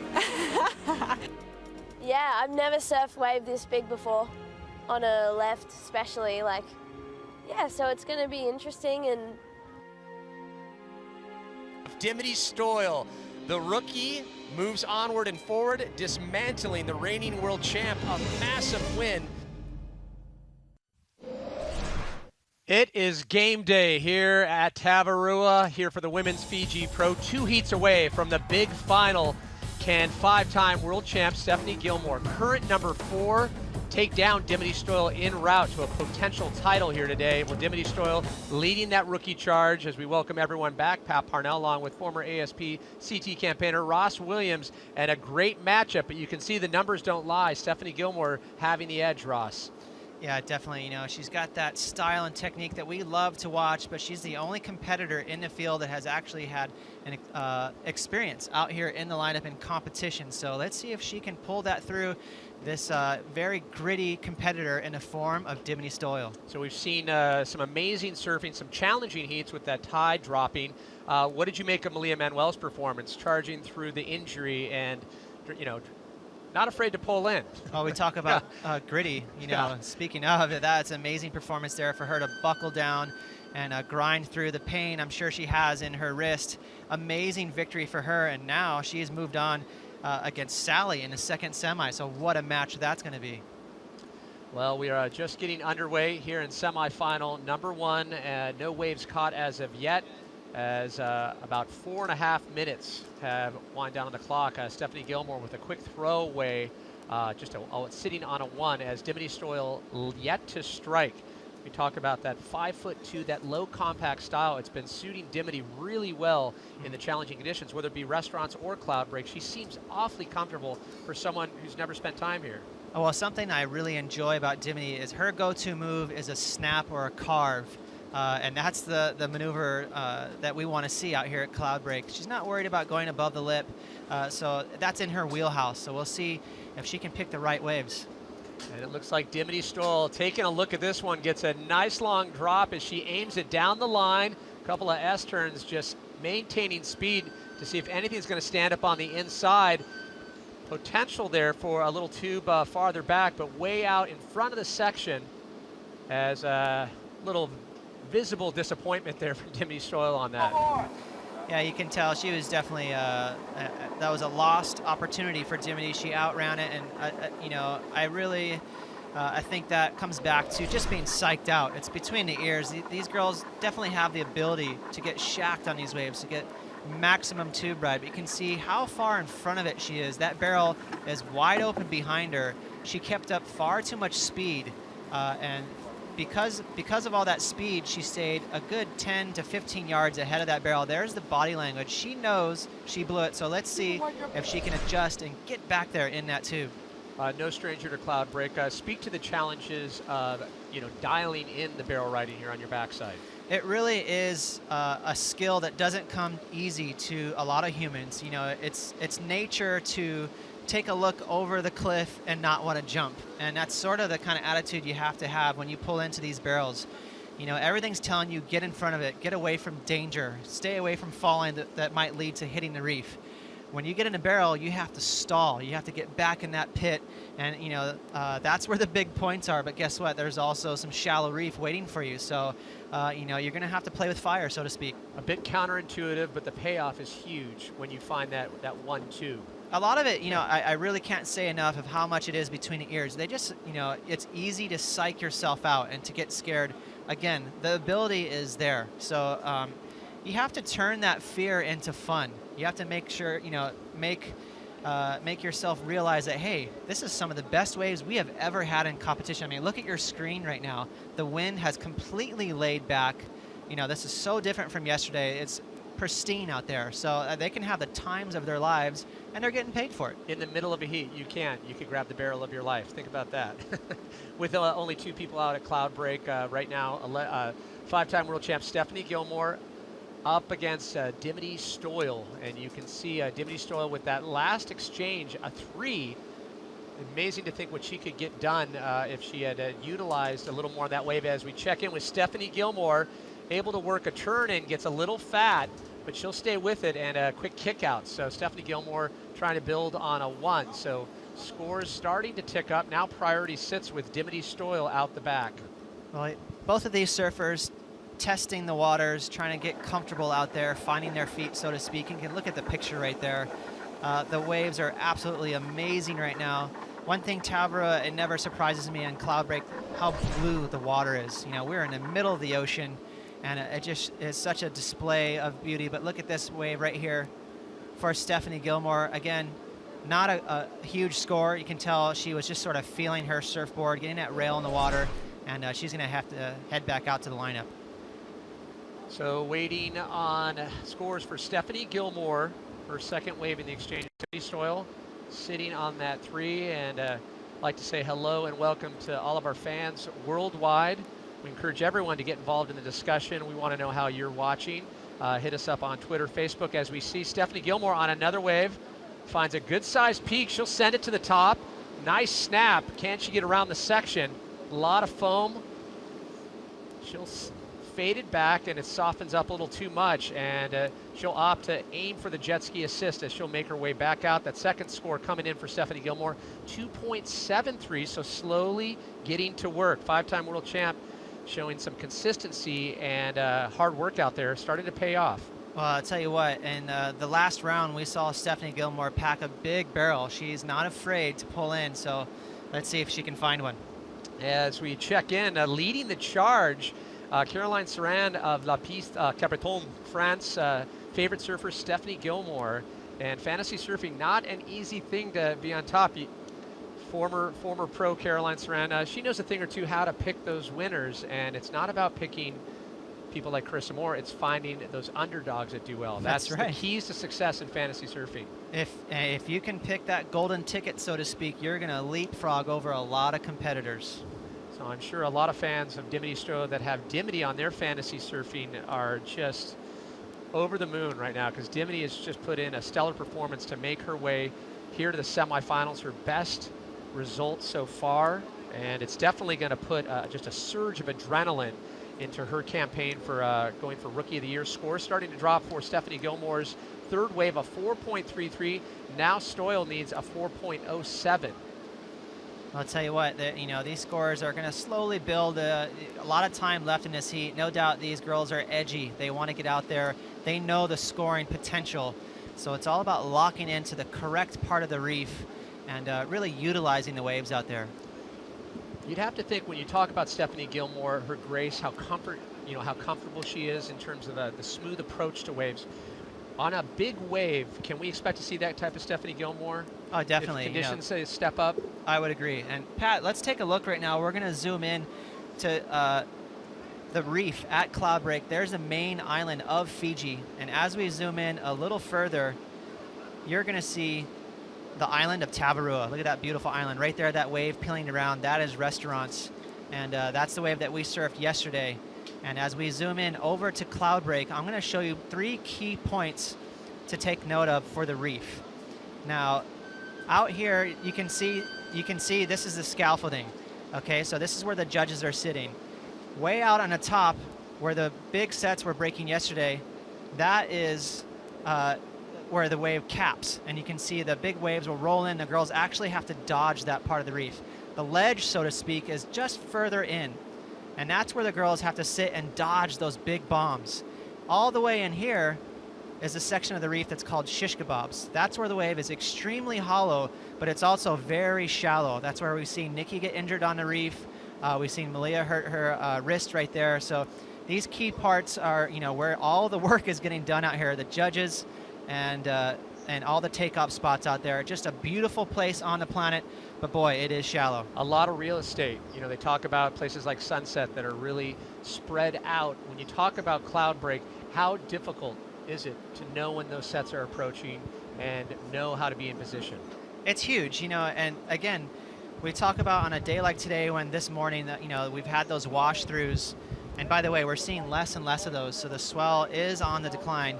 It can psych you out. So I believe the more confidence these girls get, the further up the reef they'll go, and they'll really maximize the scoring potential out there. We heard Potts talking about it earlier. When you do go out at Cloudbreak, it's not it's not if, it's when. You take that one on the head and things are okay. That it gives you kind of a little bit of a breather. You're like, oh, it is going to be okay, and then you get that kind of boost of confidence after. It's so much like that. As we see a shot of the scaffolding there, that's the tower out on the reef. You can see just how low tide it is. But you mentioned the psyche and how it can play tricks on you. Again, these girls are the best in the world. Their ability, it goes without question that they could take advantage of these waves. But you factor in the large surf, the reef, sometimes it can play tricks on you. So you have to really calm yourself. Well, so far, Dimity Stoyle a little quiet, trying to answer back. She's needing a 4.07, 22.5 on the clock, and you can see still great waves coming through. Just trying to get into position and find those ones that have that scoring ability, and trying to get a score of a 4.07, well within Dimity Stoyle's reach. Stephanie Gilmore, though, she's slowly building, improving her score line throughout the early minutes of the heat, as we see Stephanie Gilmore under priority, taking a look at the last two waves. Dimity Stoyle with priority, needing the 4.07.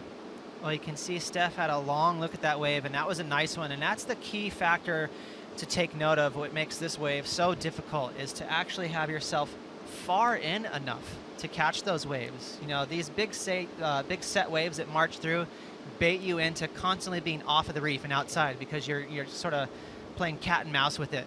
So the trick is to get yourself over and in on the reef to snag those 6-footers. And how about when the tides, there's a lot of water moving up the face in terms of paddling down the face. It might be, surprising, counterintuitive to a lot of listeners that you're actually paddling down to get into some of these. Oh, it's amazing, especially when, for example, yesterday the wind was honking. It was 25 to 35 miles an hour. All that resistance against your surfboard, it doesn't help your cause trying to get down the trough, down the face of the wave. But today, you can see this afternoon, the wind really has backed off. So this is amazing, an amazing setup for the girls. You pointed it out as we were about to step into the booth for the first semifinal of 2, and just how calm it is out there. Yesterday, it was marching sheep. It just whitecaps everywhere. You couldn't ask for better conditions here on the last day of the Women's Fiji Pro. We're hoping to crown a champion here today. Conditions are holding up, and still a lot of swell in the water. You're liking what you see in terms of the sets coming through? You know, it's getting more and more organized. The tide has bottomed out. It's about to bottom out actually in about 25 minutes. So we're going to reach that low point. Once this the tide turns around and comes back in, we might see a lot more consistency with those sets. So that's going to make it much more of a fair battle for the girls. So approaching the 20.5 on the clock here in semifinal number 1, trying to get that transfer spot. A good look at the judges' tower. We keep them there for about 3 weeks. We let them leave on the weekends. The judges, we send them in food. No, they actually stay over on Nemo too, we should point out. But it's great in terms of their POV. They're looking straight on at the action, as both Dimity Stoyle and Stephanie Gilmore still waiting for some action wave-wise. We'll have more with semifinal number 1 when the Women's Fiji Pro returns after this. Beauty, a million forms of expression. We have seen beauty, and she is powerful.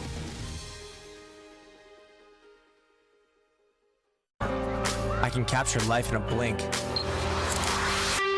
I can download the world in an instant. I live carefree. This is my life. My life powered by the Samsung Galaxy S5.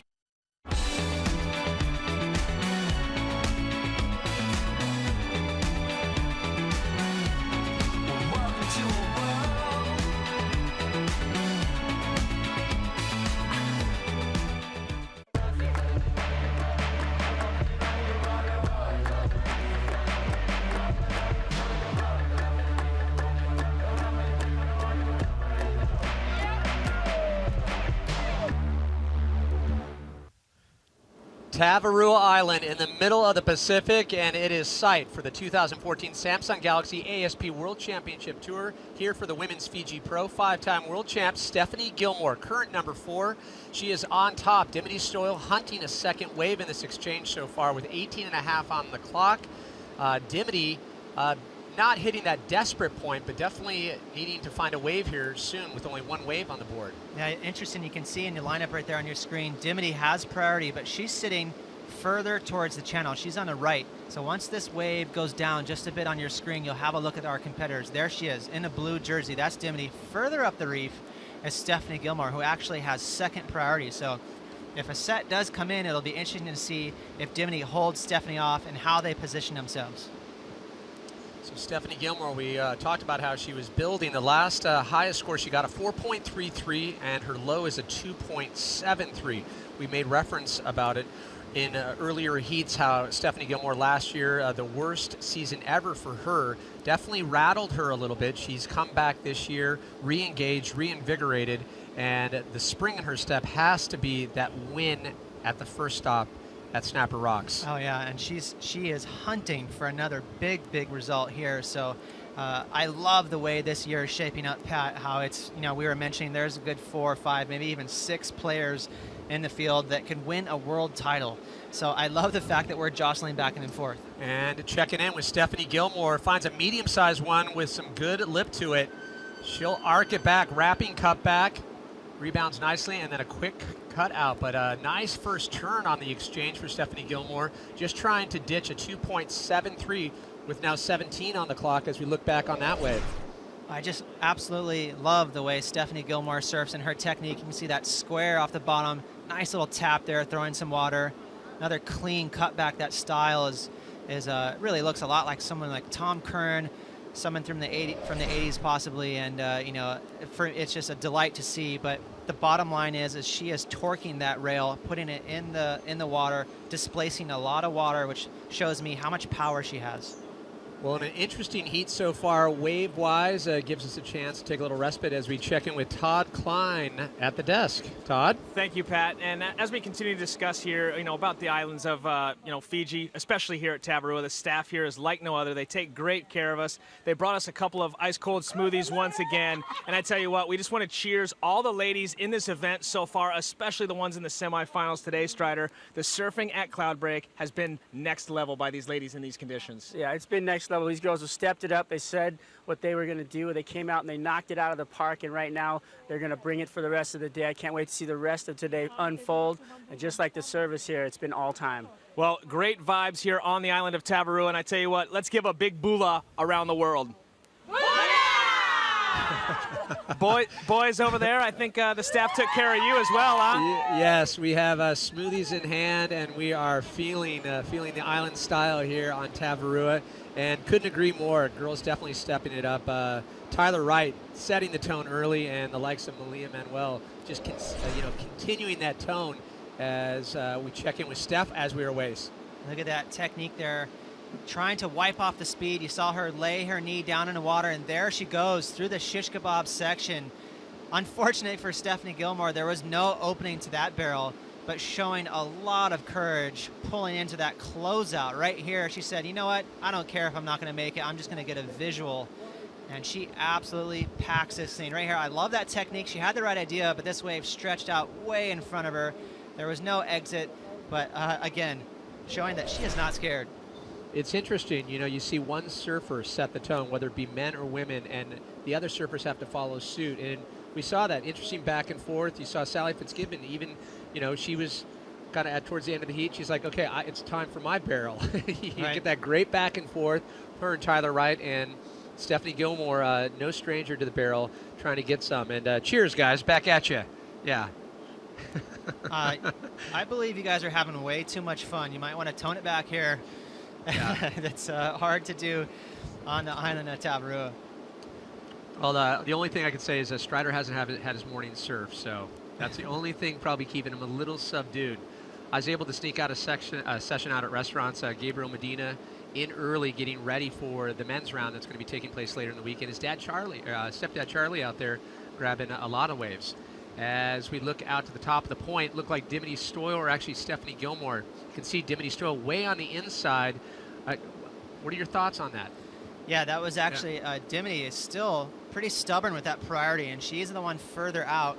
We saw Steph just catch that wave, so she's heading back out there. Still quite a bit of west direction in this swell. You can see all that power unloading on the inside section. But I tell you what, if you get the right wave that peels from the top, there's a ton of scoring potential and a lot of barrels left out there. So Dimity, with 13 minutes to go, she's really sticking to her guns, waiting for the right wave. She's only sitting on a 3. She has yet to grab a second wave. She only needs a 6. Now Stephanie Gilmore looking to throw away a 4.33, her high score, a mere 4.67. I think we could anticipate if Stephanie was successful on connecting and linking either a barrel into some turns, definitely see a shuffle here. Yeah, you know, no doubt these aren't scores that she's really happy with. but I like the fact that she's staying busy. You know, you don't know. Sometimes you take off on one of these waves that don't look great, and they let you through a barrel, or you snap off a couple of turns. So it's good that she's out there hounding the lineup, looking for scoring. So now 12:40 on the clock here in semifinal number 1. Both of these surfers trying to grab that coveted transfer into the finals. And just as you pointed out, Ross, beautiful conditions prevailing here at Cloudbreak. Yeah, that wind definitely laid back from this morning. We've had some breezy conditions the last 48 hours, so it's nice to see the surface of the water much cleaner, a better canvas, if you will, for these surfers to hack through. You know, instead of just surviving bumps, they're going to start really opening up and doing some more performance surfing. 12 minutes on the clock right now here in semifinal number 1. Stephanie Gilmore still on top, and things awfully quiet for Dimity Stoyle, the surfer out of the Sunshine Coast, the privateer. We've always said she's been known to be a spoiler, and she's living up to those expectations here at the 2014 Women's Fiji Pro. One step away from the finals, and you'd have to think Dimity, to, you know, what's going through her head, to come so close to making her first ever CT final. Yeah, she's got to really harness that energy and make it a positive thing. And the main thing, and I can't say this enough, is to make sure, you know, if you're in her position there and you've never made a final, you can't be complacent. You don't want to be content. You have to, you know, make sure that you go, hey, you know what? I am meant to win. I am here. Because if you give yourself an out to relax, more or less your body's going to follow you, and you might just lay down the weapons. So she's got to stay sharp. Completely opposite when you compare that to Steph Gilmore. She's been there many, many times. She knows what it's like to win, and in fact, she's expected to win. So that confidence can do a lot of favors for you in the water. It's interesting when you talk about Stephanie Gilmore and her campaign last year. She said that she wasn't all there, and she says it's so different when you lose, when you're not 100% in. It doesn't sting as much versus when you're really trying and Right. you lose, it feels completely different. Great example of that was Joel Parkinson in the final in Snapper Rocks. You know, we saw him come in and he was livid. He was so angry. And for me, I was caught off guard by that. But at the same time, I was very impressed. It showed me how much passion he still has after all these years on tour. He really, really wants to win. And that's the drive you need to compete on tour. It's the drive that leads to 5-time world titles, obviously.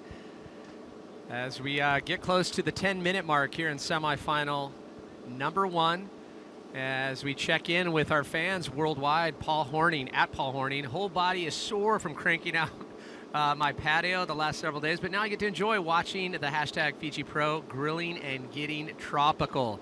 Get tropical, Paul. Good to hear. Love to hear from the fans. Let us know how you're watching. Be sure to hashtag Fiji Pro, whether it be on Twitter and Facebook. As time begins to wind down, and Dimity Stoyle needs to find something, Ross, as we're under the 10-minute mark now. Yeah, it gets to the point where maybe you have to switch gears here and alter your plan of attack. You know, I think she's got it in her head that she wants to get that wave up on the top of the point as we see the next heat getting ready, Pat. Sally Fitzgibbons up against Malia Manuel, and when you talk about Sally primarily relying on a lot of the turn factor out at Cloudbreak versus hunting those barrels, as Stephanie Gilmore taking a look. Who are you feeling in that matchup between Sally Fitzgibbons and Malia? To this point, you know, Sally's been impressive. She really had a great heat in the quarterfinal, so she's going to have some confidence. And it looks like Dimity finds a quick shoulder to work with. She'll get a quick top turn, drives the bottom turn, another quick carve, and she's out. Yeah, so just finishing up that point, you know, Sally had a great heat. That's going to give her a lot of confidence. But one thing I noticed, you know, Malia's been one of the girls to beat in this event. You know, she's had some of the best performances, bar none, in this event. As we see a replay here of Dimity Stoyle, this is easily her best wave to date in this heat. Right here, I like this little snap right there, throwing a lot of spray. That wave was pretty whitewatery, definitely on the small side. But she's taking a page out of Steph's book, trying to stay busy and click back into this heat. But finishing my point on Sally, you know, she has been riding one of the longer surfboards, at least visually. It looks like one of the longer surfboards in this competition. The waves, to me, definitely seem like they're losing a little bit of steam. So we'll take a look at her equipment and see if she reins it back a bit. It's a bit odd, too, when we look back at old footage, momentum footage of you, and the boards seem so long. I mean, they've really come down in size. And it's one of those aesthetic things that you noticed instantly. It's a huge improvement in equipment. You know, generation after generation, you know, boards get better and better, and there's no doubt that surfboards are much shorter now. The volume of surfboards are necessary. Back, you know, in my day, they looked like an elf shoe. You know, I used to ride boards that were 6'3", 17 and a half inches wide. Stephanie Gilmore finds another one, staying awfully busy, a little soft on the outside. She'll take her time with this one and see if it stands up, and she's out the back, kicking out. And Dimity Stoyle, the second wave in the exchange, 2.33. She still needs a 6 as we're nearing the 7-minute mark. But still, as you can see, you can hear it, some good waves coming through the lineup. Great perspective here as we look out the lineup at Cloudbreak, and you can see right there Stephanie Gilmore having to dive off and take that one on the head. Wow, she got absolutely smoked. That was a wide set there, coming in straight on the reef at Shish Kebabs, and she had to absolutely take that on the head. She stood up on her surfboard and dove off, and the reason she did that, Pat, is so that she could penetrate quickly under the water to try and escape the turbulence, and it looks like she did. Look, she's back up on her board, and she's going to make her way out. But just to finish up, you know, how equipment has evolved so much. They're much shorter. Rocker is more efficient. It's all about speed and adequate volume. There was a lot of wasted foam in surfboards back in the day. It's been so refined. The equipment is really dialed in. Well, you were talking about Stephanie Gilmore and Sally Fitzgibbons coming up in the next heat, and there's one thought that has to be kind of just lingering is the current rankings. Now, if Stephanie Gilmore wins, we have to based off Sally Fitzgibbons' success in the next semifinal, Stephanie Gilmore would jump to the top of the current rankings. And I'll tell you what, after that win at Snapper, she's got the 2 third-place finishes, the throwaway in Rio with the 13th. Stephanie Gilmore would be sitting really, really good. But Sally Fitzgibbons, she's fresh off the win in Rio, so it's going to be interesting. Some great back and forth, but I'll tell you what, it definitely shakes it up for Carissa Moore at the top there. Yeah, we got Malia Manuel right there in 6th, so she's throwing her hat in the mix. You know, she's definitely going to pass up Lakey Peterson, who had, you know, a bad result here. So this is great to see. You know, it's 10,000 points to win an event. You can see that's exactly what Stephanie Gilmore's trailing behind Carissa. So I love that they're seesaw battling right now. This is going to make for an exciting year. And guess what, Pat? We're finishing in Maui on one of the best waves on the planet. Honolulu, and we just fingers crossed that we get big Honolulu Bay, because it's going to be just another barrel off, we hope, with all the best women. Stephanie Gilmore trying to get rid of a 4.33. Beautiful first turn. As she continues down the line, she wraps it back, gets a little caught up, but rebounds calmly over that foamy section. And it softens up, so she'll make her way over to the ski, but a great way to open that wave. Stephanie Gilmore's surfboard looks so good under her feet. You know, she's riding a step up. It's not her shortboard, but it looks just right. You know, sometimes if you have a board that's too long, it looks like there's you know, way too much foam in front of you. So Stephanie Gilmore's equipment looks point on right here, and you can see this snap right there. This is definitely the best turn of the heat. Critical turn there, right in the pocket.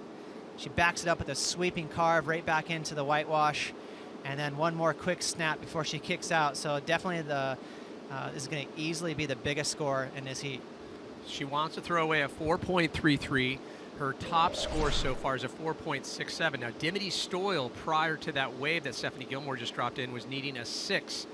She's sitting on a 3 and a 2.33, 3:45 here in our first semifinal. Immediately following this, we'll be going right into semifinal number 2 here at the Women's Fiji Pro on Tavarua out at Cloudbreak. Sally Fitzgibbons and Malia Manuel in the next face-off to find out who is going to be taking the title here in 2014. Scores starting to drop for Stephanie Gilmore, and it bodes well for the 5-time world champ, waiting for one last number to drop. There it is, a 7.33, Ross. Yeah, that makes Dimity Stoyle in a pretty tricky spot. She needs a 9-point ride right now. And keep in mind, Stephanie's still holding on to a really low score, that 4.67.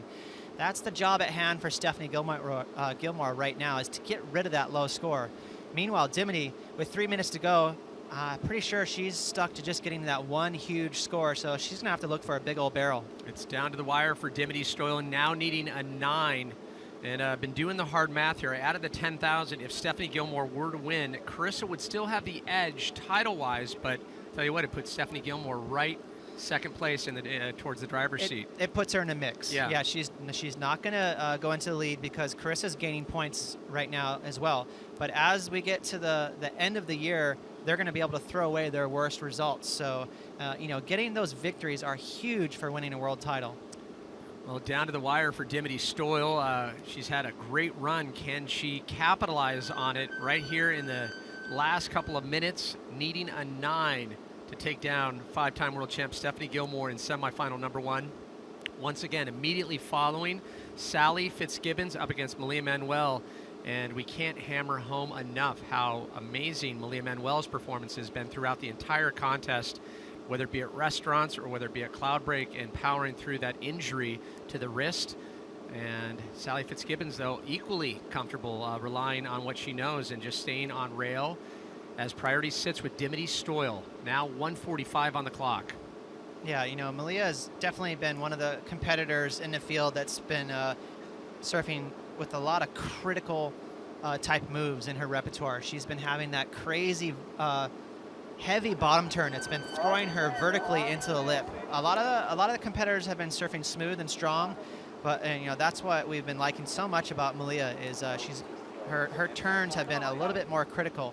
Now that being said, Sally really showed up in the quarterfinals. She took it to that next gear, so it's definitely going to be a battle. We look forward to that, but still to decide who is going to take the win here. Now 60 seconds and things a little quiet, but now priority sitting with Stephanie Gilmore as Dimity, after paddling for that wave, she would lose priority. So now 50 seconds for Dimity Stoyl.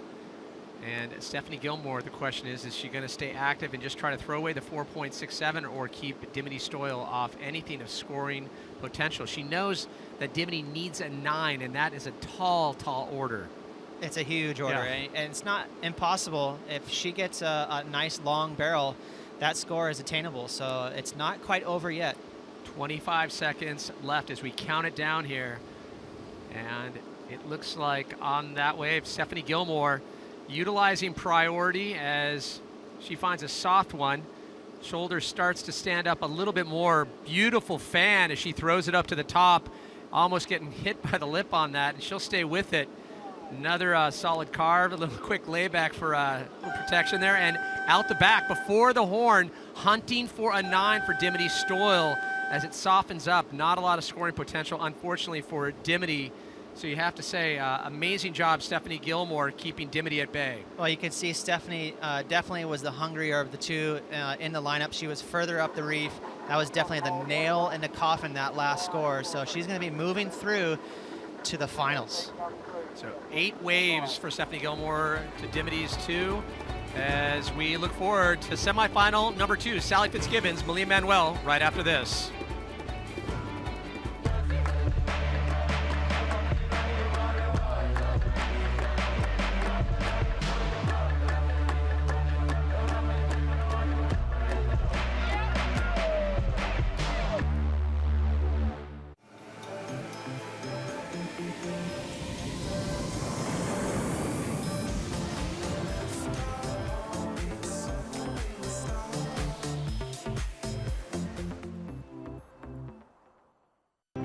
Your journey is as important as the destination, especially when your destination is paradise.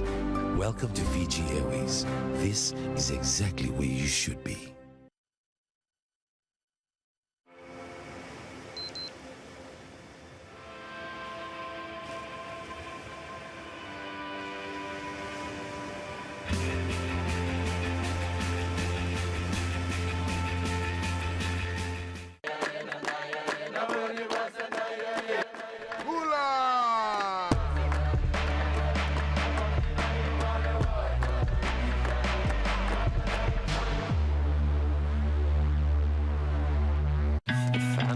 I'm in tune with my body.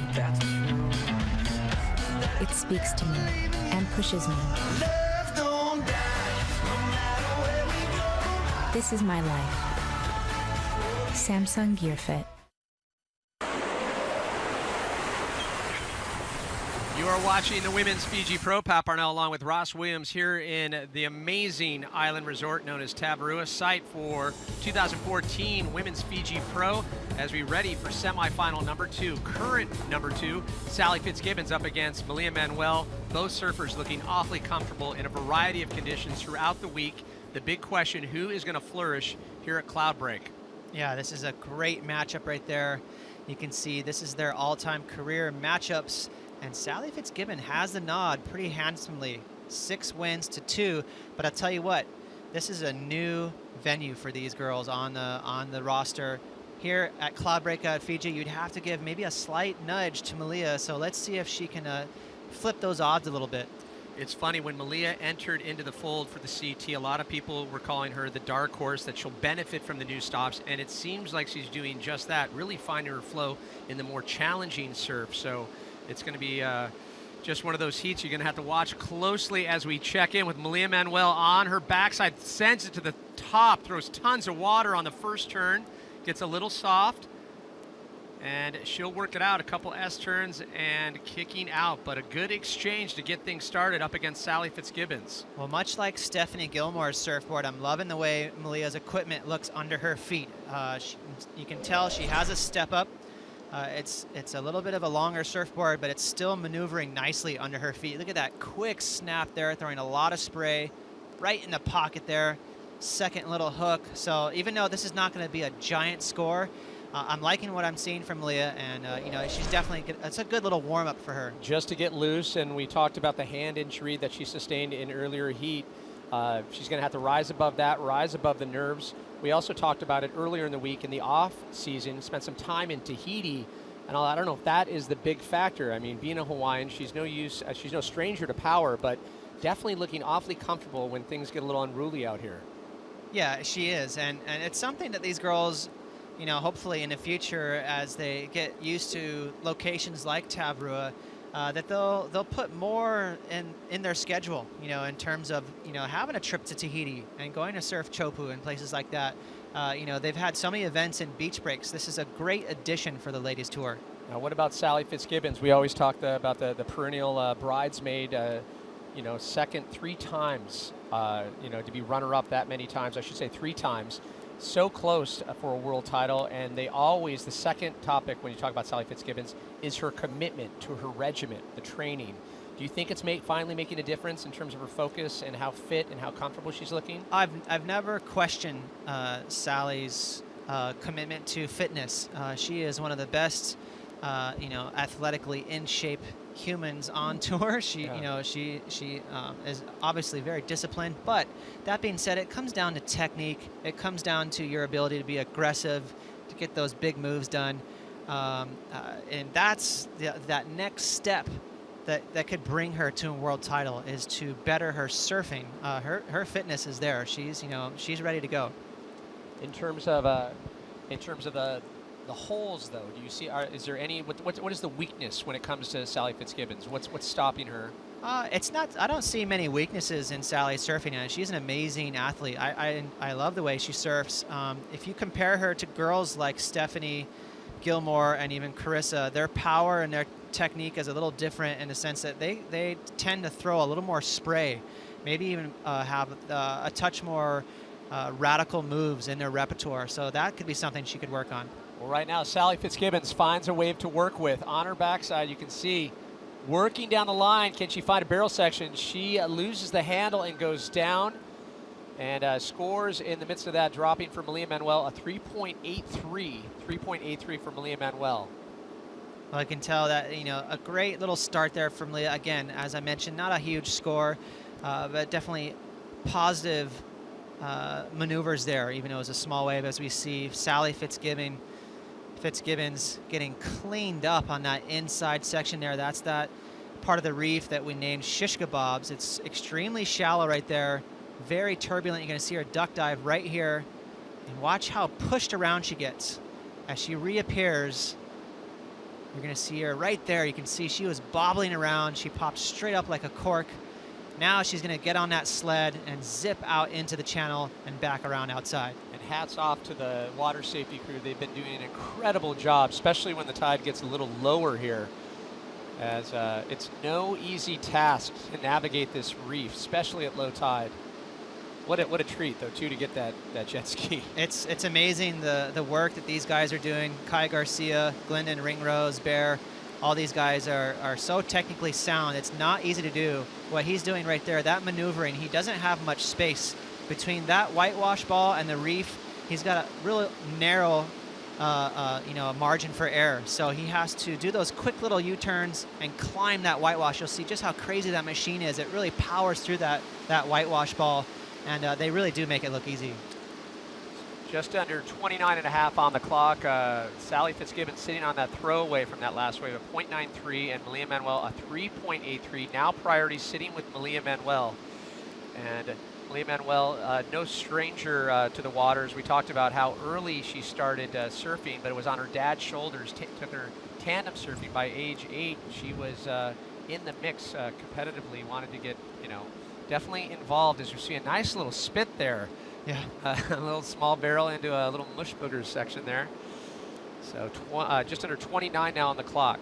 Well, interesting to take note of. We saw in that last heat, Stephanie Gilmore, she was pretty adventurous. We saw her edge her way further up the reef than most of the other ladies, and it rewarded her with a couple of nice medium-sized waves across the reef.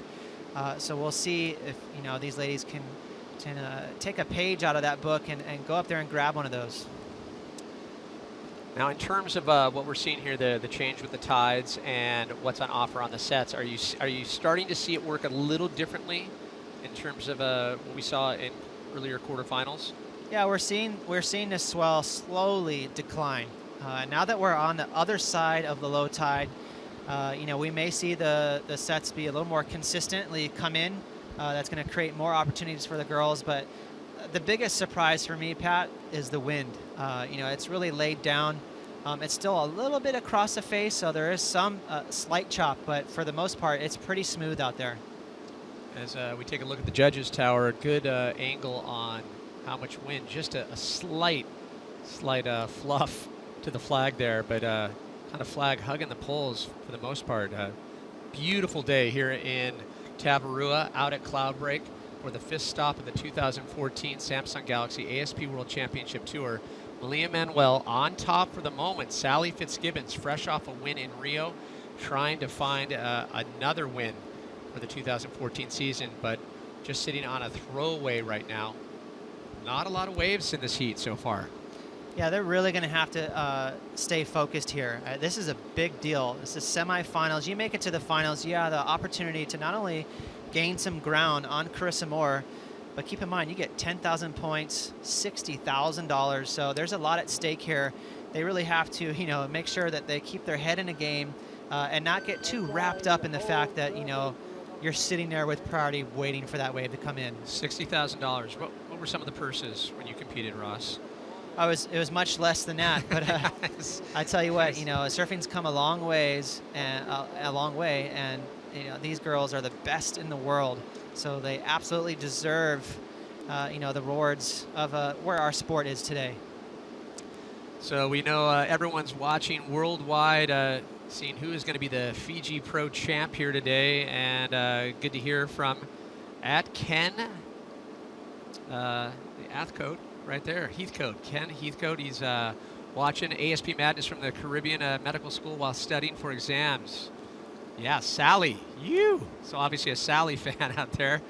So little balance between studying and surfing, never hurt anyone. That's what's so great about watching surfing on your laptop. It's one of the very common threads that surf fans do. They sneak in a little bit of a watch while they're at work. Well, I've had days, just powder days, snowboarding up at Mammoth or in Colorado where I'm on the chairlift watching on my phone. Couldn't make the pipe finals. Doesn't matter.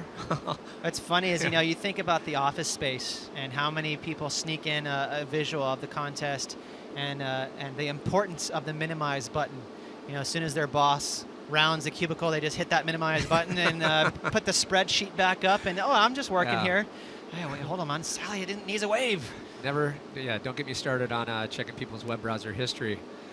In the workplace, it's one of those things I think if you have to choose between solitaire and watching the ASP World Tour, I'll take ASP World Tour time again as we see a good shot of the support boat and a good shot up the point, but things a little quiet, as you pointed out, Ross. Little dip, the swell starting to die down, but still some great waves coming through on the sets, as neither Sally Fitzgibbons or Malia Manuel has yet to catch a second wave. Now, how important does that 3.83 from Malia look? Oh, it's huge, huge. You know, she was just having a little warm up on that wave. Next thing you know, the waves slow down, and that's why you can't take anything for granted. You have to stay busy.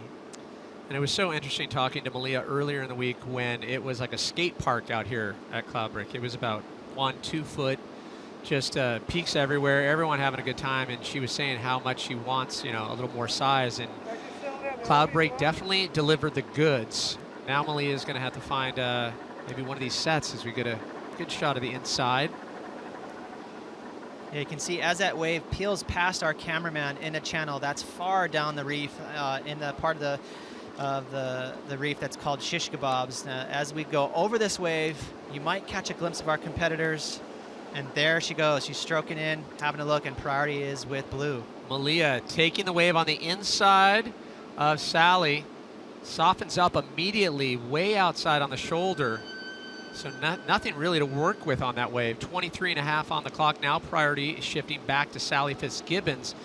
Fitzgibbons needed a 2.91, and scores are quick on the board for that one, a mere 1.43. So Fitzgibbons needs a 4.33 now to jump to the lead. Sometimes you can get stuck in sort of no man's land.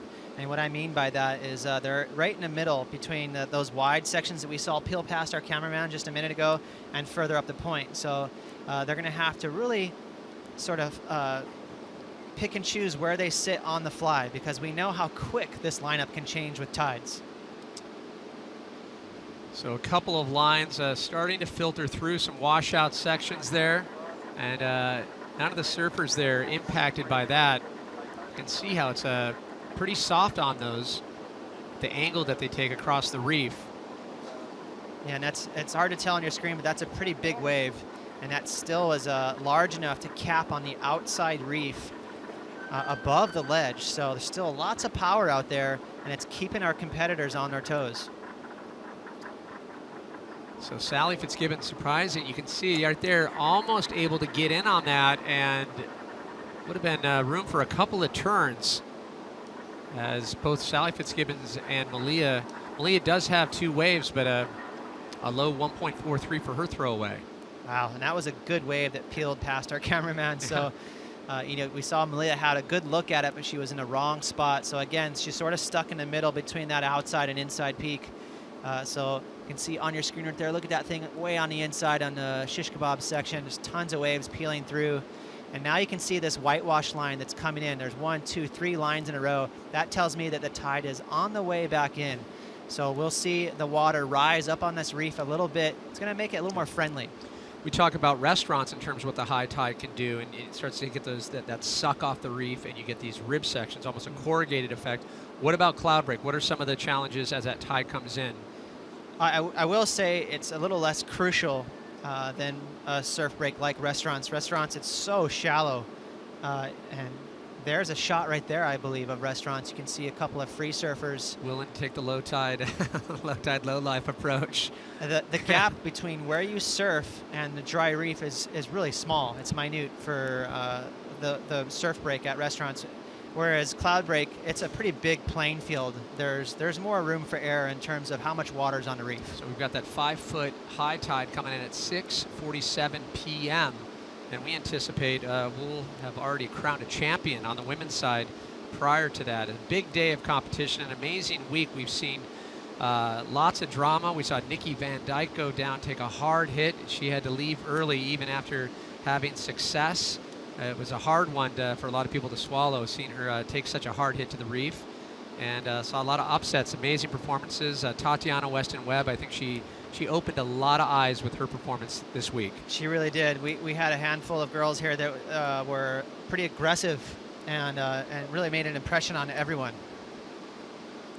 And we can see Malia Manuel finds the third wave so far for her, sends it completely vertical on that first turn, sends tons of spray, and then she's quickly out of that. But good way to stay active and at least use some vertical face while she had it. Great turn there for Malia, but relegated to just one move. But you can see, I love her approach to the top right there, nice and vertical, tagging that pocket right in a perfect spot, throwing tons of spray up into the sky. So, you know, albeit it's not going to be a crazy score, her surfboard, everything looks point on. Well, we can see in terms of the numbers don't lie, Malia has been the more active of the two. That was her fourth wave. Sally Fitzgibbons yet to catch her second. Can she find the 5.57? We'll find out as she drops in on this wave, a little behind the section. Can she get in? No! Sally Fitzgibbons fighting with the lip. You could see her trying to work her way around to the barrel. We'll see if Fitzgibbons can dig out of the hole here at the Women's Fiji Pro. Stay with us. More right after this.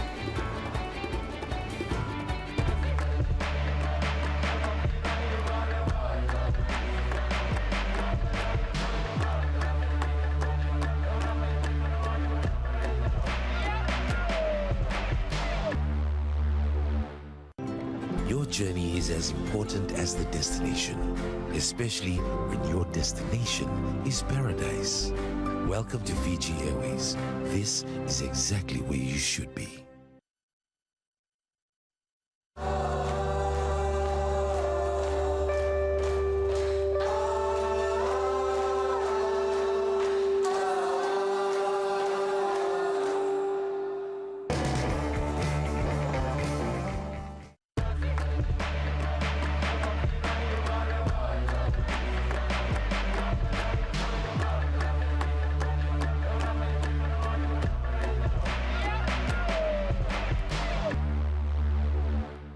This morning was kind of a whirlwind. I woke up early and was surfing Cloudbreak, and I got the boat back and I turned around the corner and you could just see lines after lines after lines, and it was the most beautiful thing I've seen in so long. It's kind of difficult catching waves when there's so many people out, and so I'm really looking forward to just, you know, having no one around and priority, and, you know, just taking it a step back and kind of slowing down and working with Mother Nature again and kind of feeling it out.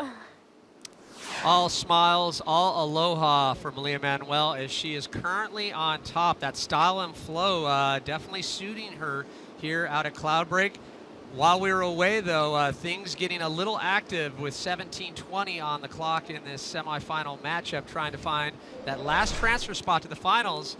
And Sally Fitzgibbons. Yeah, taking off. This is a nice looking wave right here. It looks like she's stalling for the barrel, and she tucks in nicely. She has slotted. And guess what? That's one of the better barrels we have seen in this competition. You can see how happy Sally is with that, and a huge score drops, a 9.07. And look at this. This is from the channel across, looking into the barrel, and she is still tucked behind the lip line there, just showing how deep she was in that barrel.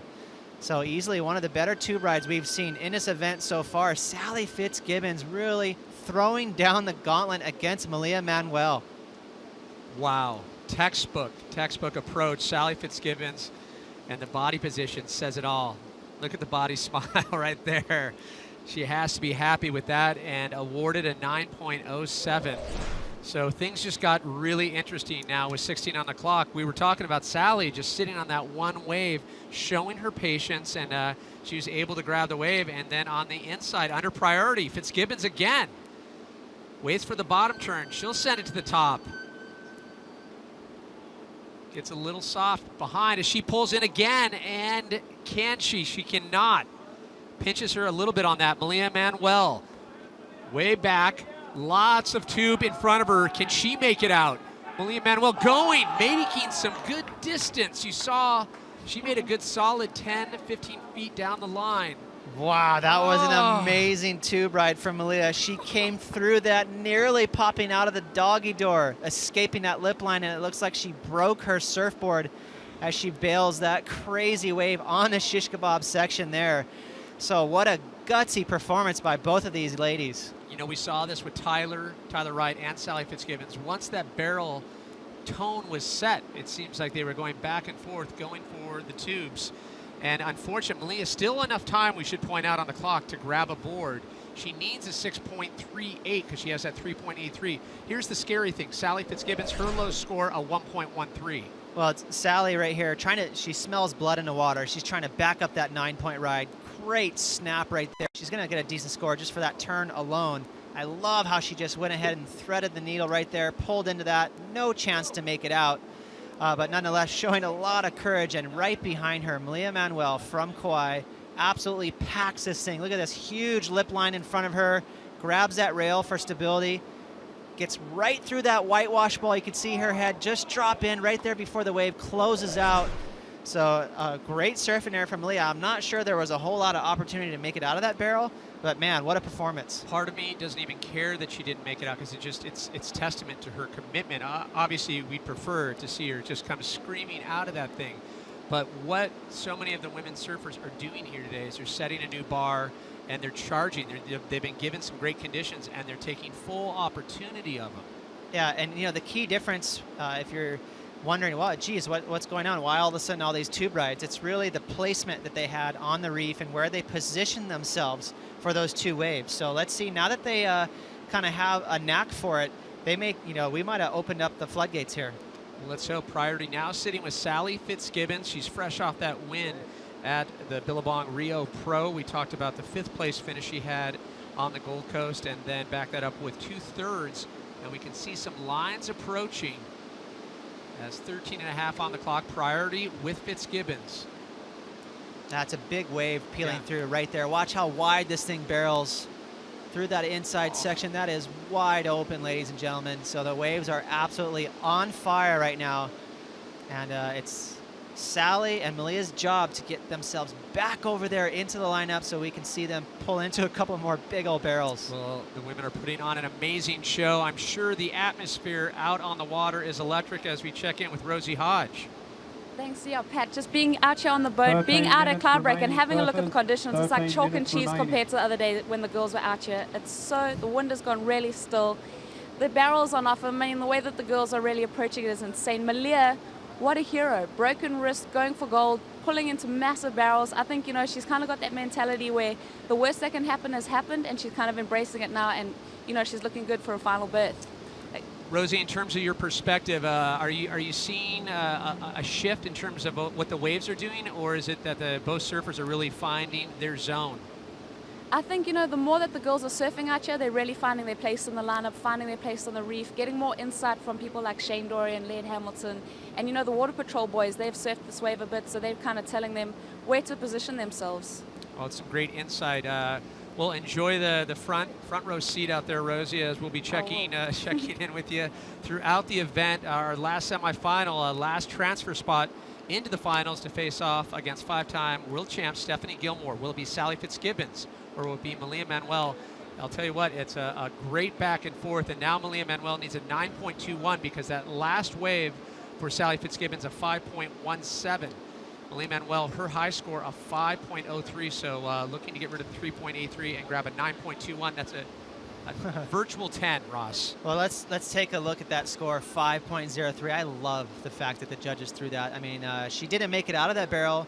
She reappeared, and that's truly the merit of that score. That just shows you the magnitude and the size and the danger that was involved with that tube ride. That she got a 5-point ride, and she didn't even complete the barrel. So, you know, if she would have somehow escaped through that doggy door, it easily would have been a 10. Well, a great tone has been set, as we pointed out, and Sally Fitzgibbons set it with a 9.07. She was awfully patient, waiting a good solid 15 minutes for that wave. Was on the board with a throwaway, a 0.93, then got a 1.13. So as we approach the 10-minute mark coming up shortly, it is going to come down to the wire. But as we've seen, you know, with conditions this clean and the waves that are rolling through, 9.21, we would normally say, okay, that'd be a huck and a hope, but very possible at this point. It is, you know, and really you could make a case for getting 2 waves. You know, she doesn't need to go for the crazy 9.21 Hail Mary. She still has plenty of time to lock in a couple of 6s or 7s and climb back into this thing. So, you know, even though Sally's sitting on that monster 9-point ride, there's still a lot of time for Malia to, you know, gradually get her way back in it. So we made reference to it earlier in the heat, how a lot of fans of Malia Manuel said she's always been the dark horse, one of the most underrated surfers. I think after this tour stop, I don't think that's ever going to be said about Malia Manuel. She's going to be one of those surfers that everyone is always going to be looking at with each event. It's amazing. You know, obviously Steph Gilmore is steamrolling through this event, but there's some standouts. You know, Malia's one of them. You know, we were all really impressed with Tatiana.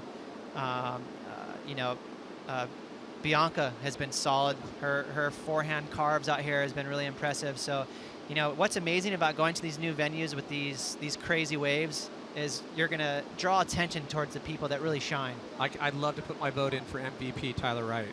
Tyler Wright. Yeah. If I could just put it up there. Yeah. Thank you for mentioning that, because you know, she showed a lot of guts in that performance today. Those late drops, knifing it down with that rail grab and getting that barrel, that was one of the better rides we've seen this morning. Well, 9 minutes on the clock as we anxiously await to see who is going to be facing off against 5-time world champ Stephanie Gilmore in the final here at the Women's Fiji Pro. And Malia Manuel, you pointed out she does have time to get 2 waves. However, it is starting to wind down. As you can see, the staff of Tavarua out showing their support.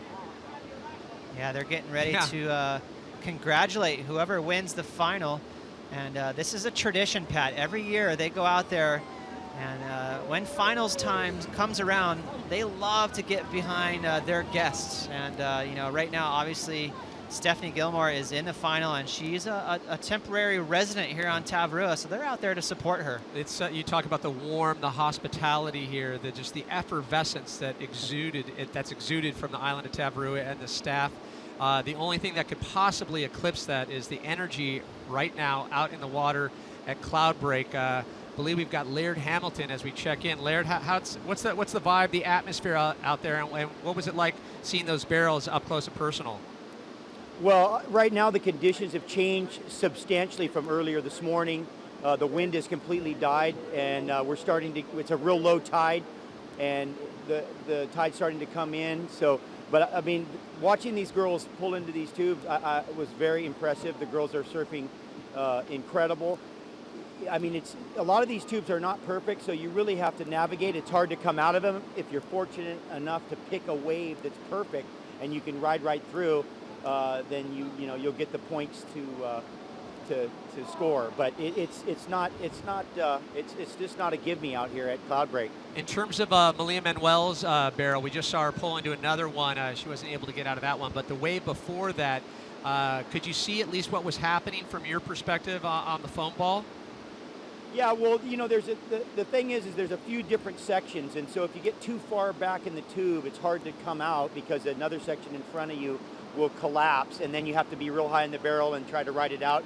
And you know, Malia all day has been doing incredible things, but you know, negotiating the tube and trying to come out of that end section is a challenge. But if you get the right wave, again, you know, it'll open up for you, and it's a lot to do with what Mother Nature brings you. That's how surfing is. I mean, you know, you're surfing over a live coral reef. I mean, there's a lot of consequences that are in your mind when you're doing this, but these girls are competitive, and you know, they're out to win.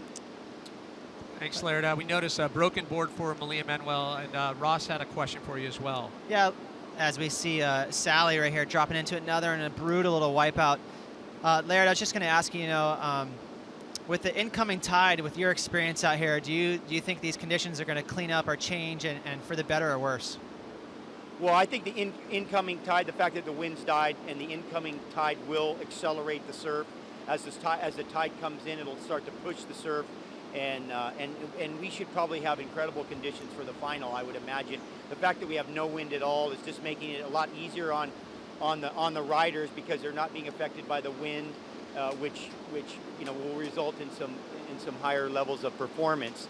But definitely on the incoming tide, you'll have better conditions, better waves, and again, because of the nature of what the swell is doing right now, there is certain lulls during these sets, and so sometimes you know, the heat will be during a lull, and you have to wait for the waves, and so that becomes the game where you know, you hope you catch them when they come, because if you don't get them, you might not have a second chance. Thanks a lot, Laird. Great to hear your insight. We hope, see the suit is on, so you'll probably be getting out there, and I hope you get some big barrels later on after the final. As we start to watch the clock, we are officially under the 5-minute mark. We saw a great exchange back and forth between Sally and Malia. Malia breaking her second board, and you have to give her credit for trying. She is going for it. All or nothing from Malia Manuel. No lack of effort for Malia, and that was unfortunate that she had that wipeout, because she really needs to claw her way back into this heat. She's in that danger zone now where we're underneath the 5-minute mark, so she's starting to relinquish the luxury of getting 2 waves to get back in it. Now she's going to be relegated to getting that huge score of a 9.21. So, you know, her work really is cut out for her. Well, I think you can see Sally's dad. I mean, you can't separate these two at the events. He's such a pillar of support. But I think the smile from Papa Fitzgibbons, I'll tell you what, it's a good kind of nod to Sally, that he's thinking that there's no chance that Malia can get the 9.21. But it's not a done deal with 4 minutes on the clock. Not at all. But, you know, a very proud moment for him. And these girls they're in a groundbreaking situation today where they really are setting new limits for women's surfing, pulling into these big barrels and real sizable conditions at Cloudbreak. So what a moment for women's surfing, and these girls are definitely rising to the occasion. So 3:40 on the clock, and it's winding down. The Tavarua staff, in effect, having a good time. And you talk to the staff here, they really look forward to this event. And so happy that it's come back, not just with the men, but for the women. They're extra supportive, and just happy that the women have come back. Oh, long time coming. Absolutely. You know, it definitely adds to the atmosphere here. Not only are the waves great, but the vibe from the people is awesome. As we see Sally Fitzgibbons, another wave of good size. Can she make it around the section? She can't, but you saw, had she been able to get in that, had a nice hollow section. Pat, that was a brutal wipeout there. She tried to penetrate and get beyond the lip line, and it absolutely smoked her. You could see she broke her surfboard. There's her head. She just popped up there. So hopefully she's okay. You can see her duck that wave as she gets it on the head. She's going to be underwater right now, jostling under all that turbulence. Let's watch her pop up. There she is just now. She'll be able to grab some oxygen as she paddles on half of her surfboard. Nub of a board, and she'll have to take this one as she goes under, as Water Patrol will then try to get her on the next interval between the next wave. So Sally Fitzgibbons now a broken board. 3 broken boards in the semifinal 2 heat between Sally Fitzgibbons and Malia Manuel. As you can see, a lot of activity out down the lineup. So with 2 minutes on the clock, now Malia Manuel left all by herself out the back. Will Sally even have time? Now priority sitting with the Hawaiian Malia Manuel. We're down to the wire here for Malia. She really needs a great wave to line up across the reef for her. I believe to get that score done, she's going to have to get a tube ride. It looks like a nice wave right here. Let's see where she is in the lineup. As searching, scanning, we can see her right there on the inside. Oh, so she got cleaned up. So Malia as well is going to have to look for the ski and start all over. This is actually very crucial for her. She might get back into lineup second, which would give priority to Sally. So this is not looking good for Malia's cause. We saw that line of whitewater, the wash through. We just assumed Malia was on the outside corner of that, but unfortunately for Malia Manuel. So now she'll hop on the ski as we approach the 60-second mark. And it is down to the wire. Any time, it literally had to be fresh off the ski and fresh into a wave. Can she do it with 60 seconds on the clock? She's had an unbelievable Fiji Pro from start to finish, one of the strongest performers throughout the entire competition. Absolutely, you know, and if she has any chance to win this heat, she needs to avoid Sally, because Sally has priority. So if I was her, I would jump off the ski just a little bit early and try and hide somewhat from her and sneak off a wide one on the inside reef. With 30 seconds to go, looking at the horizon, I don't see a whole lot, but I'll tell you what, Pat, I am so proud of these girls today. They really are putting on quite the performance. they've risen to the occasion, you know, with these huge waves. I think they've really gotten past that intimidation. And, you know, what's great about having this location is they can come here year after year and really learn and improve their surfing with these big barrels.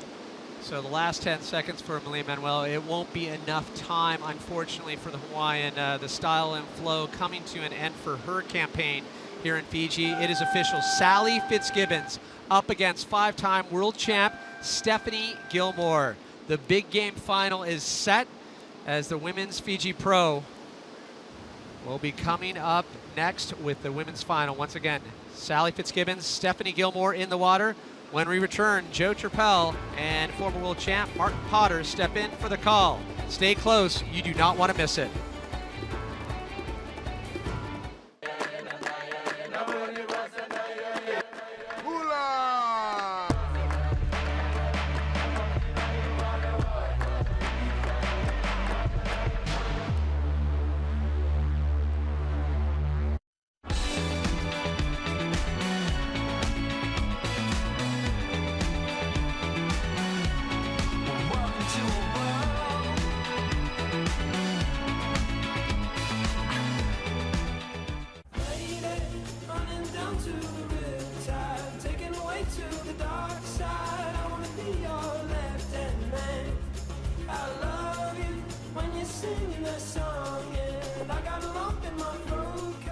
Introducing Orbitz Rewards, the instant approach. Earn rewards in an instant, redeem in an instant. Book a flight, use rewards for the hotel. Book the hotel, use them to stay longer.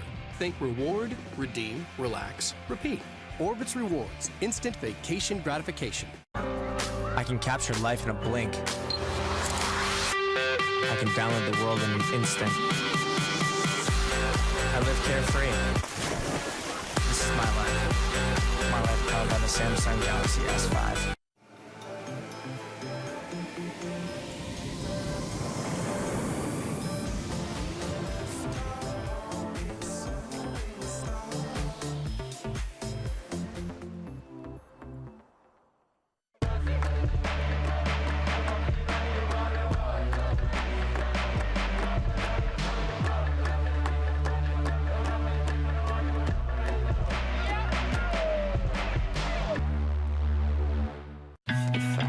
I'm in tune with my body.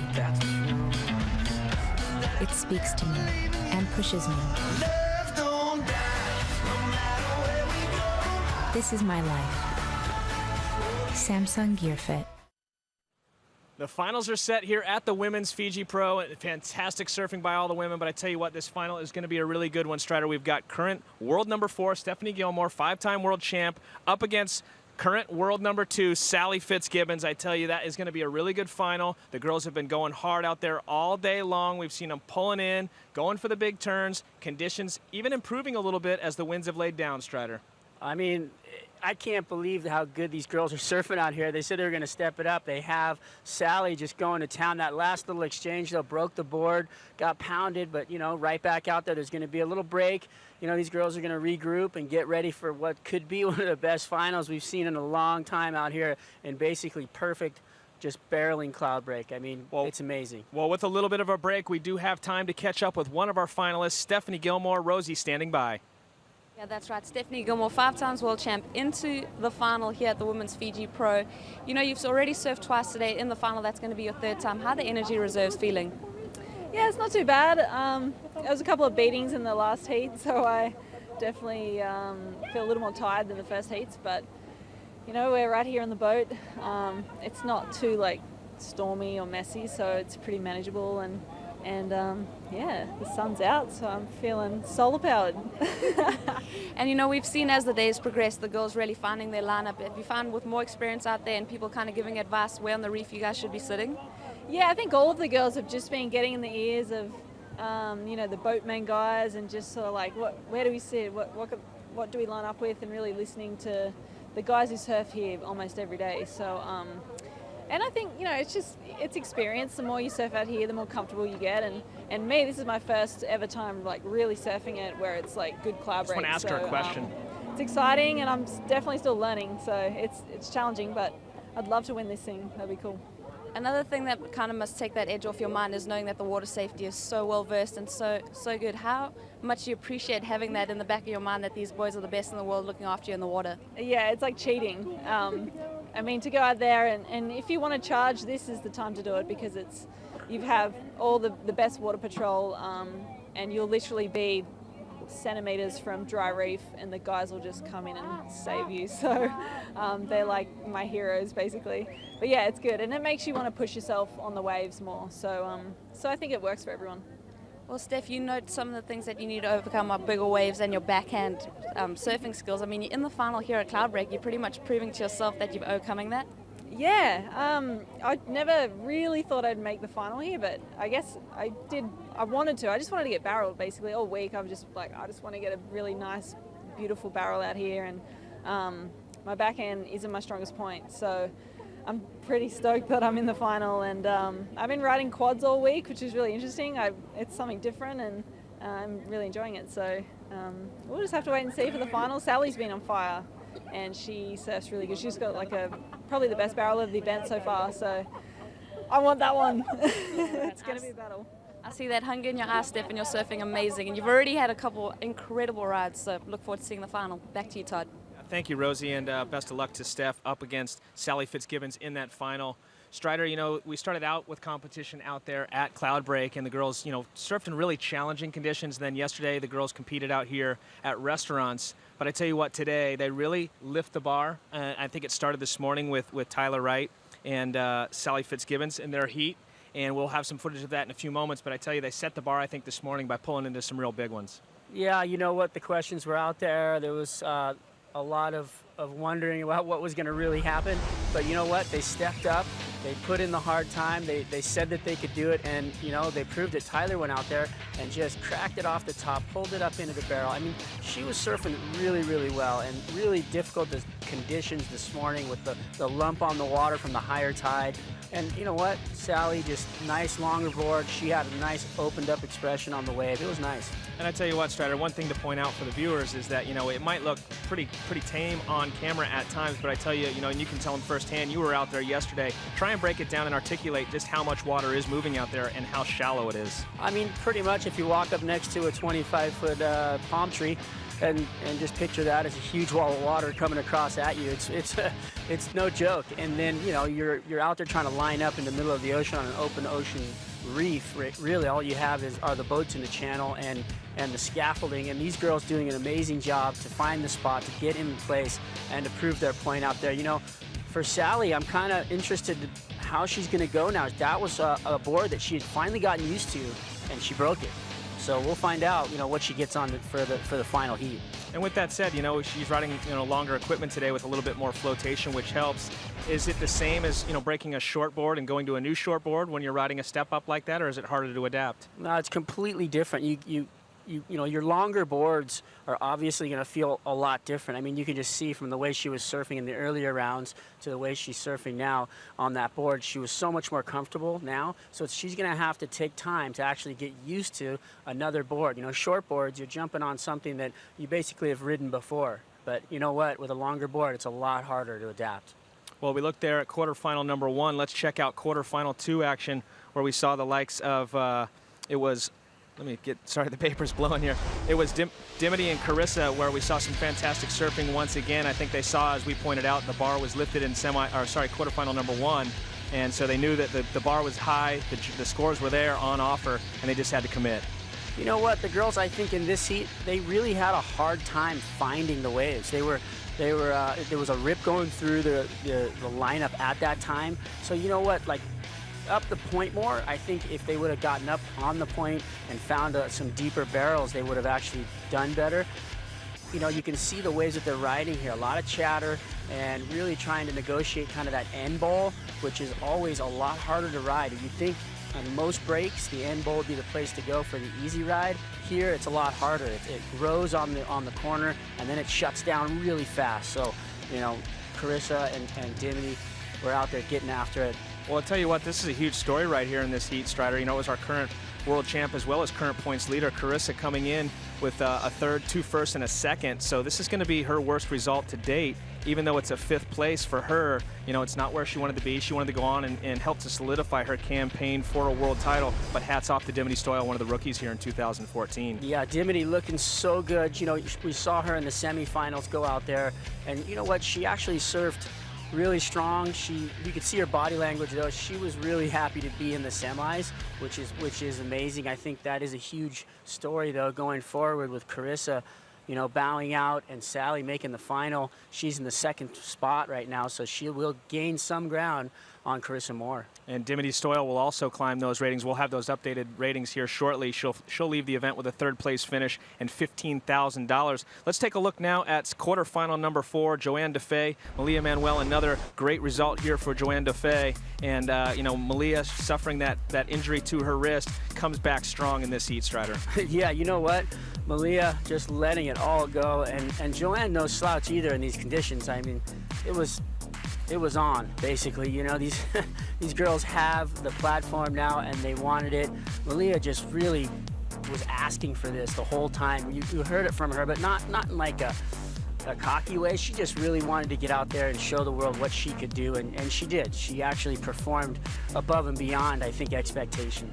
Yeah, and I tell you again, very impressive here for Dimity Stoyle and Malia. Both of these girls going hard, and Malia pulling into some big barrels out there and taking some hard hits. You know, it's a lot, as we pointed out, a lot of water moving. It can really hurt you as well as your equipment. And you know, she suffered an injury to her wrist, but powering through it was Malia Manuel in that heat. She wins it 9.50 two-wave total over Joanne DeFay. As I pointed out earlier, Joanne DeFay now in that quarterfinal, she'll go home with a 5th place finish and $12,250. Some key points, Strider, in the world title race. 5,200 points in there. Coming up next, guys, more action here from Tavarua. And don't forget, the finals are just moments away. We've got Stephanie Gilmore up against Sally Fitzgibbons here at the Fiji Pro.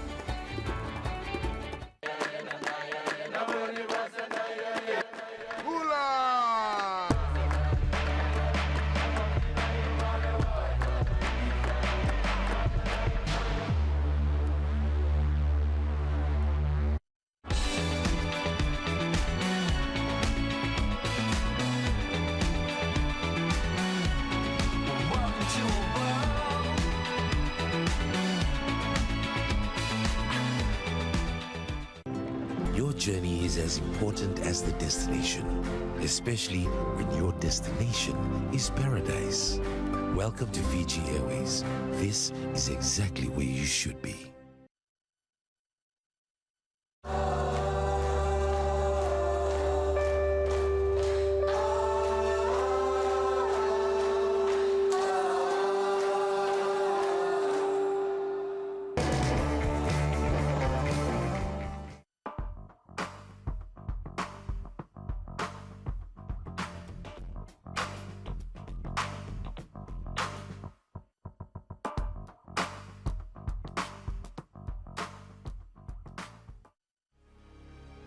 Beauty. A million forms of expression. We have seen beauty, and she is powerful. I'm in tune with my body. It speaks to me and pushes me. This is my life. Samsung Gear Fit.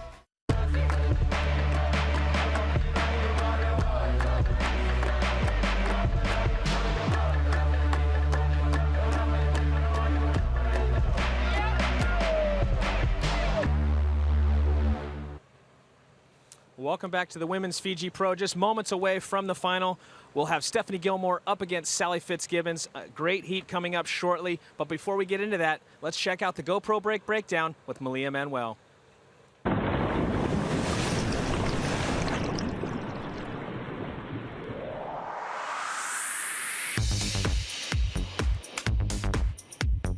the boat all set? Maybe we get a boat out to Cloudbreak? Yes. That's how you schedule a boat. Just ask Roy.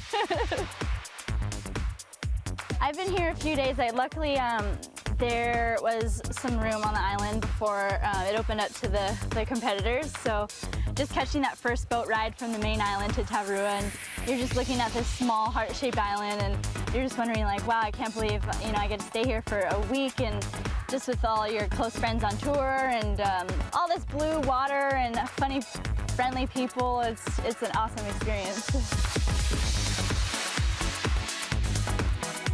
Cloudbreak is an amazing, amazing point break wave, just breaking on the shallowest reef.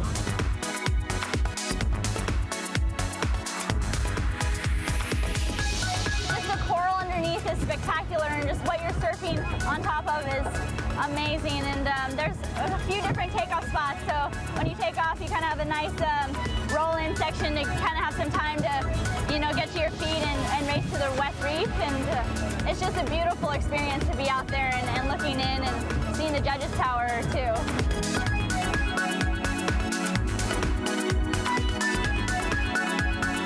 Restaurants is obviously right in front of Tavarua Resort's restaurant, and it seems like the perfect wave.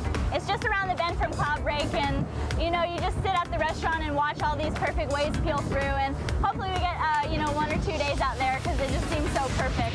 The whole tour is usually a front side for us regular footers, so it's going to be challenging just to go backside. You know, I haven't been practicing backside as much as I'd like to, you know, just figuring out different boards and just getting the feel for the island life again.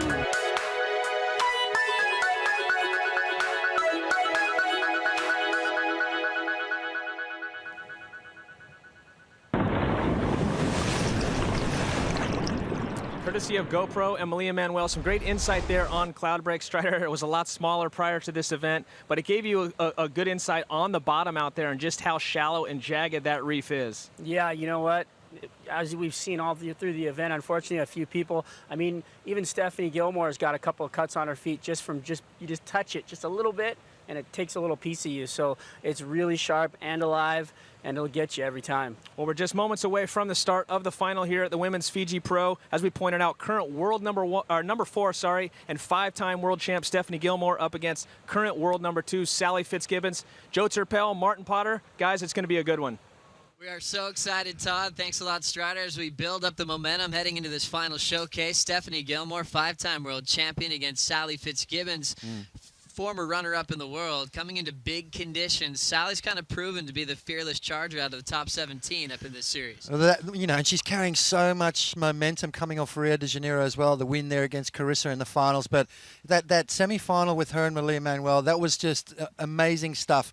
You know, I'm so proud to be able to sit here and watch the girls do that. They came here with the mission to charge. They did that. There was 3 boards broken that semi-final heat.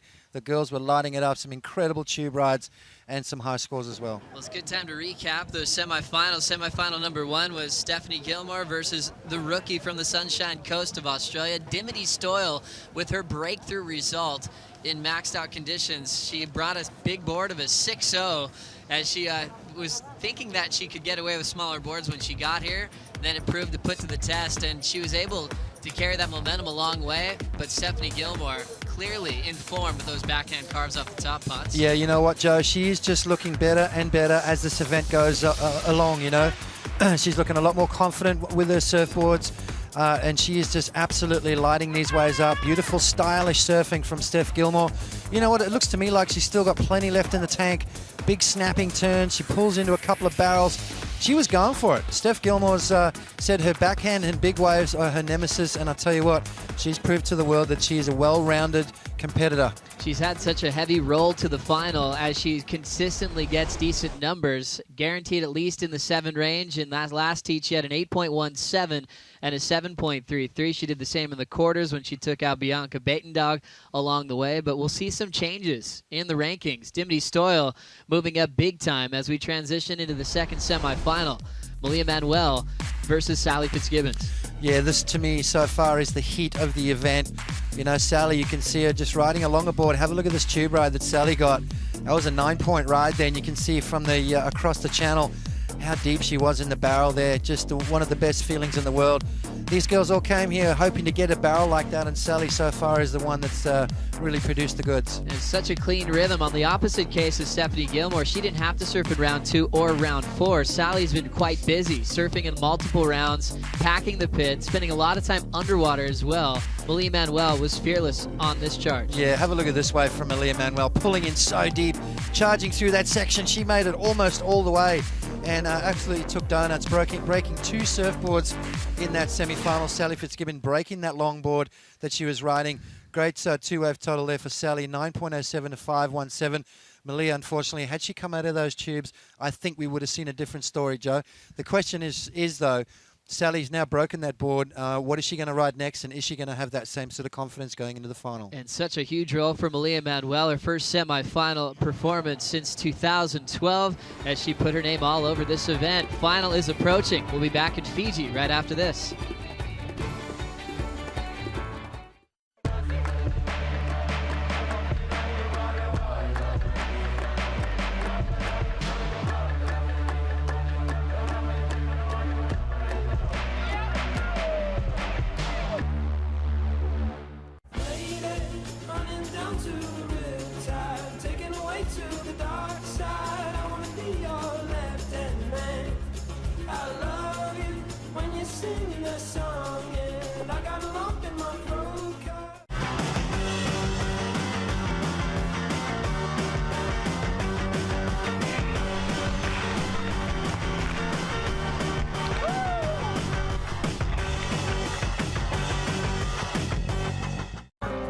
I can capture life in a blink. I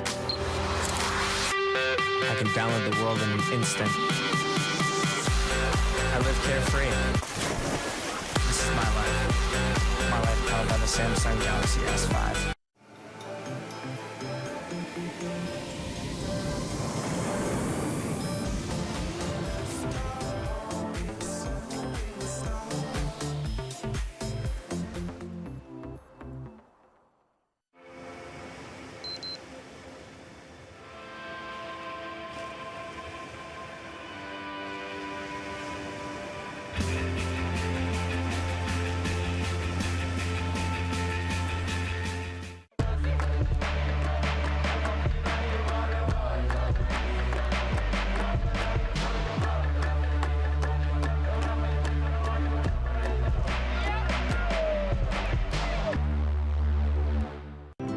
Your journey is as important as the destination, especially when your destination is paradise.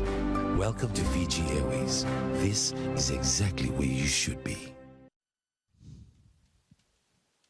Welcome back to the beautiful island of Tavarua for the Women's Fiji Pro. Just moments away from the start, where we'll have Sally Fitzgibbons, number 2 in the world, up against Stephanie Gilmore, who is current number 4 in the world. And I tell you what, Sally coming in off a win over at the Billabong Rio Pro, definitely keeping that momentum going, Strider. Yeah, the momentum, looking fast and sharp and looking like she knows what she's doing on the backside in the barrel with a huge score in that last time. I mean, that tube ride was insane. We were all just sitting back watching like, wow, it really feels good to see these girls step up and just bring the pain. It's like everybody wanted to see it, and we're getting to see it. We're stoked. Well, an interesting stat, Strider, is these girls have matched up 3 times in finals in the past, and Sally's actually got her 2-1. So we'll see if maybe Steph can get some redemption out here today in the finals at the Women's Fiji Pro. But it hasn't been all fun and games for these ladies out here. There's been a lot of wipeouts. Check out this package here, as some of these girls have been going over the falls, pulling in hard. Nonetheless, we know that they've been charging.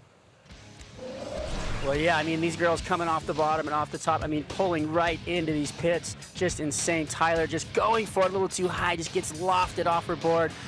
And then Sally Fitzgibbons on her backhand as well, just pulling up high and tight. And again, these girls not holding back whatsoever. Look at, there's the water angle, and just pulling in super deep. You know what? They're just going for it. And you know what happens out there? When you hit that water, it's like hitting cement. You're going so fast. Malia right here, this was the one early where she came off the bottom, hit it off the top, and just barely dug a rail. She got sucked over and just went for the ride. Whitewater just scramble underneath. And here's Steph Gilmore on her backhand as well, pulling up high and tight and just grabbing rail. And I tell you, just with a little bit more momentum, maybe a high line, she might have made that one. That was a pretty good looking wave right there. She looked pretty casual right there. A lot of style. She always has a lot of style, though. And this looks like Laura Enever potentially there. Real late takeoff, goes to grab the rail, and she goes down. Actually broke her board on that one and had to switch up on the equipment. But nonetheless, definitely going for it out there was Laura Enever. Yeah, and like I said, those little toss-offs right there, when you fall and hit the water, it hurts. You know, it's like so much water moving and everything else. You know, you think, oh, diving into a pool, I can handle that. Well, that's like diving off the high dive when you go down right there and back flopping, or however you hit the water, you could dislocate an arm. I mean, there's so much that can happen out there.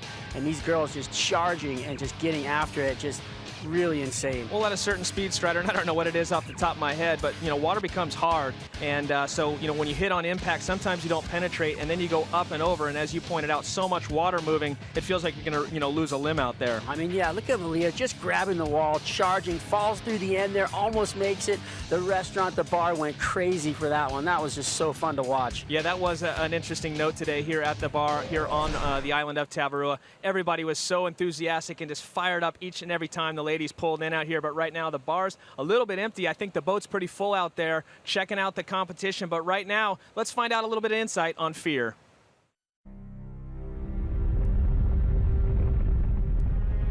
Man, Cloudbreak is it's a scary wave when it gets over 6 foot. It's like the Beauty and the Beast. Fear is like one of the worst things to have. I do get scared. Yeah, there's certain waves that you're just like, oh, this is a gnarly one. You know, your brain all of a sudden, you know, brings up all those, you know, oh, the holds downs, or what if you're not going to make it. I've never really been out in big backhand barrels. I'll definitely like think in my head like, oh, should I be taking off on this wave? Or I think about the consequences and the reef, so I've got to try and not think about that and just go. I'm definitely fearing, but in a good way. It makes me really antsy to see how the other girls are going to produce in big surf. I just want to turn that fear more into adrenaline. Like, I just want to forget about it and just, you know, face it. I want to face my fears, because that's the only way we're going to perform. It's just a mind game out there. You have to just push yourself over the ledge and go for it, and just tell yourself to charge as hard as you can, basically.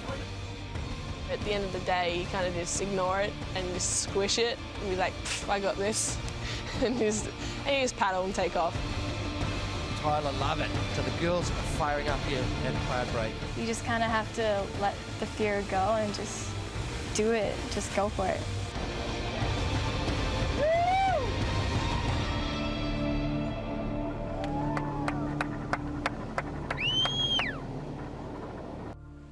Some good insight there on from the ladies on fear. And Strider, you know, you're former, you know, not former, you still charge the big waves. You were out there yesterday. You know, talk to us a little bit about the fear factor when the waves get, you know, over a certain size, like we saw yesterday and even today, this morning, in the bigger conditions with the ladies. Well, it's one of those things. It never goes away. It actually might even stack up a little for you. You know what the intensity's like out there. You're all in the same boat. That's your only real comfort in the lineup out there, is that everybody else is going to get cleaned up along with you with those swing sets that were coming through yesterday. Out there in the water right now, the girls have the safety of the jet skis, just like, you know, Stephanie said. You kind of feel like you're cheating a little bit, but hey, it's not cheating. These girls, they're out there, they're charging. They have to find their own space. They have the lump in their throat, no doubt. When those waves are coming at you, you still have to perform. You know, you don't want to fumble even on a little wave, and then you stack up a 10-foot, you know, wave in front of you with the reef, and then there's a little crowd out there, and then they know everybody else at home's watching. So, you know, there's definitely some fear and nerve out there. How do you keep it at bay? I keep it at bay by making sure I'm looking at everybody else around me to see that they're okay.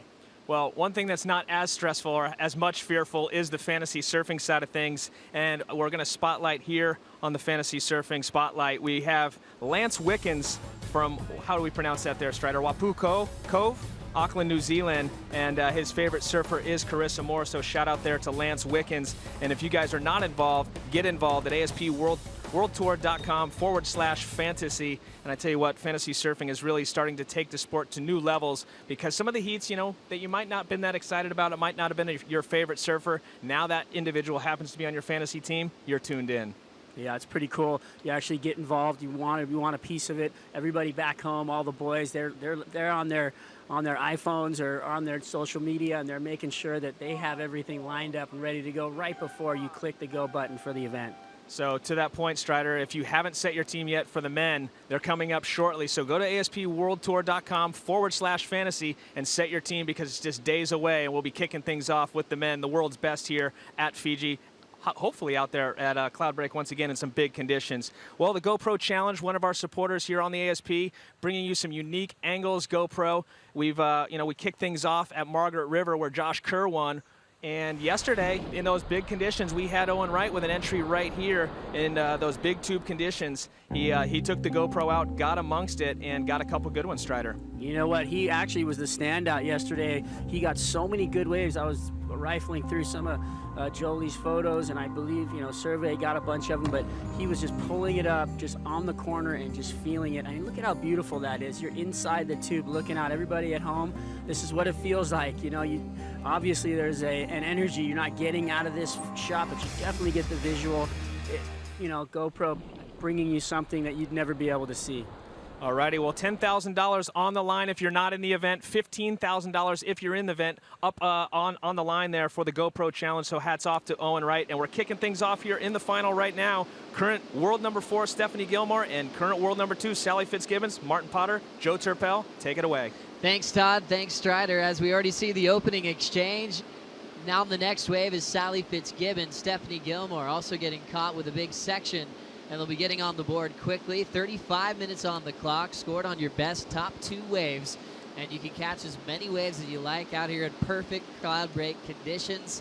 Some people would call it about 6 to 8 foot, but on the open face, it's reaching sizes up above 20 foot plus. Stephanie Gilmore versus Sally Fitzgibbons. Potts, these two have a long history together.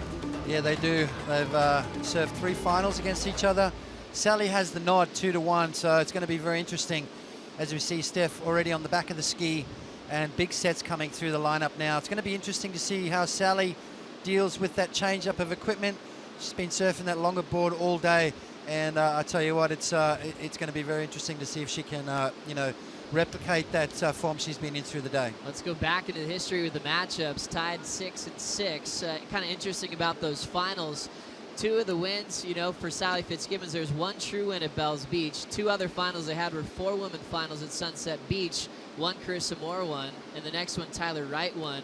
And Steph and Sal just finished above each other to round out that Sunset Beach final. So right now, this is really their second one-on-one final as they come into perfect Cloudbreak conditions. Just a 2 for Stephanie, and Sally with a 1, and they're dealing with some serious consequences right now. Yeah, Sally's just taken that whole set on the head.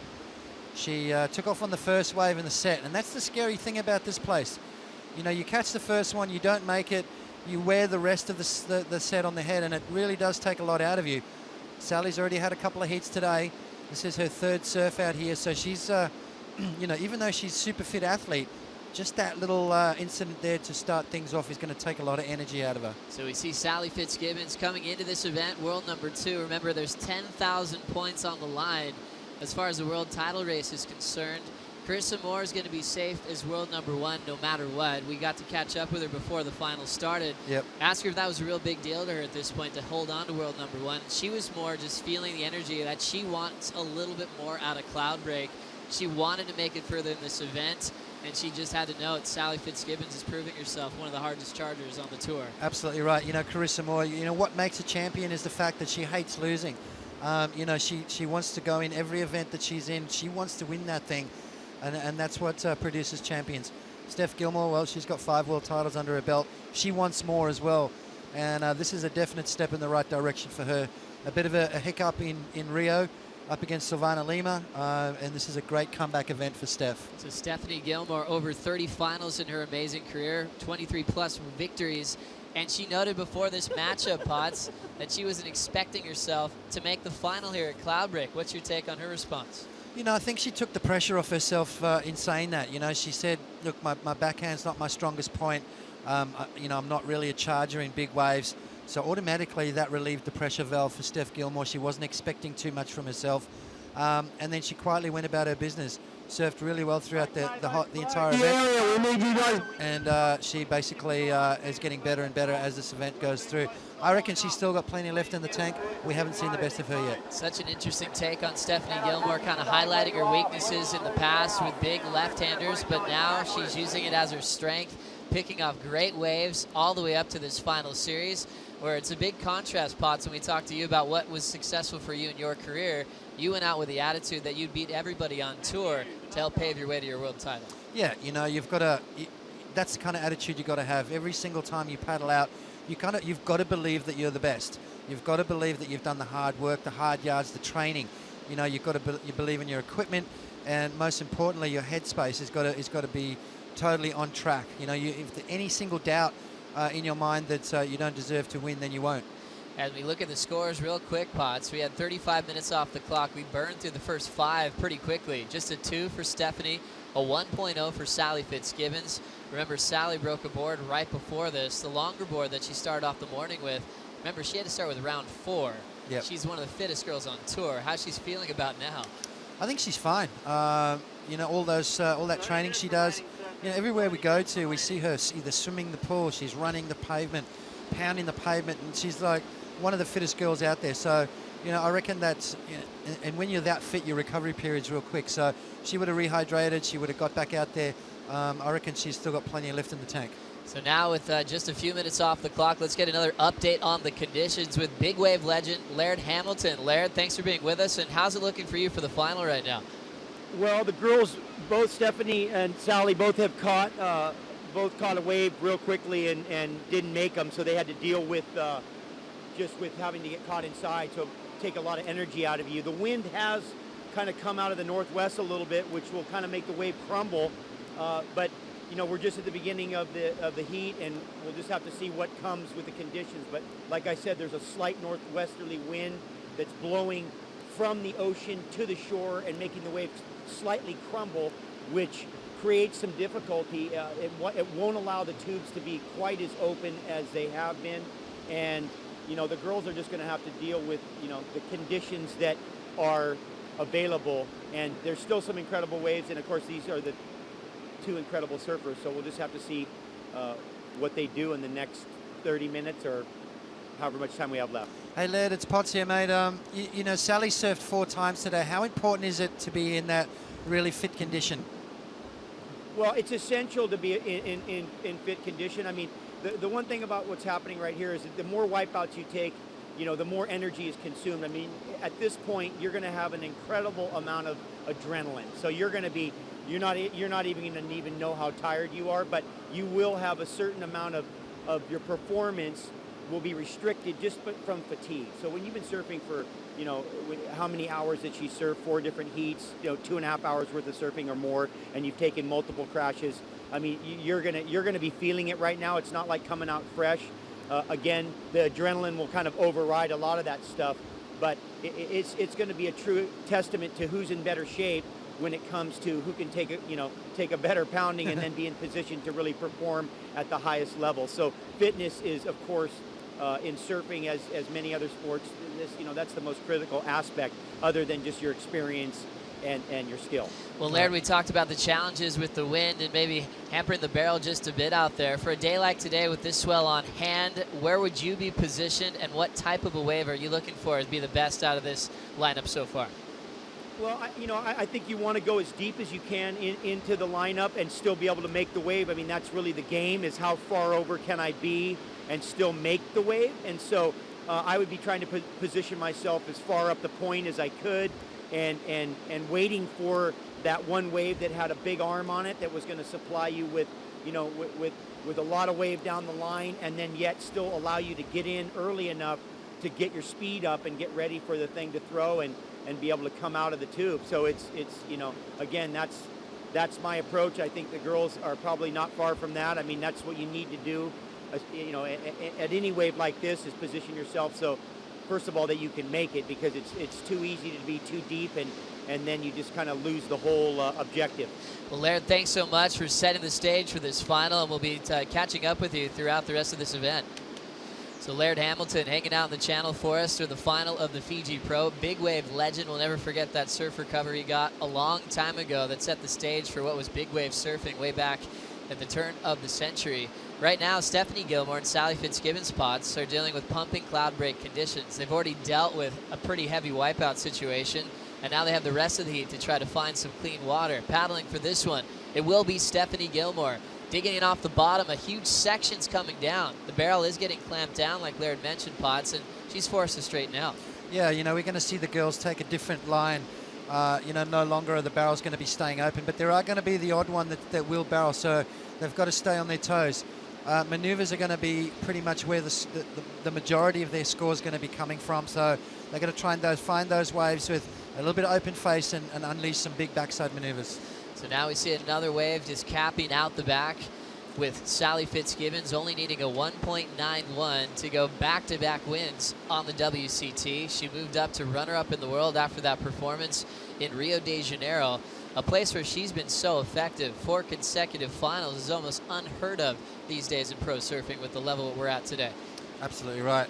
And we see some big waves coming through now. Sally Fitzgibbon having a look at that one, just taking her time. 25 minutes on the clock. Steph Gilmore with a 2 and a 0.9. Now, even though that wind is coming on shore, they're still going to have the waves. Certain waves will open up like that one right there. So the girls are still got to keep their eye on the barrel and just have that ability to mix it up. I think big backside maneuvers is probably where the girls are going to go. Exciting to see them go blow for blow, both regular footers, so their back is to this big wall here at Cloudbreak. Stephanie already dropped off on the back of the ski as you see the tower on hand. That's set up way before we get here, and the judges have that top shelf. They've got a great vision of every single exchange, and they don't leave the tower. We started a long time ago, Potts. They've been there ever since. You been on that tower, Joe? Not yet, Potts. It's amazing. It's, well, pretty much the view that we've got right now. That's the camera view that the judges sort of used for the replay. That's exactly the view that they've got. You know, it's an amazing wave. You look right up to the left-hand side of your screen. The reef goes all the way up to the end there, and you can watch these big swells marching around the corner. It's just an awesome sight. And you can see our cameras all up there on top of the tower. We get great visions. There's also the video replay that's used from the tower upstairs. It's an amazing venue on tour, one of the best of all time, but it's a logistical nightmare for everyone that has to set things up well before this one gets started. And talk about a venue change. You know, Jimmy, our engineer, almost starts crying every time we switch venues on him because it's a few-hour process, working nonstop behind the scenes, and the production crew hasn't stopped, and they don't even sleep. Watching this wave right now, Sally Fitzgibbons attacking, but she goes down. Wow, that was a big backside snap from Sally Fitzgibbon. And, you know, with that smaller board, Joe, she's going to have to adjust. She's going to have to tap off just a little bit and make sure she finishes off those moves. Really late takeoff. The whitewater gives her a little bit of a nudge. Beautiful drawn-out bottom turn. And just sort of, I don't know what happened there. Maybe just a little bit of a whitewater bounce knocking her off her board there. So Sally going for it here in the finals. Busy day for Sally. Stephanie Gilmore on the answer back. Snap to start under the lip. Cool pace and rhythm, but she'll get out of there. Just a 2 and a 0.9 before that. Slower start than we predicted in the final. You know, the girls taking their time. Just, you know, the conditions have changed, so they're going to have to rethink, you know, their strategies. Just a small rise. At the moment, the highest score is a 2, so that onshore wind is playing a little bit of havoc with the lineup. And as soon as the girls readjust, I think we'll see some big scores. Yeah, plenty of time for Sally to continue the charge. I was sitting with Carissa Moore, and she was noting one thing, how hard Sally charges, but also how her headspace is second to none. She doesn't stop fighting until she finally loses at the end. We've seen Sally come out of the water from some heavy heats this season. We remember back at Bell's when she thought she got the score, and it came just under, and she wears her emotion on her sleeve. She'll let go then, and you can tell that she's pretty devastated anytime she doesn't win an event. You know, that's the kind of competitor she is, though. She hates losing. You know, she does a lot of hard work, you know, to make sure that that doesn't happen. And, you know, she had a bit of a slow start to the year on Sally's standards, but has since then come right back, winning at Rio and posting here another final. So back-to-back finals. Can she go back-to-back wins like Carissa did and throw herself back in the mix, Joe? We've got the adjusted ratings, and as you said, Carissa will maintain first place. Off the bottom and carving back into the pocket is Sally Fitzgibbons. Another carve off the top as she has a good rhythm going. She'll kick out. Her third wave so far, just needing a 2.34 to get a lead change. 21 off the clock, and Stephanie Gilmore is now holding priority. How heavy is the wind affecting the lineup right now? Well, it's pretty much closing the folding the waves over. See, when the wind comes from behind the waves, it tends to push the lip down a lot quicker. It crumbles that lip. What we're looking for as surfers is those offshore conditions where the wind is blowing from the land to the ocean, and it really does hold the face of that wave up, cleans it up nice and smooth, and produces what we call the barrel. That's the ultimate thing that we're looking for. So now you see getting on back of the ski for, how many times has she done this today, Potts? Wow. It's been a busy day, starting with the Brown 4 heat with Tyler Wright early this morning. Well, you can imagine if we didn't have the jet skis, what kind of event we would have had. It would have been a lot of paddling. Girls would have been getting caught inside a hell of a lot. We would not have seen as much dynamic surfing. So with that jet ski introduction into our sport, we're seeing a hell of a lot more surfing. We're seeing the girls, being looked after in the sense of getting them out of that dangerous position, out of that impact zone, getting them back out into the lineup, saving a little bit of energy as they go as well.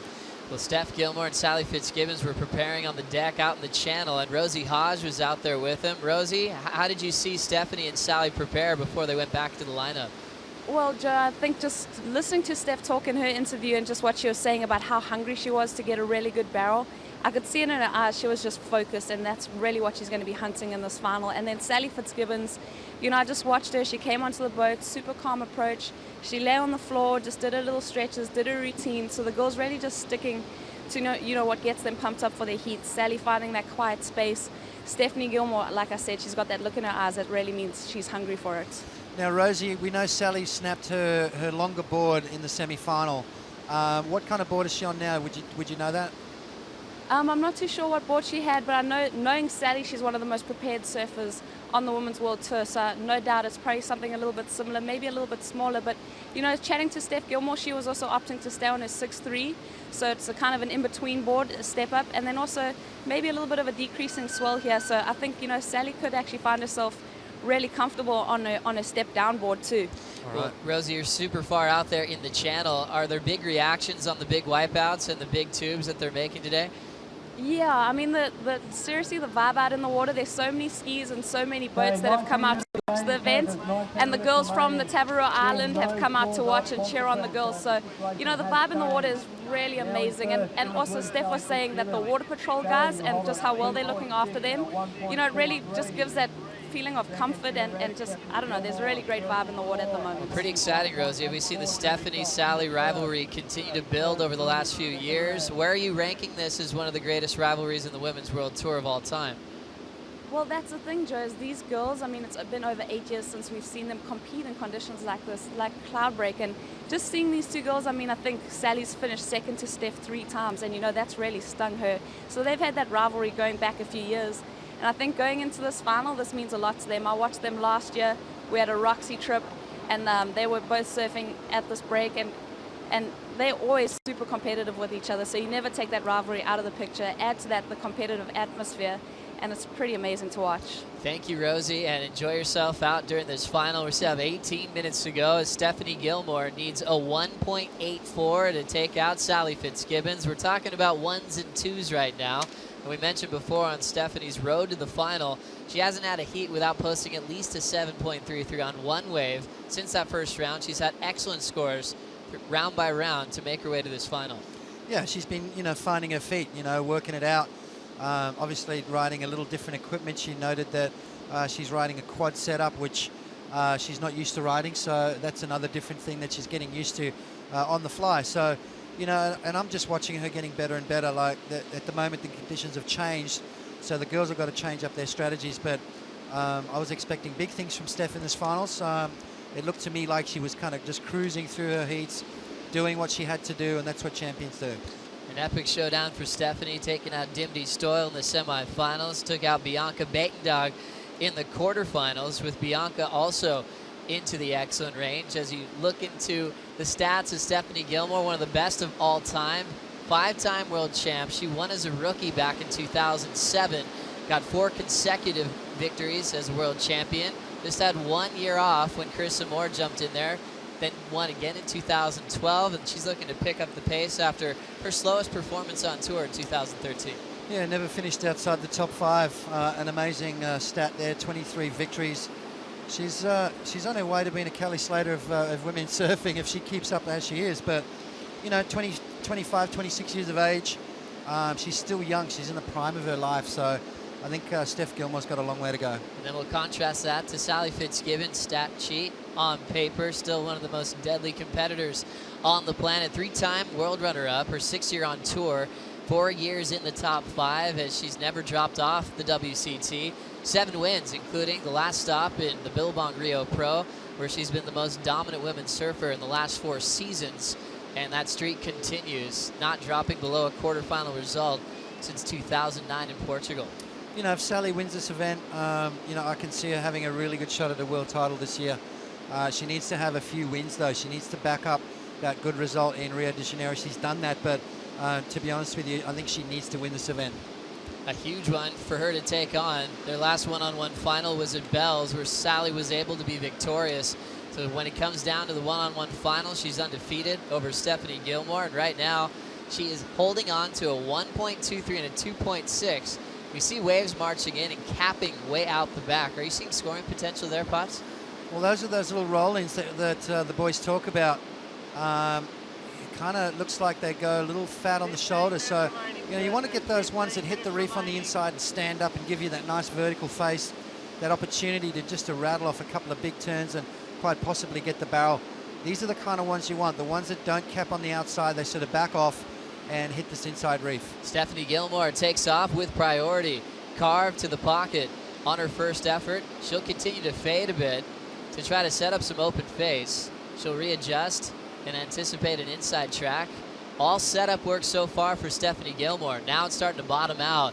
Sneaks in her backhand carve, as smooth as you can get on this face at Cloudbreak, and she'll just continue to fill in the gaps.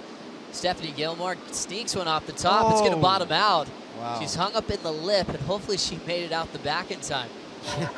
Wow, yeah, well, she did.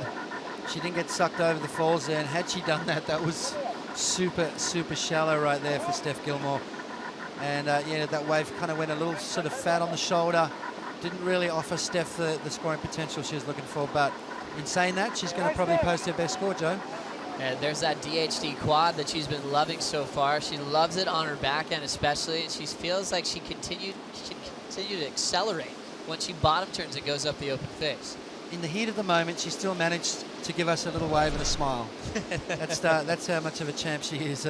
Let's have a look at that wave as she cuts back, and you know, she can see that wave starting to double up, and so Steph decides to take the low road and wait for it to hit this inside section, but it goes a little wide on the reef and doesn't really offer that vertical face that she's been looking for. Nice little check turn there, just working this wave, just finding her feet as she goes down the line. It's not going to be a big score for Steph Gilmore right here, where she tries to take the low road, catches the rail, and ditches it. Great job from getting out of that. You can see a little smile on her face going, wow, that was close. Well, Stephanie Gilmore will take the lead with that last effort. We're able to catch up to Stephanie talking about the challenges of surfing Cloudbreak. There's just certain sections of the wave where if you fall off, you really, you know, you just have to go into like this starfish mode. You like lay on your back or on your stomach and just kind of like do these weird circular motions with your arms and legs to try and make sure that you're not, because you don't want to like kick to swim up, because that's when you always cut your feet. But yeah, definitely down towards, it's called shish kebabs, right in front of the judges tower. That's where you don't want to be. Talking about this lineup, she understands how crazy it can be out here. She won the trials back in the day and got to surf in the main event. So she's been coming to Tavarua for a few times already, preparing for this big moment, entering the final against Sally Fitzgibbons. Her last score, Potts, was a 3.5, just enough for a lead change. Just enough is enough. You know, we saw some small scores. We've seen some low-scoring hits through the day. So, you know, you've got to take those ones. You've got to make sure you're catching waves. You know, and at the end of the day, sometimes those 3.5s come in handy. As we see 12 minutes to go, Stephanie Gilmore referenced the shish kebab section. Yeah. Got to have the best names in surfing when it comes to talking about what it's like on a certain part of the wave. It's a pretty daunting word to name that inside reef. Well, it's like Margaret River with the bricks. You know, it's like here with shish kebabs, and you literally get shredded. You know, it's such a razor sharp reef, and you know, even if you slightly glance past it, you don't even have to bounce. It's just like a basically just a breeze over it, and it'll just slice you apart. So shish kebab's quite an appropriate name for that inside place, and she's quite right. You don't want to be in there. Well, Potts, back when you surfed here in the mid-'80s with Derek Coe and Mike Stewart, was that name around, shish kebabs? No, I don't think so. But I'll tell you what, we were very quickly acquainted with it. I remember snapping my leggy, and my board went in, and I kind of waved goodbye to it because there was no way I was going to go in there. And Mike Stewart zoomed in on his boogie board, grabbed it, and was back out within a second, and just showed me how much of a waterman he is. But I was prepared to leave my board and ride it off because there was no way I was going in there. Pretty heavy looking back in history on this amazing wave, and now such a huge part of the Samsung Galaxy ASP World Championship Tour. This is the final of the Fiji Pro. We have 10,000 points on the line on the world rankings, 68,000 points on the line for a runner-up finish, $60,000 out of the $250,000 prize purse. But right now, it's wide open. Sally only needs a 2.91. She has first priority. She's had more surfs than anyone on finals day, so she knows exactly what she's looking for. Yeah, she's had the day to work it out, knows where to sit now, knows what kind of wave she's looking for. She's had the best barrel of the event and posted a 9-point ride on that in the semifinals against Malia Manuel. And I tell you what, super proud of the girls in that heat. That to me was the heat of the event so far. Paddling into this one, using priority, Sally looking for a 2.91, deep bottom turn, clean, hack off the top, draws off the bottom, and fades another cutty. Plenty open wall as she drills one off the lip. Quick transition to escape the shish kebab reef, and we'll have a lead change. See how quick that wave unloads on the reef there. It doesn't give you much time at all to get out the back. And Sally managing to fit that one last turn in as we see Steph up and riding. Stephanie Gilmore on the answer back. This wave well overhead, waiting for her first point. Jam down, off the bottom, draws out that backhand turn, covering so much water. Foamy section forces her to get out of there, and now she'll be in the race for priority. 9:10 on the clock. Which one did you like better, Potts, Sally's or Stephanie's? Well, you know, Sally got a lot more busy on her wave, managing to get a couple of more turns on it. A lot of commitment there from Sally Fitzgibbon, but you can't go past the grace and the speed that Steph Gilmore used. Look at her, just so casual, and then wraps a turn under the lip there. Bit of a speed check off the bottom again. Look at the style that this lady has. Just such a pleasure to watch, and kicks out of that one. See the glassy open face for Sally's start. Yeah, Sally a little bit more aggressive. You can see her approach. Snaps it, and you know what I like about Sally? She's drawing off the bottom. She's using that big low bottom turn that we're talking about, and right here snaps one in and gets out of there real quick. So Sally really pushing the issue and maximizing it. A lot more of aggressive attack on that wave than Steph's, but Steph's a lot more grace as well. So a long time ago, Potts, they used to count turns for scores, so way back in the day, and a lot of surfers had a certain formula just to rack in as many maneuvers as they want. Things started changing once people wanted to see quality turns and commitment and risk, and that's been the main theme in the last decade. Yeah, I'm really happy about that, for sure. You know, surfing was sort of going the real boring route, you know, and now you can get 10 points for one single maneuver, which, you know, I think is good. It's allowed our sport to advance. It's allowed the guys to become innovative and create new maneuvers and surf the wave with a lot more expression rather than just trying to fit as many sort of turns in as possible. Back in the day too, it was length of ride, where if the further you rode the wave, the more points you got. Nowadays you can take off, do one big turn and kick out and still get, you know, the points required. It's amazing how young the sport of surfing really is, and you can see all the changes in the formulas going from top 4 waves to top 3. The big change to top 2 really had a big impact on the last decade. You kind of talk about the Andy Irons, Kelly Slater era, where that top 2 formula really helped those guys out, being selective, allowed people to go for it a bit further. And the same thing goes for athletes like Stephanie Gilmore. During her reign, she came right into the top 2 system. You know, it just frees up some time. You know, you're not searching constantly for your top 3 rides or your top 4 rides. wipeouts don't become as critical. Back in the day, you fell off on one wave, that pretty much equaled a loss. Nowadays, you can wipe out a bunch of times and still come back and have enough time to post 2 good scores. So I like it. It's advancing our sport in the right direction, and it's allowing the surfers a little bit of freedom, which then comes the expression, then comes the radical moves, and it's just better to watch. And now pot scores in from that last exchange. Stephanie versus Sally. Sally winning the exchange with a 6.0.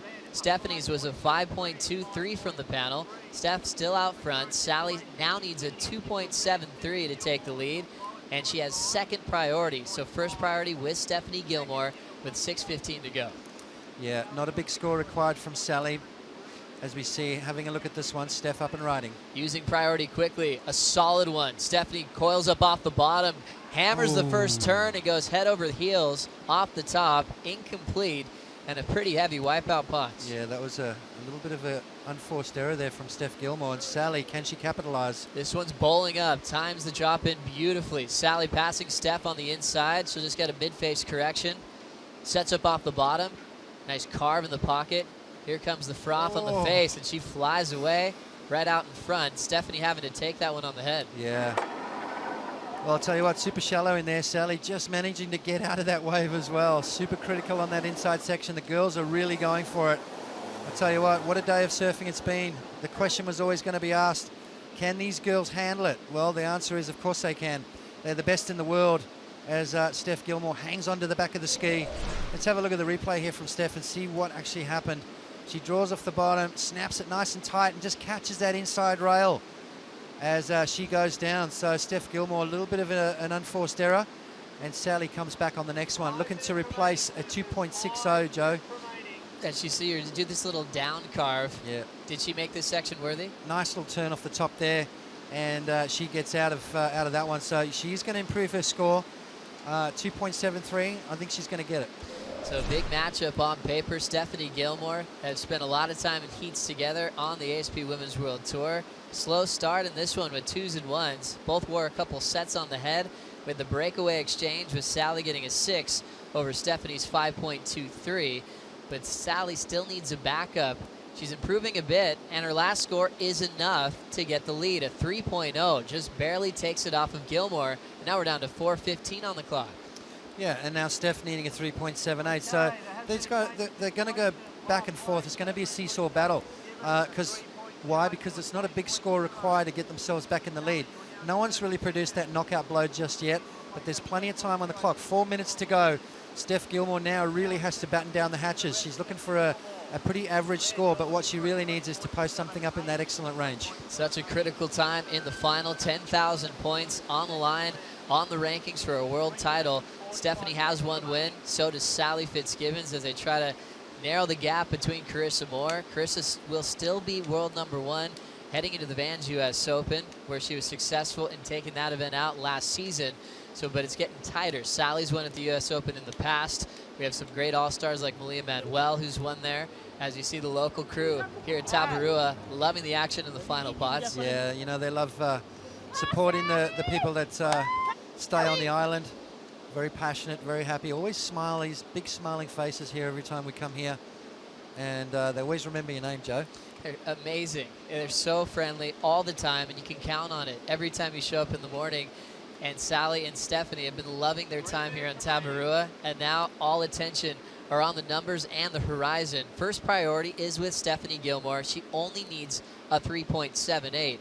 What does that feel as a competitor for both of them, knowing that it's still plenty of room in the scale? Yeah, well, there is, but in saying that, it's nerve-wracking, needing a 3.78, and what happens if you don't get it? You know, it's one of those things where, you know, even though it's a low score, with the pressure, the gravity of the situation, 2.5 minutes remaining, the finals of the Fiji Pro, the pressure's building on Steph. She can't afford another mistake.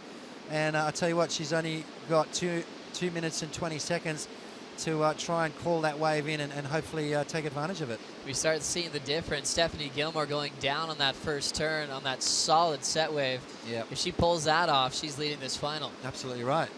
But if she makes that same mistake again, she's going to lose it. So, you know, Carissa came short. She only needed a small wave as well. Couldn't really find that. So, you know, sometimes the ocean goes quiet, Joe. Sometimes it just denies you. and it's sometimes it's just not your day. So Steph's just got to sit there and bide her time, not make any silly mistakes. Got a minute and 50 to go, and she is praying right now for a wave to come through. Well, you know, Stephanie Gilmore is someone that surfs with confidence all the time. Remember back to the drug-aware Margaret River Pro in the quarterfinal heat against Courtney Conlog, where Courtney was the event favorite. She'd won that event 2 times in the past. Courtney left the door open with that priority mistake at the end, and with less than a minute, Stephanie was able to turn the heat with her final wave. All right, well, she did, and can she do it again, Joe? 1 minute and 20 seconds to go. There's a few little bumps coming through, and she's got to find a wave that's going to produce a 3.78, a small score, but a huge score in the scheme of things. The pressure's building, and we are running out of time. Steph Gilmore, can she pull a rabbit out of the hat?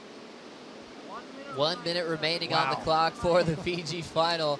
Stephanie with a 2 start, improved to a 3.5 as her low score. Her best wave is a 5.23. It's one of the tightest finals we've seen in a while. Final in Rio, we saw big numbers, 16-point totals at the finish. A much different story with the transition of the wind change and just the energy here in the last stage of the event. 35 seconds on the clock, and Gilmore still holding first priority. Wow, Potts. well, there's a lump out the back, Joe. Here it goes. This is it, the last roll of the dice. 30 seconds to go. Is Steph Gilmore in the right spot? The wave's starting to unload on the reef, and they get caught out of position. 20 seconds to go. Nerve-wracking stuff here. And Steph Gilmore, a 3.78 is all that's required. And we talked about how handy a 3.5, and that wave sneaks underneath. Well, right now we're down to the wire, Potts, and it looks like we'll be counting this one out. That last set, Stephanie Gilmore was a little bit too deep. We'll hear the horn sound and is in the history books. Sally Fitzgibbons takes the Fiji Pro here in 2014, and her father is so proud sitting in the channel. yeah, well, you know, congratulations to Sally Fitzgibbons. Commiserations to Steph Gilmore. You know, these girls wanted to come out swinging. They wanted to get some big scores. They wanted to put on a good show. Unfortunately, the ocean went a bit quiet. That wind came on shore at the wrong time. Another half an hour, please, would have been perfect. You know, the girls both surfed incredibly well throughout this entire event. Definitely the 2 standouts in my eyes, Joe. Well, pretty impressive when you see Sally Fitzgibbons. She turned in the barrel of the event, definitely the barrel of the year. When you look at the venue we have here at Cloudbreak, showed total commitment. She went down on some heavy sections throughout this finals day, going way back to round 4. Remember that matchup? It was heavy. Sally and Tyler, that could have been a final in itself. Absolutely right. You know, in the semi-final with Malia, that to me was the heat of the event. You know, and you come to Cloudbreak looking for those big barrels. Sally got the barrel of the event and quite fittingly ended up being the winner. So, you know, things happen for reasons. Sally Fitzgibbon back in the world title race as she's been runner-up 3 times, Joe. Is this her year?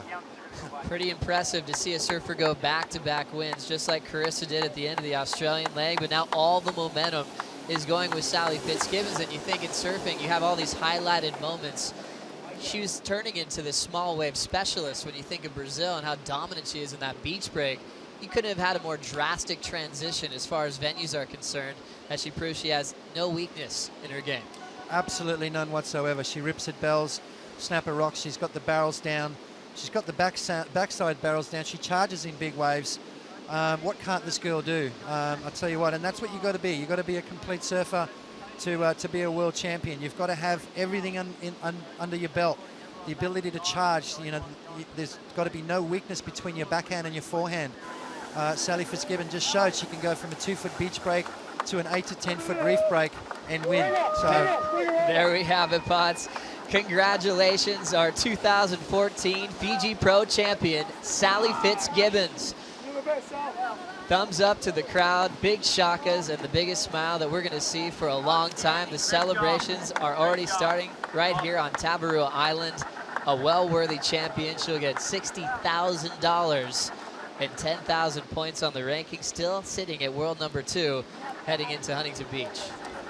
Yep, she's closed that gap well and truly, Joe. Carissa Moore is sitting on 39,700, and Sally is up to 36.2. So big changes in the ranking spots. As we look at that, we have some other great movers like Malia Manuel, moving up above Lakey Peterson and Bianca Batendog in the final standings. So she's getting a bit closer. Dimity Stoyle, she's made a massive move. And Joanne Defay, you know, she's moving up the rankings too, posting her best result. It's been, you know, we were talking about that wildcard issue coming in here. You know, there's going to be some upsets. There's going to be some girls up there that we wouldn't expect. Dimity Stoyle, semi-finals. Joanne Defay, quarterfinals. It was definitely that, wasn't it? An exciting matchup, an exciting final as Sally Fitzgibbons is having a moment with her father, and celebrations will continue. Back-to-back wins, Potts. So this is kind of what you call a purple patch, right? That's definitely a purple patch, Joe. About as purple as you get. And, you know, Carissa Moore had it at the beginning of the year. She went back-to-back with Margaret's and Bell's. Sally goes back-to-back with Rio and here at Fiji. So off to California next. What is that going to produce? Another drastic change with Sally in familiar winning territory. She's won that event. She won that when she was so young, and she'll be try to repeat again 3 in a row. That would be dangerous coming to that world title race.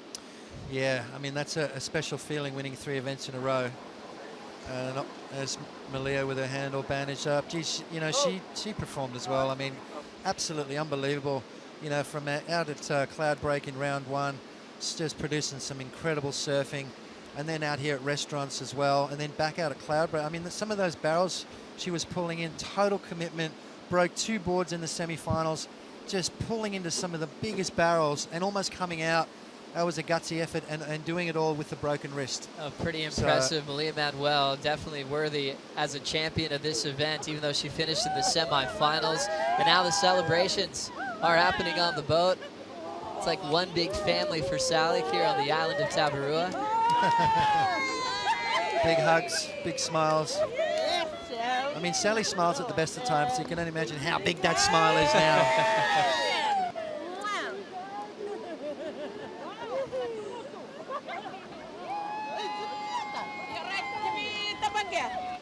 I'm here.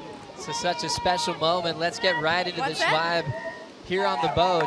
Rosie Hodge, are you getting in the mix right now? I'm here. Well, Sally Fitzgibbons has just come back from winning the Cloudbreak Fiji Pro, and you can see the emotion. I mean, Sally came onto the boat, hugged her dad, and just the emotion in her eyes and just the way that she's feeling. You see she's part of the family here in Fiji. She's been here for over 2 weeks staying on Tavarua, and the ladies are so stoked to see her win. Massive congratulations to Sally Fitzgibbons.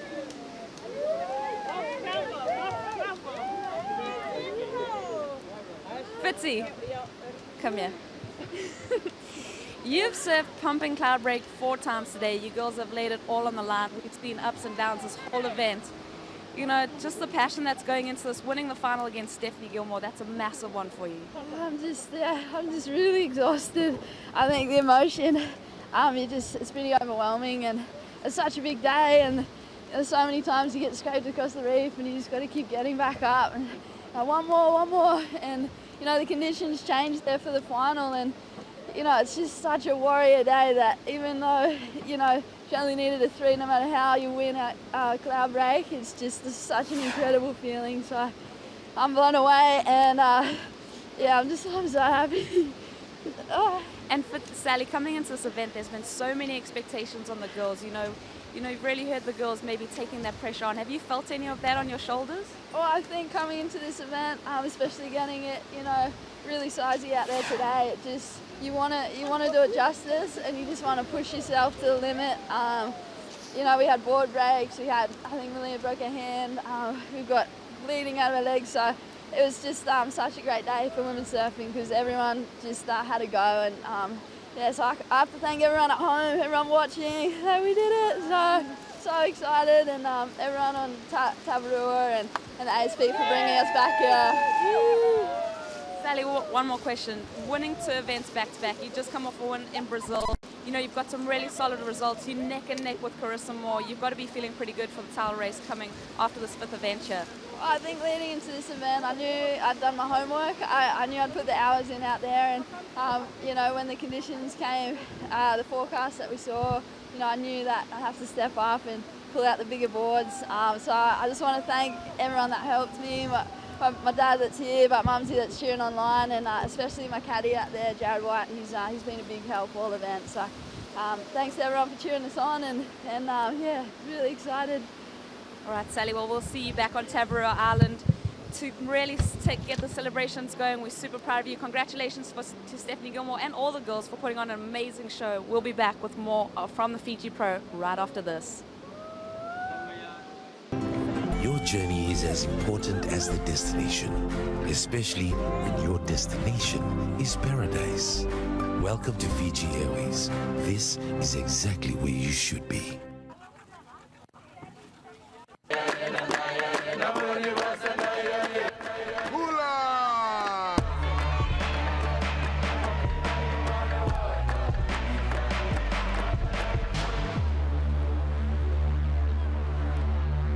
Waves for Water is founded on adventure, it's founded on surfing, it's founded on going out there and doing the things that you love and helping along the way. And nobody ever said that you can't have fun while you're helping people.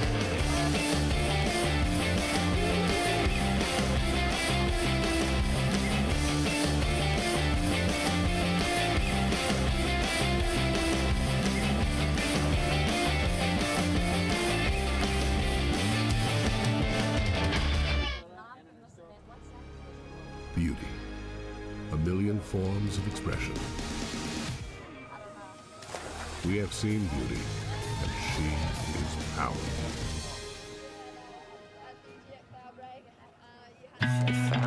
I'm in tune with my body. It speaks to me and pushes me. This is my life.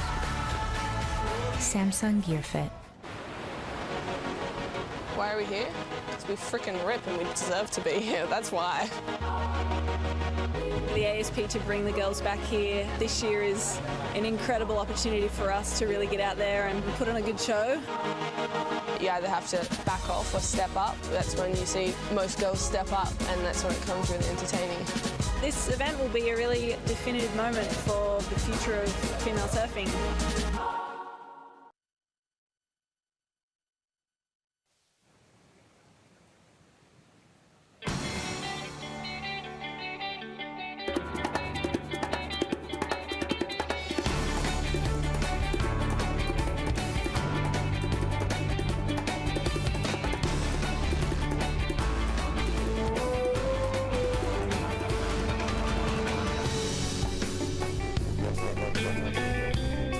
What an amazing event here for the women at the Women's Fiji Pro. Strider Wazalewski, I tell you, we came into this event knowing that the forecast looked solid, the swell was going to hit, and the women really stepped up. That was insane. That last, with the final going off like that and the conditions changing, you heard Sally, everything went to the wind and everything changed, and it came down to maneuvers and everything they could. No pun intended on that wind. Unfortunately, it came a little bit onshore, but the girls made the most of it. Yeah, you know what? They did what they had to do. Sally performed all day, got one of the best barrels of the day, which was insane. Just drained it all the way across, backside grab, and then just comes out with the language was all there in her body. It was amazing. Stepped up. The ladies did it.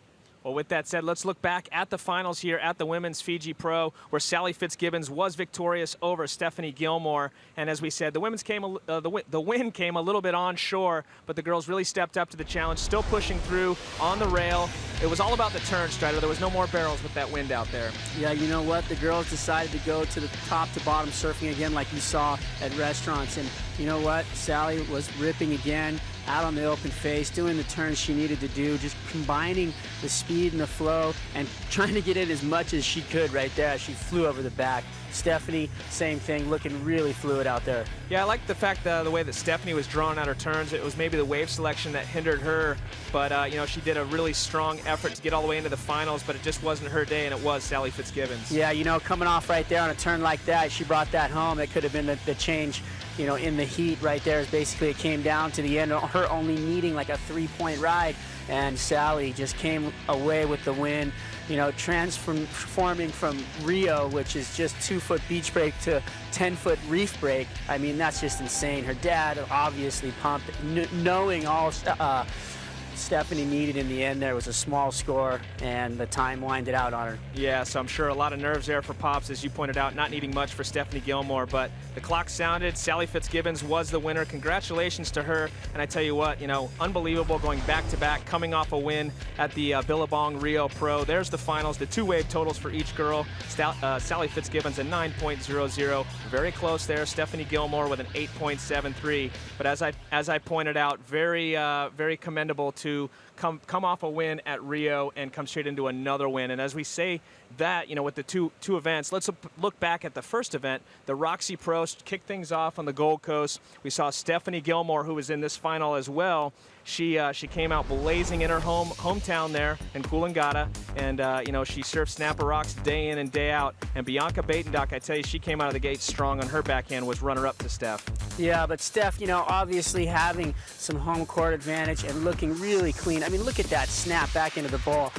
I don't know a guy around that thinks that they can do snaps like that. It's not on tour. It's pretty impressive, the surfing she was doing. Strider, I just had a spider on me, but I got rid of him. Stephanie Gilmore, yeah, she came out blazing, and it was good to see Steph, as you see, all smiles. And then we moved straight on into the second event on the Samsung Galaxy ASP World Championship Tour. It was Tyler Wright up against Carissa Moore, and Tyler was throwing down some big rail turns, but Carissa was the one that was victorious on this day at the Drug Aware Pro. Yep, Carissa linking it together, that carving open face turn. She's got it wired, and she was looking really good. I mean, obviously, her opponent, no slouch, doing some massive snaps. Tyler Wright was just on fire as well, but Carissa coming home with the win. She's obviously still in the lead, goes into Bells. Yeah, we go straight into the Rip Curl Pro at Bells Beach, and Carissa Moore, as we pointed out, Sally going back-to-back with wins. Well, that's exactly what Carissa did. Coming off the win at Drug Aware Margaret River Pro, she backs it up with another win at the Rip Curl Pro over Tyler Wright. Back-to-back finals for those two ladies, Strider. Yeah, and you can see Tyler Wright just snapping away. Again, Carissa bringing it home.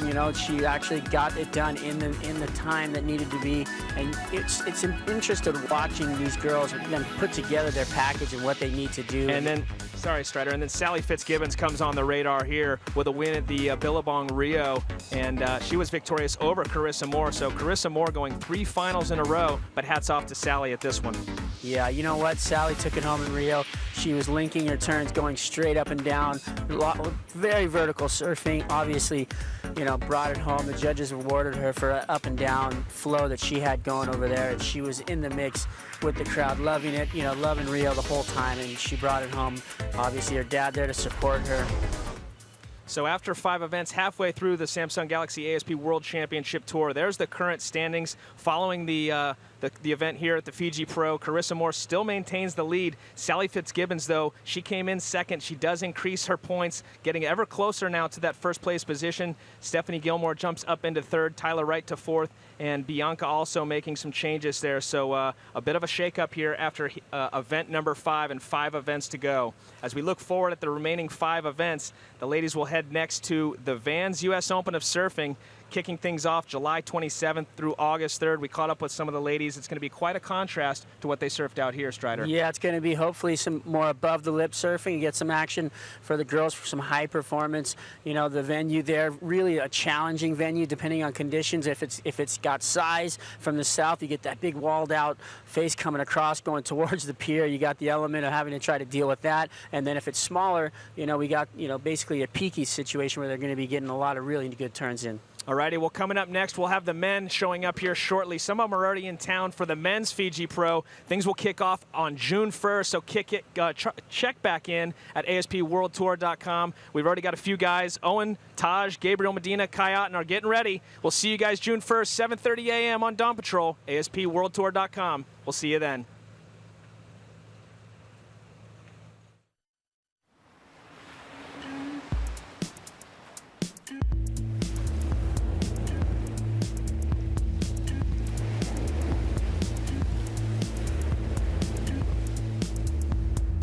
Sally Fitzgibbons, bottom turns, clean top turn combo. Off the bottom, and she'll carve back to the source. Another big drop, perfectly controlled for Sally Fitzgibbons. Winding up off the bottom, a huge hack.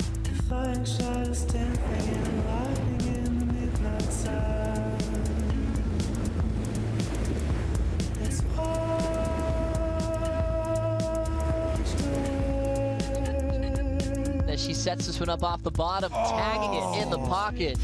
The whole thing opens up and she goes down. A huge wipeout for Malia, but showing a ton of risk going for that major off the top. That was heavy, Joe.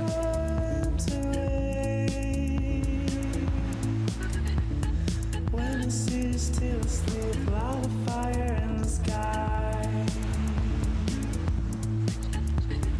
Over and over and over. And it looks like Stephanie Gilmore likes what she sees. A little bit smaller wave, but something to work with. She sends it to the top, sends a big fan of spray on that one. Quick cut as she keeps it down the line. Waiting for it to stand up, puts it up top again. Lots of foam on the inside and a beautiful last turn to finish. Stephanie Gilmore. 3.17. That's what she needs on this wave. Can she find it?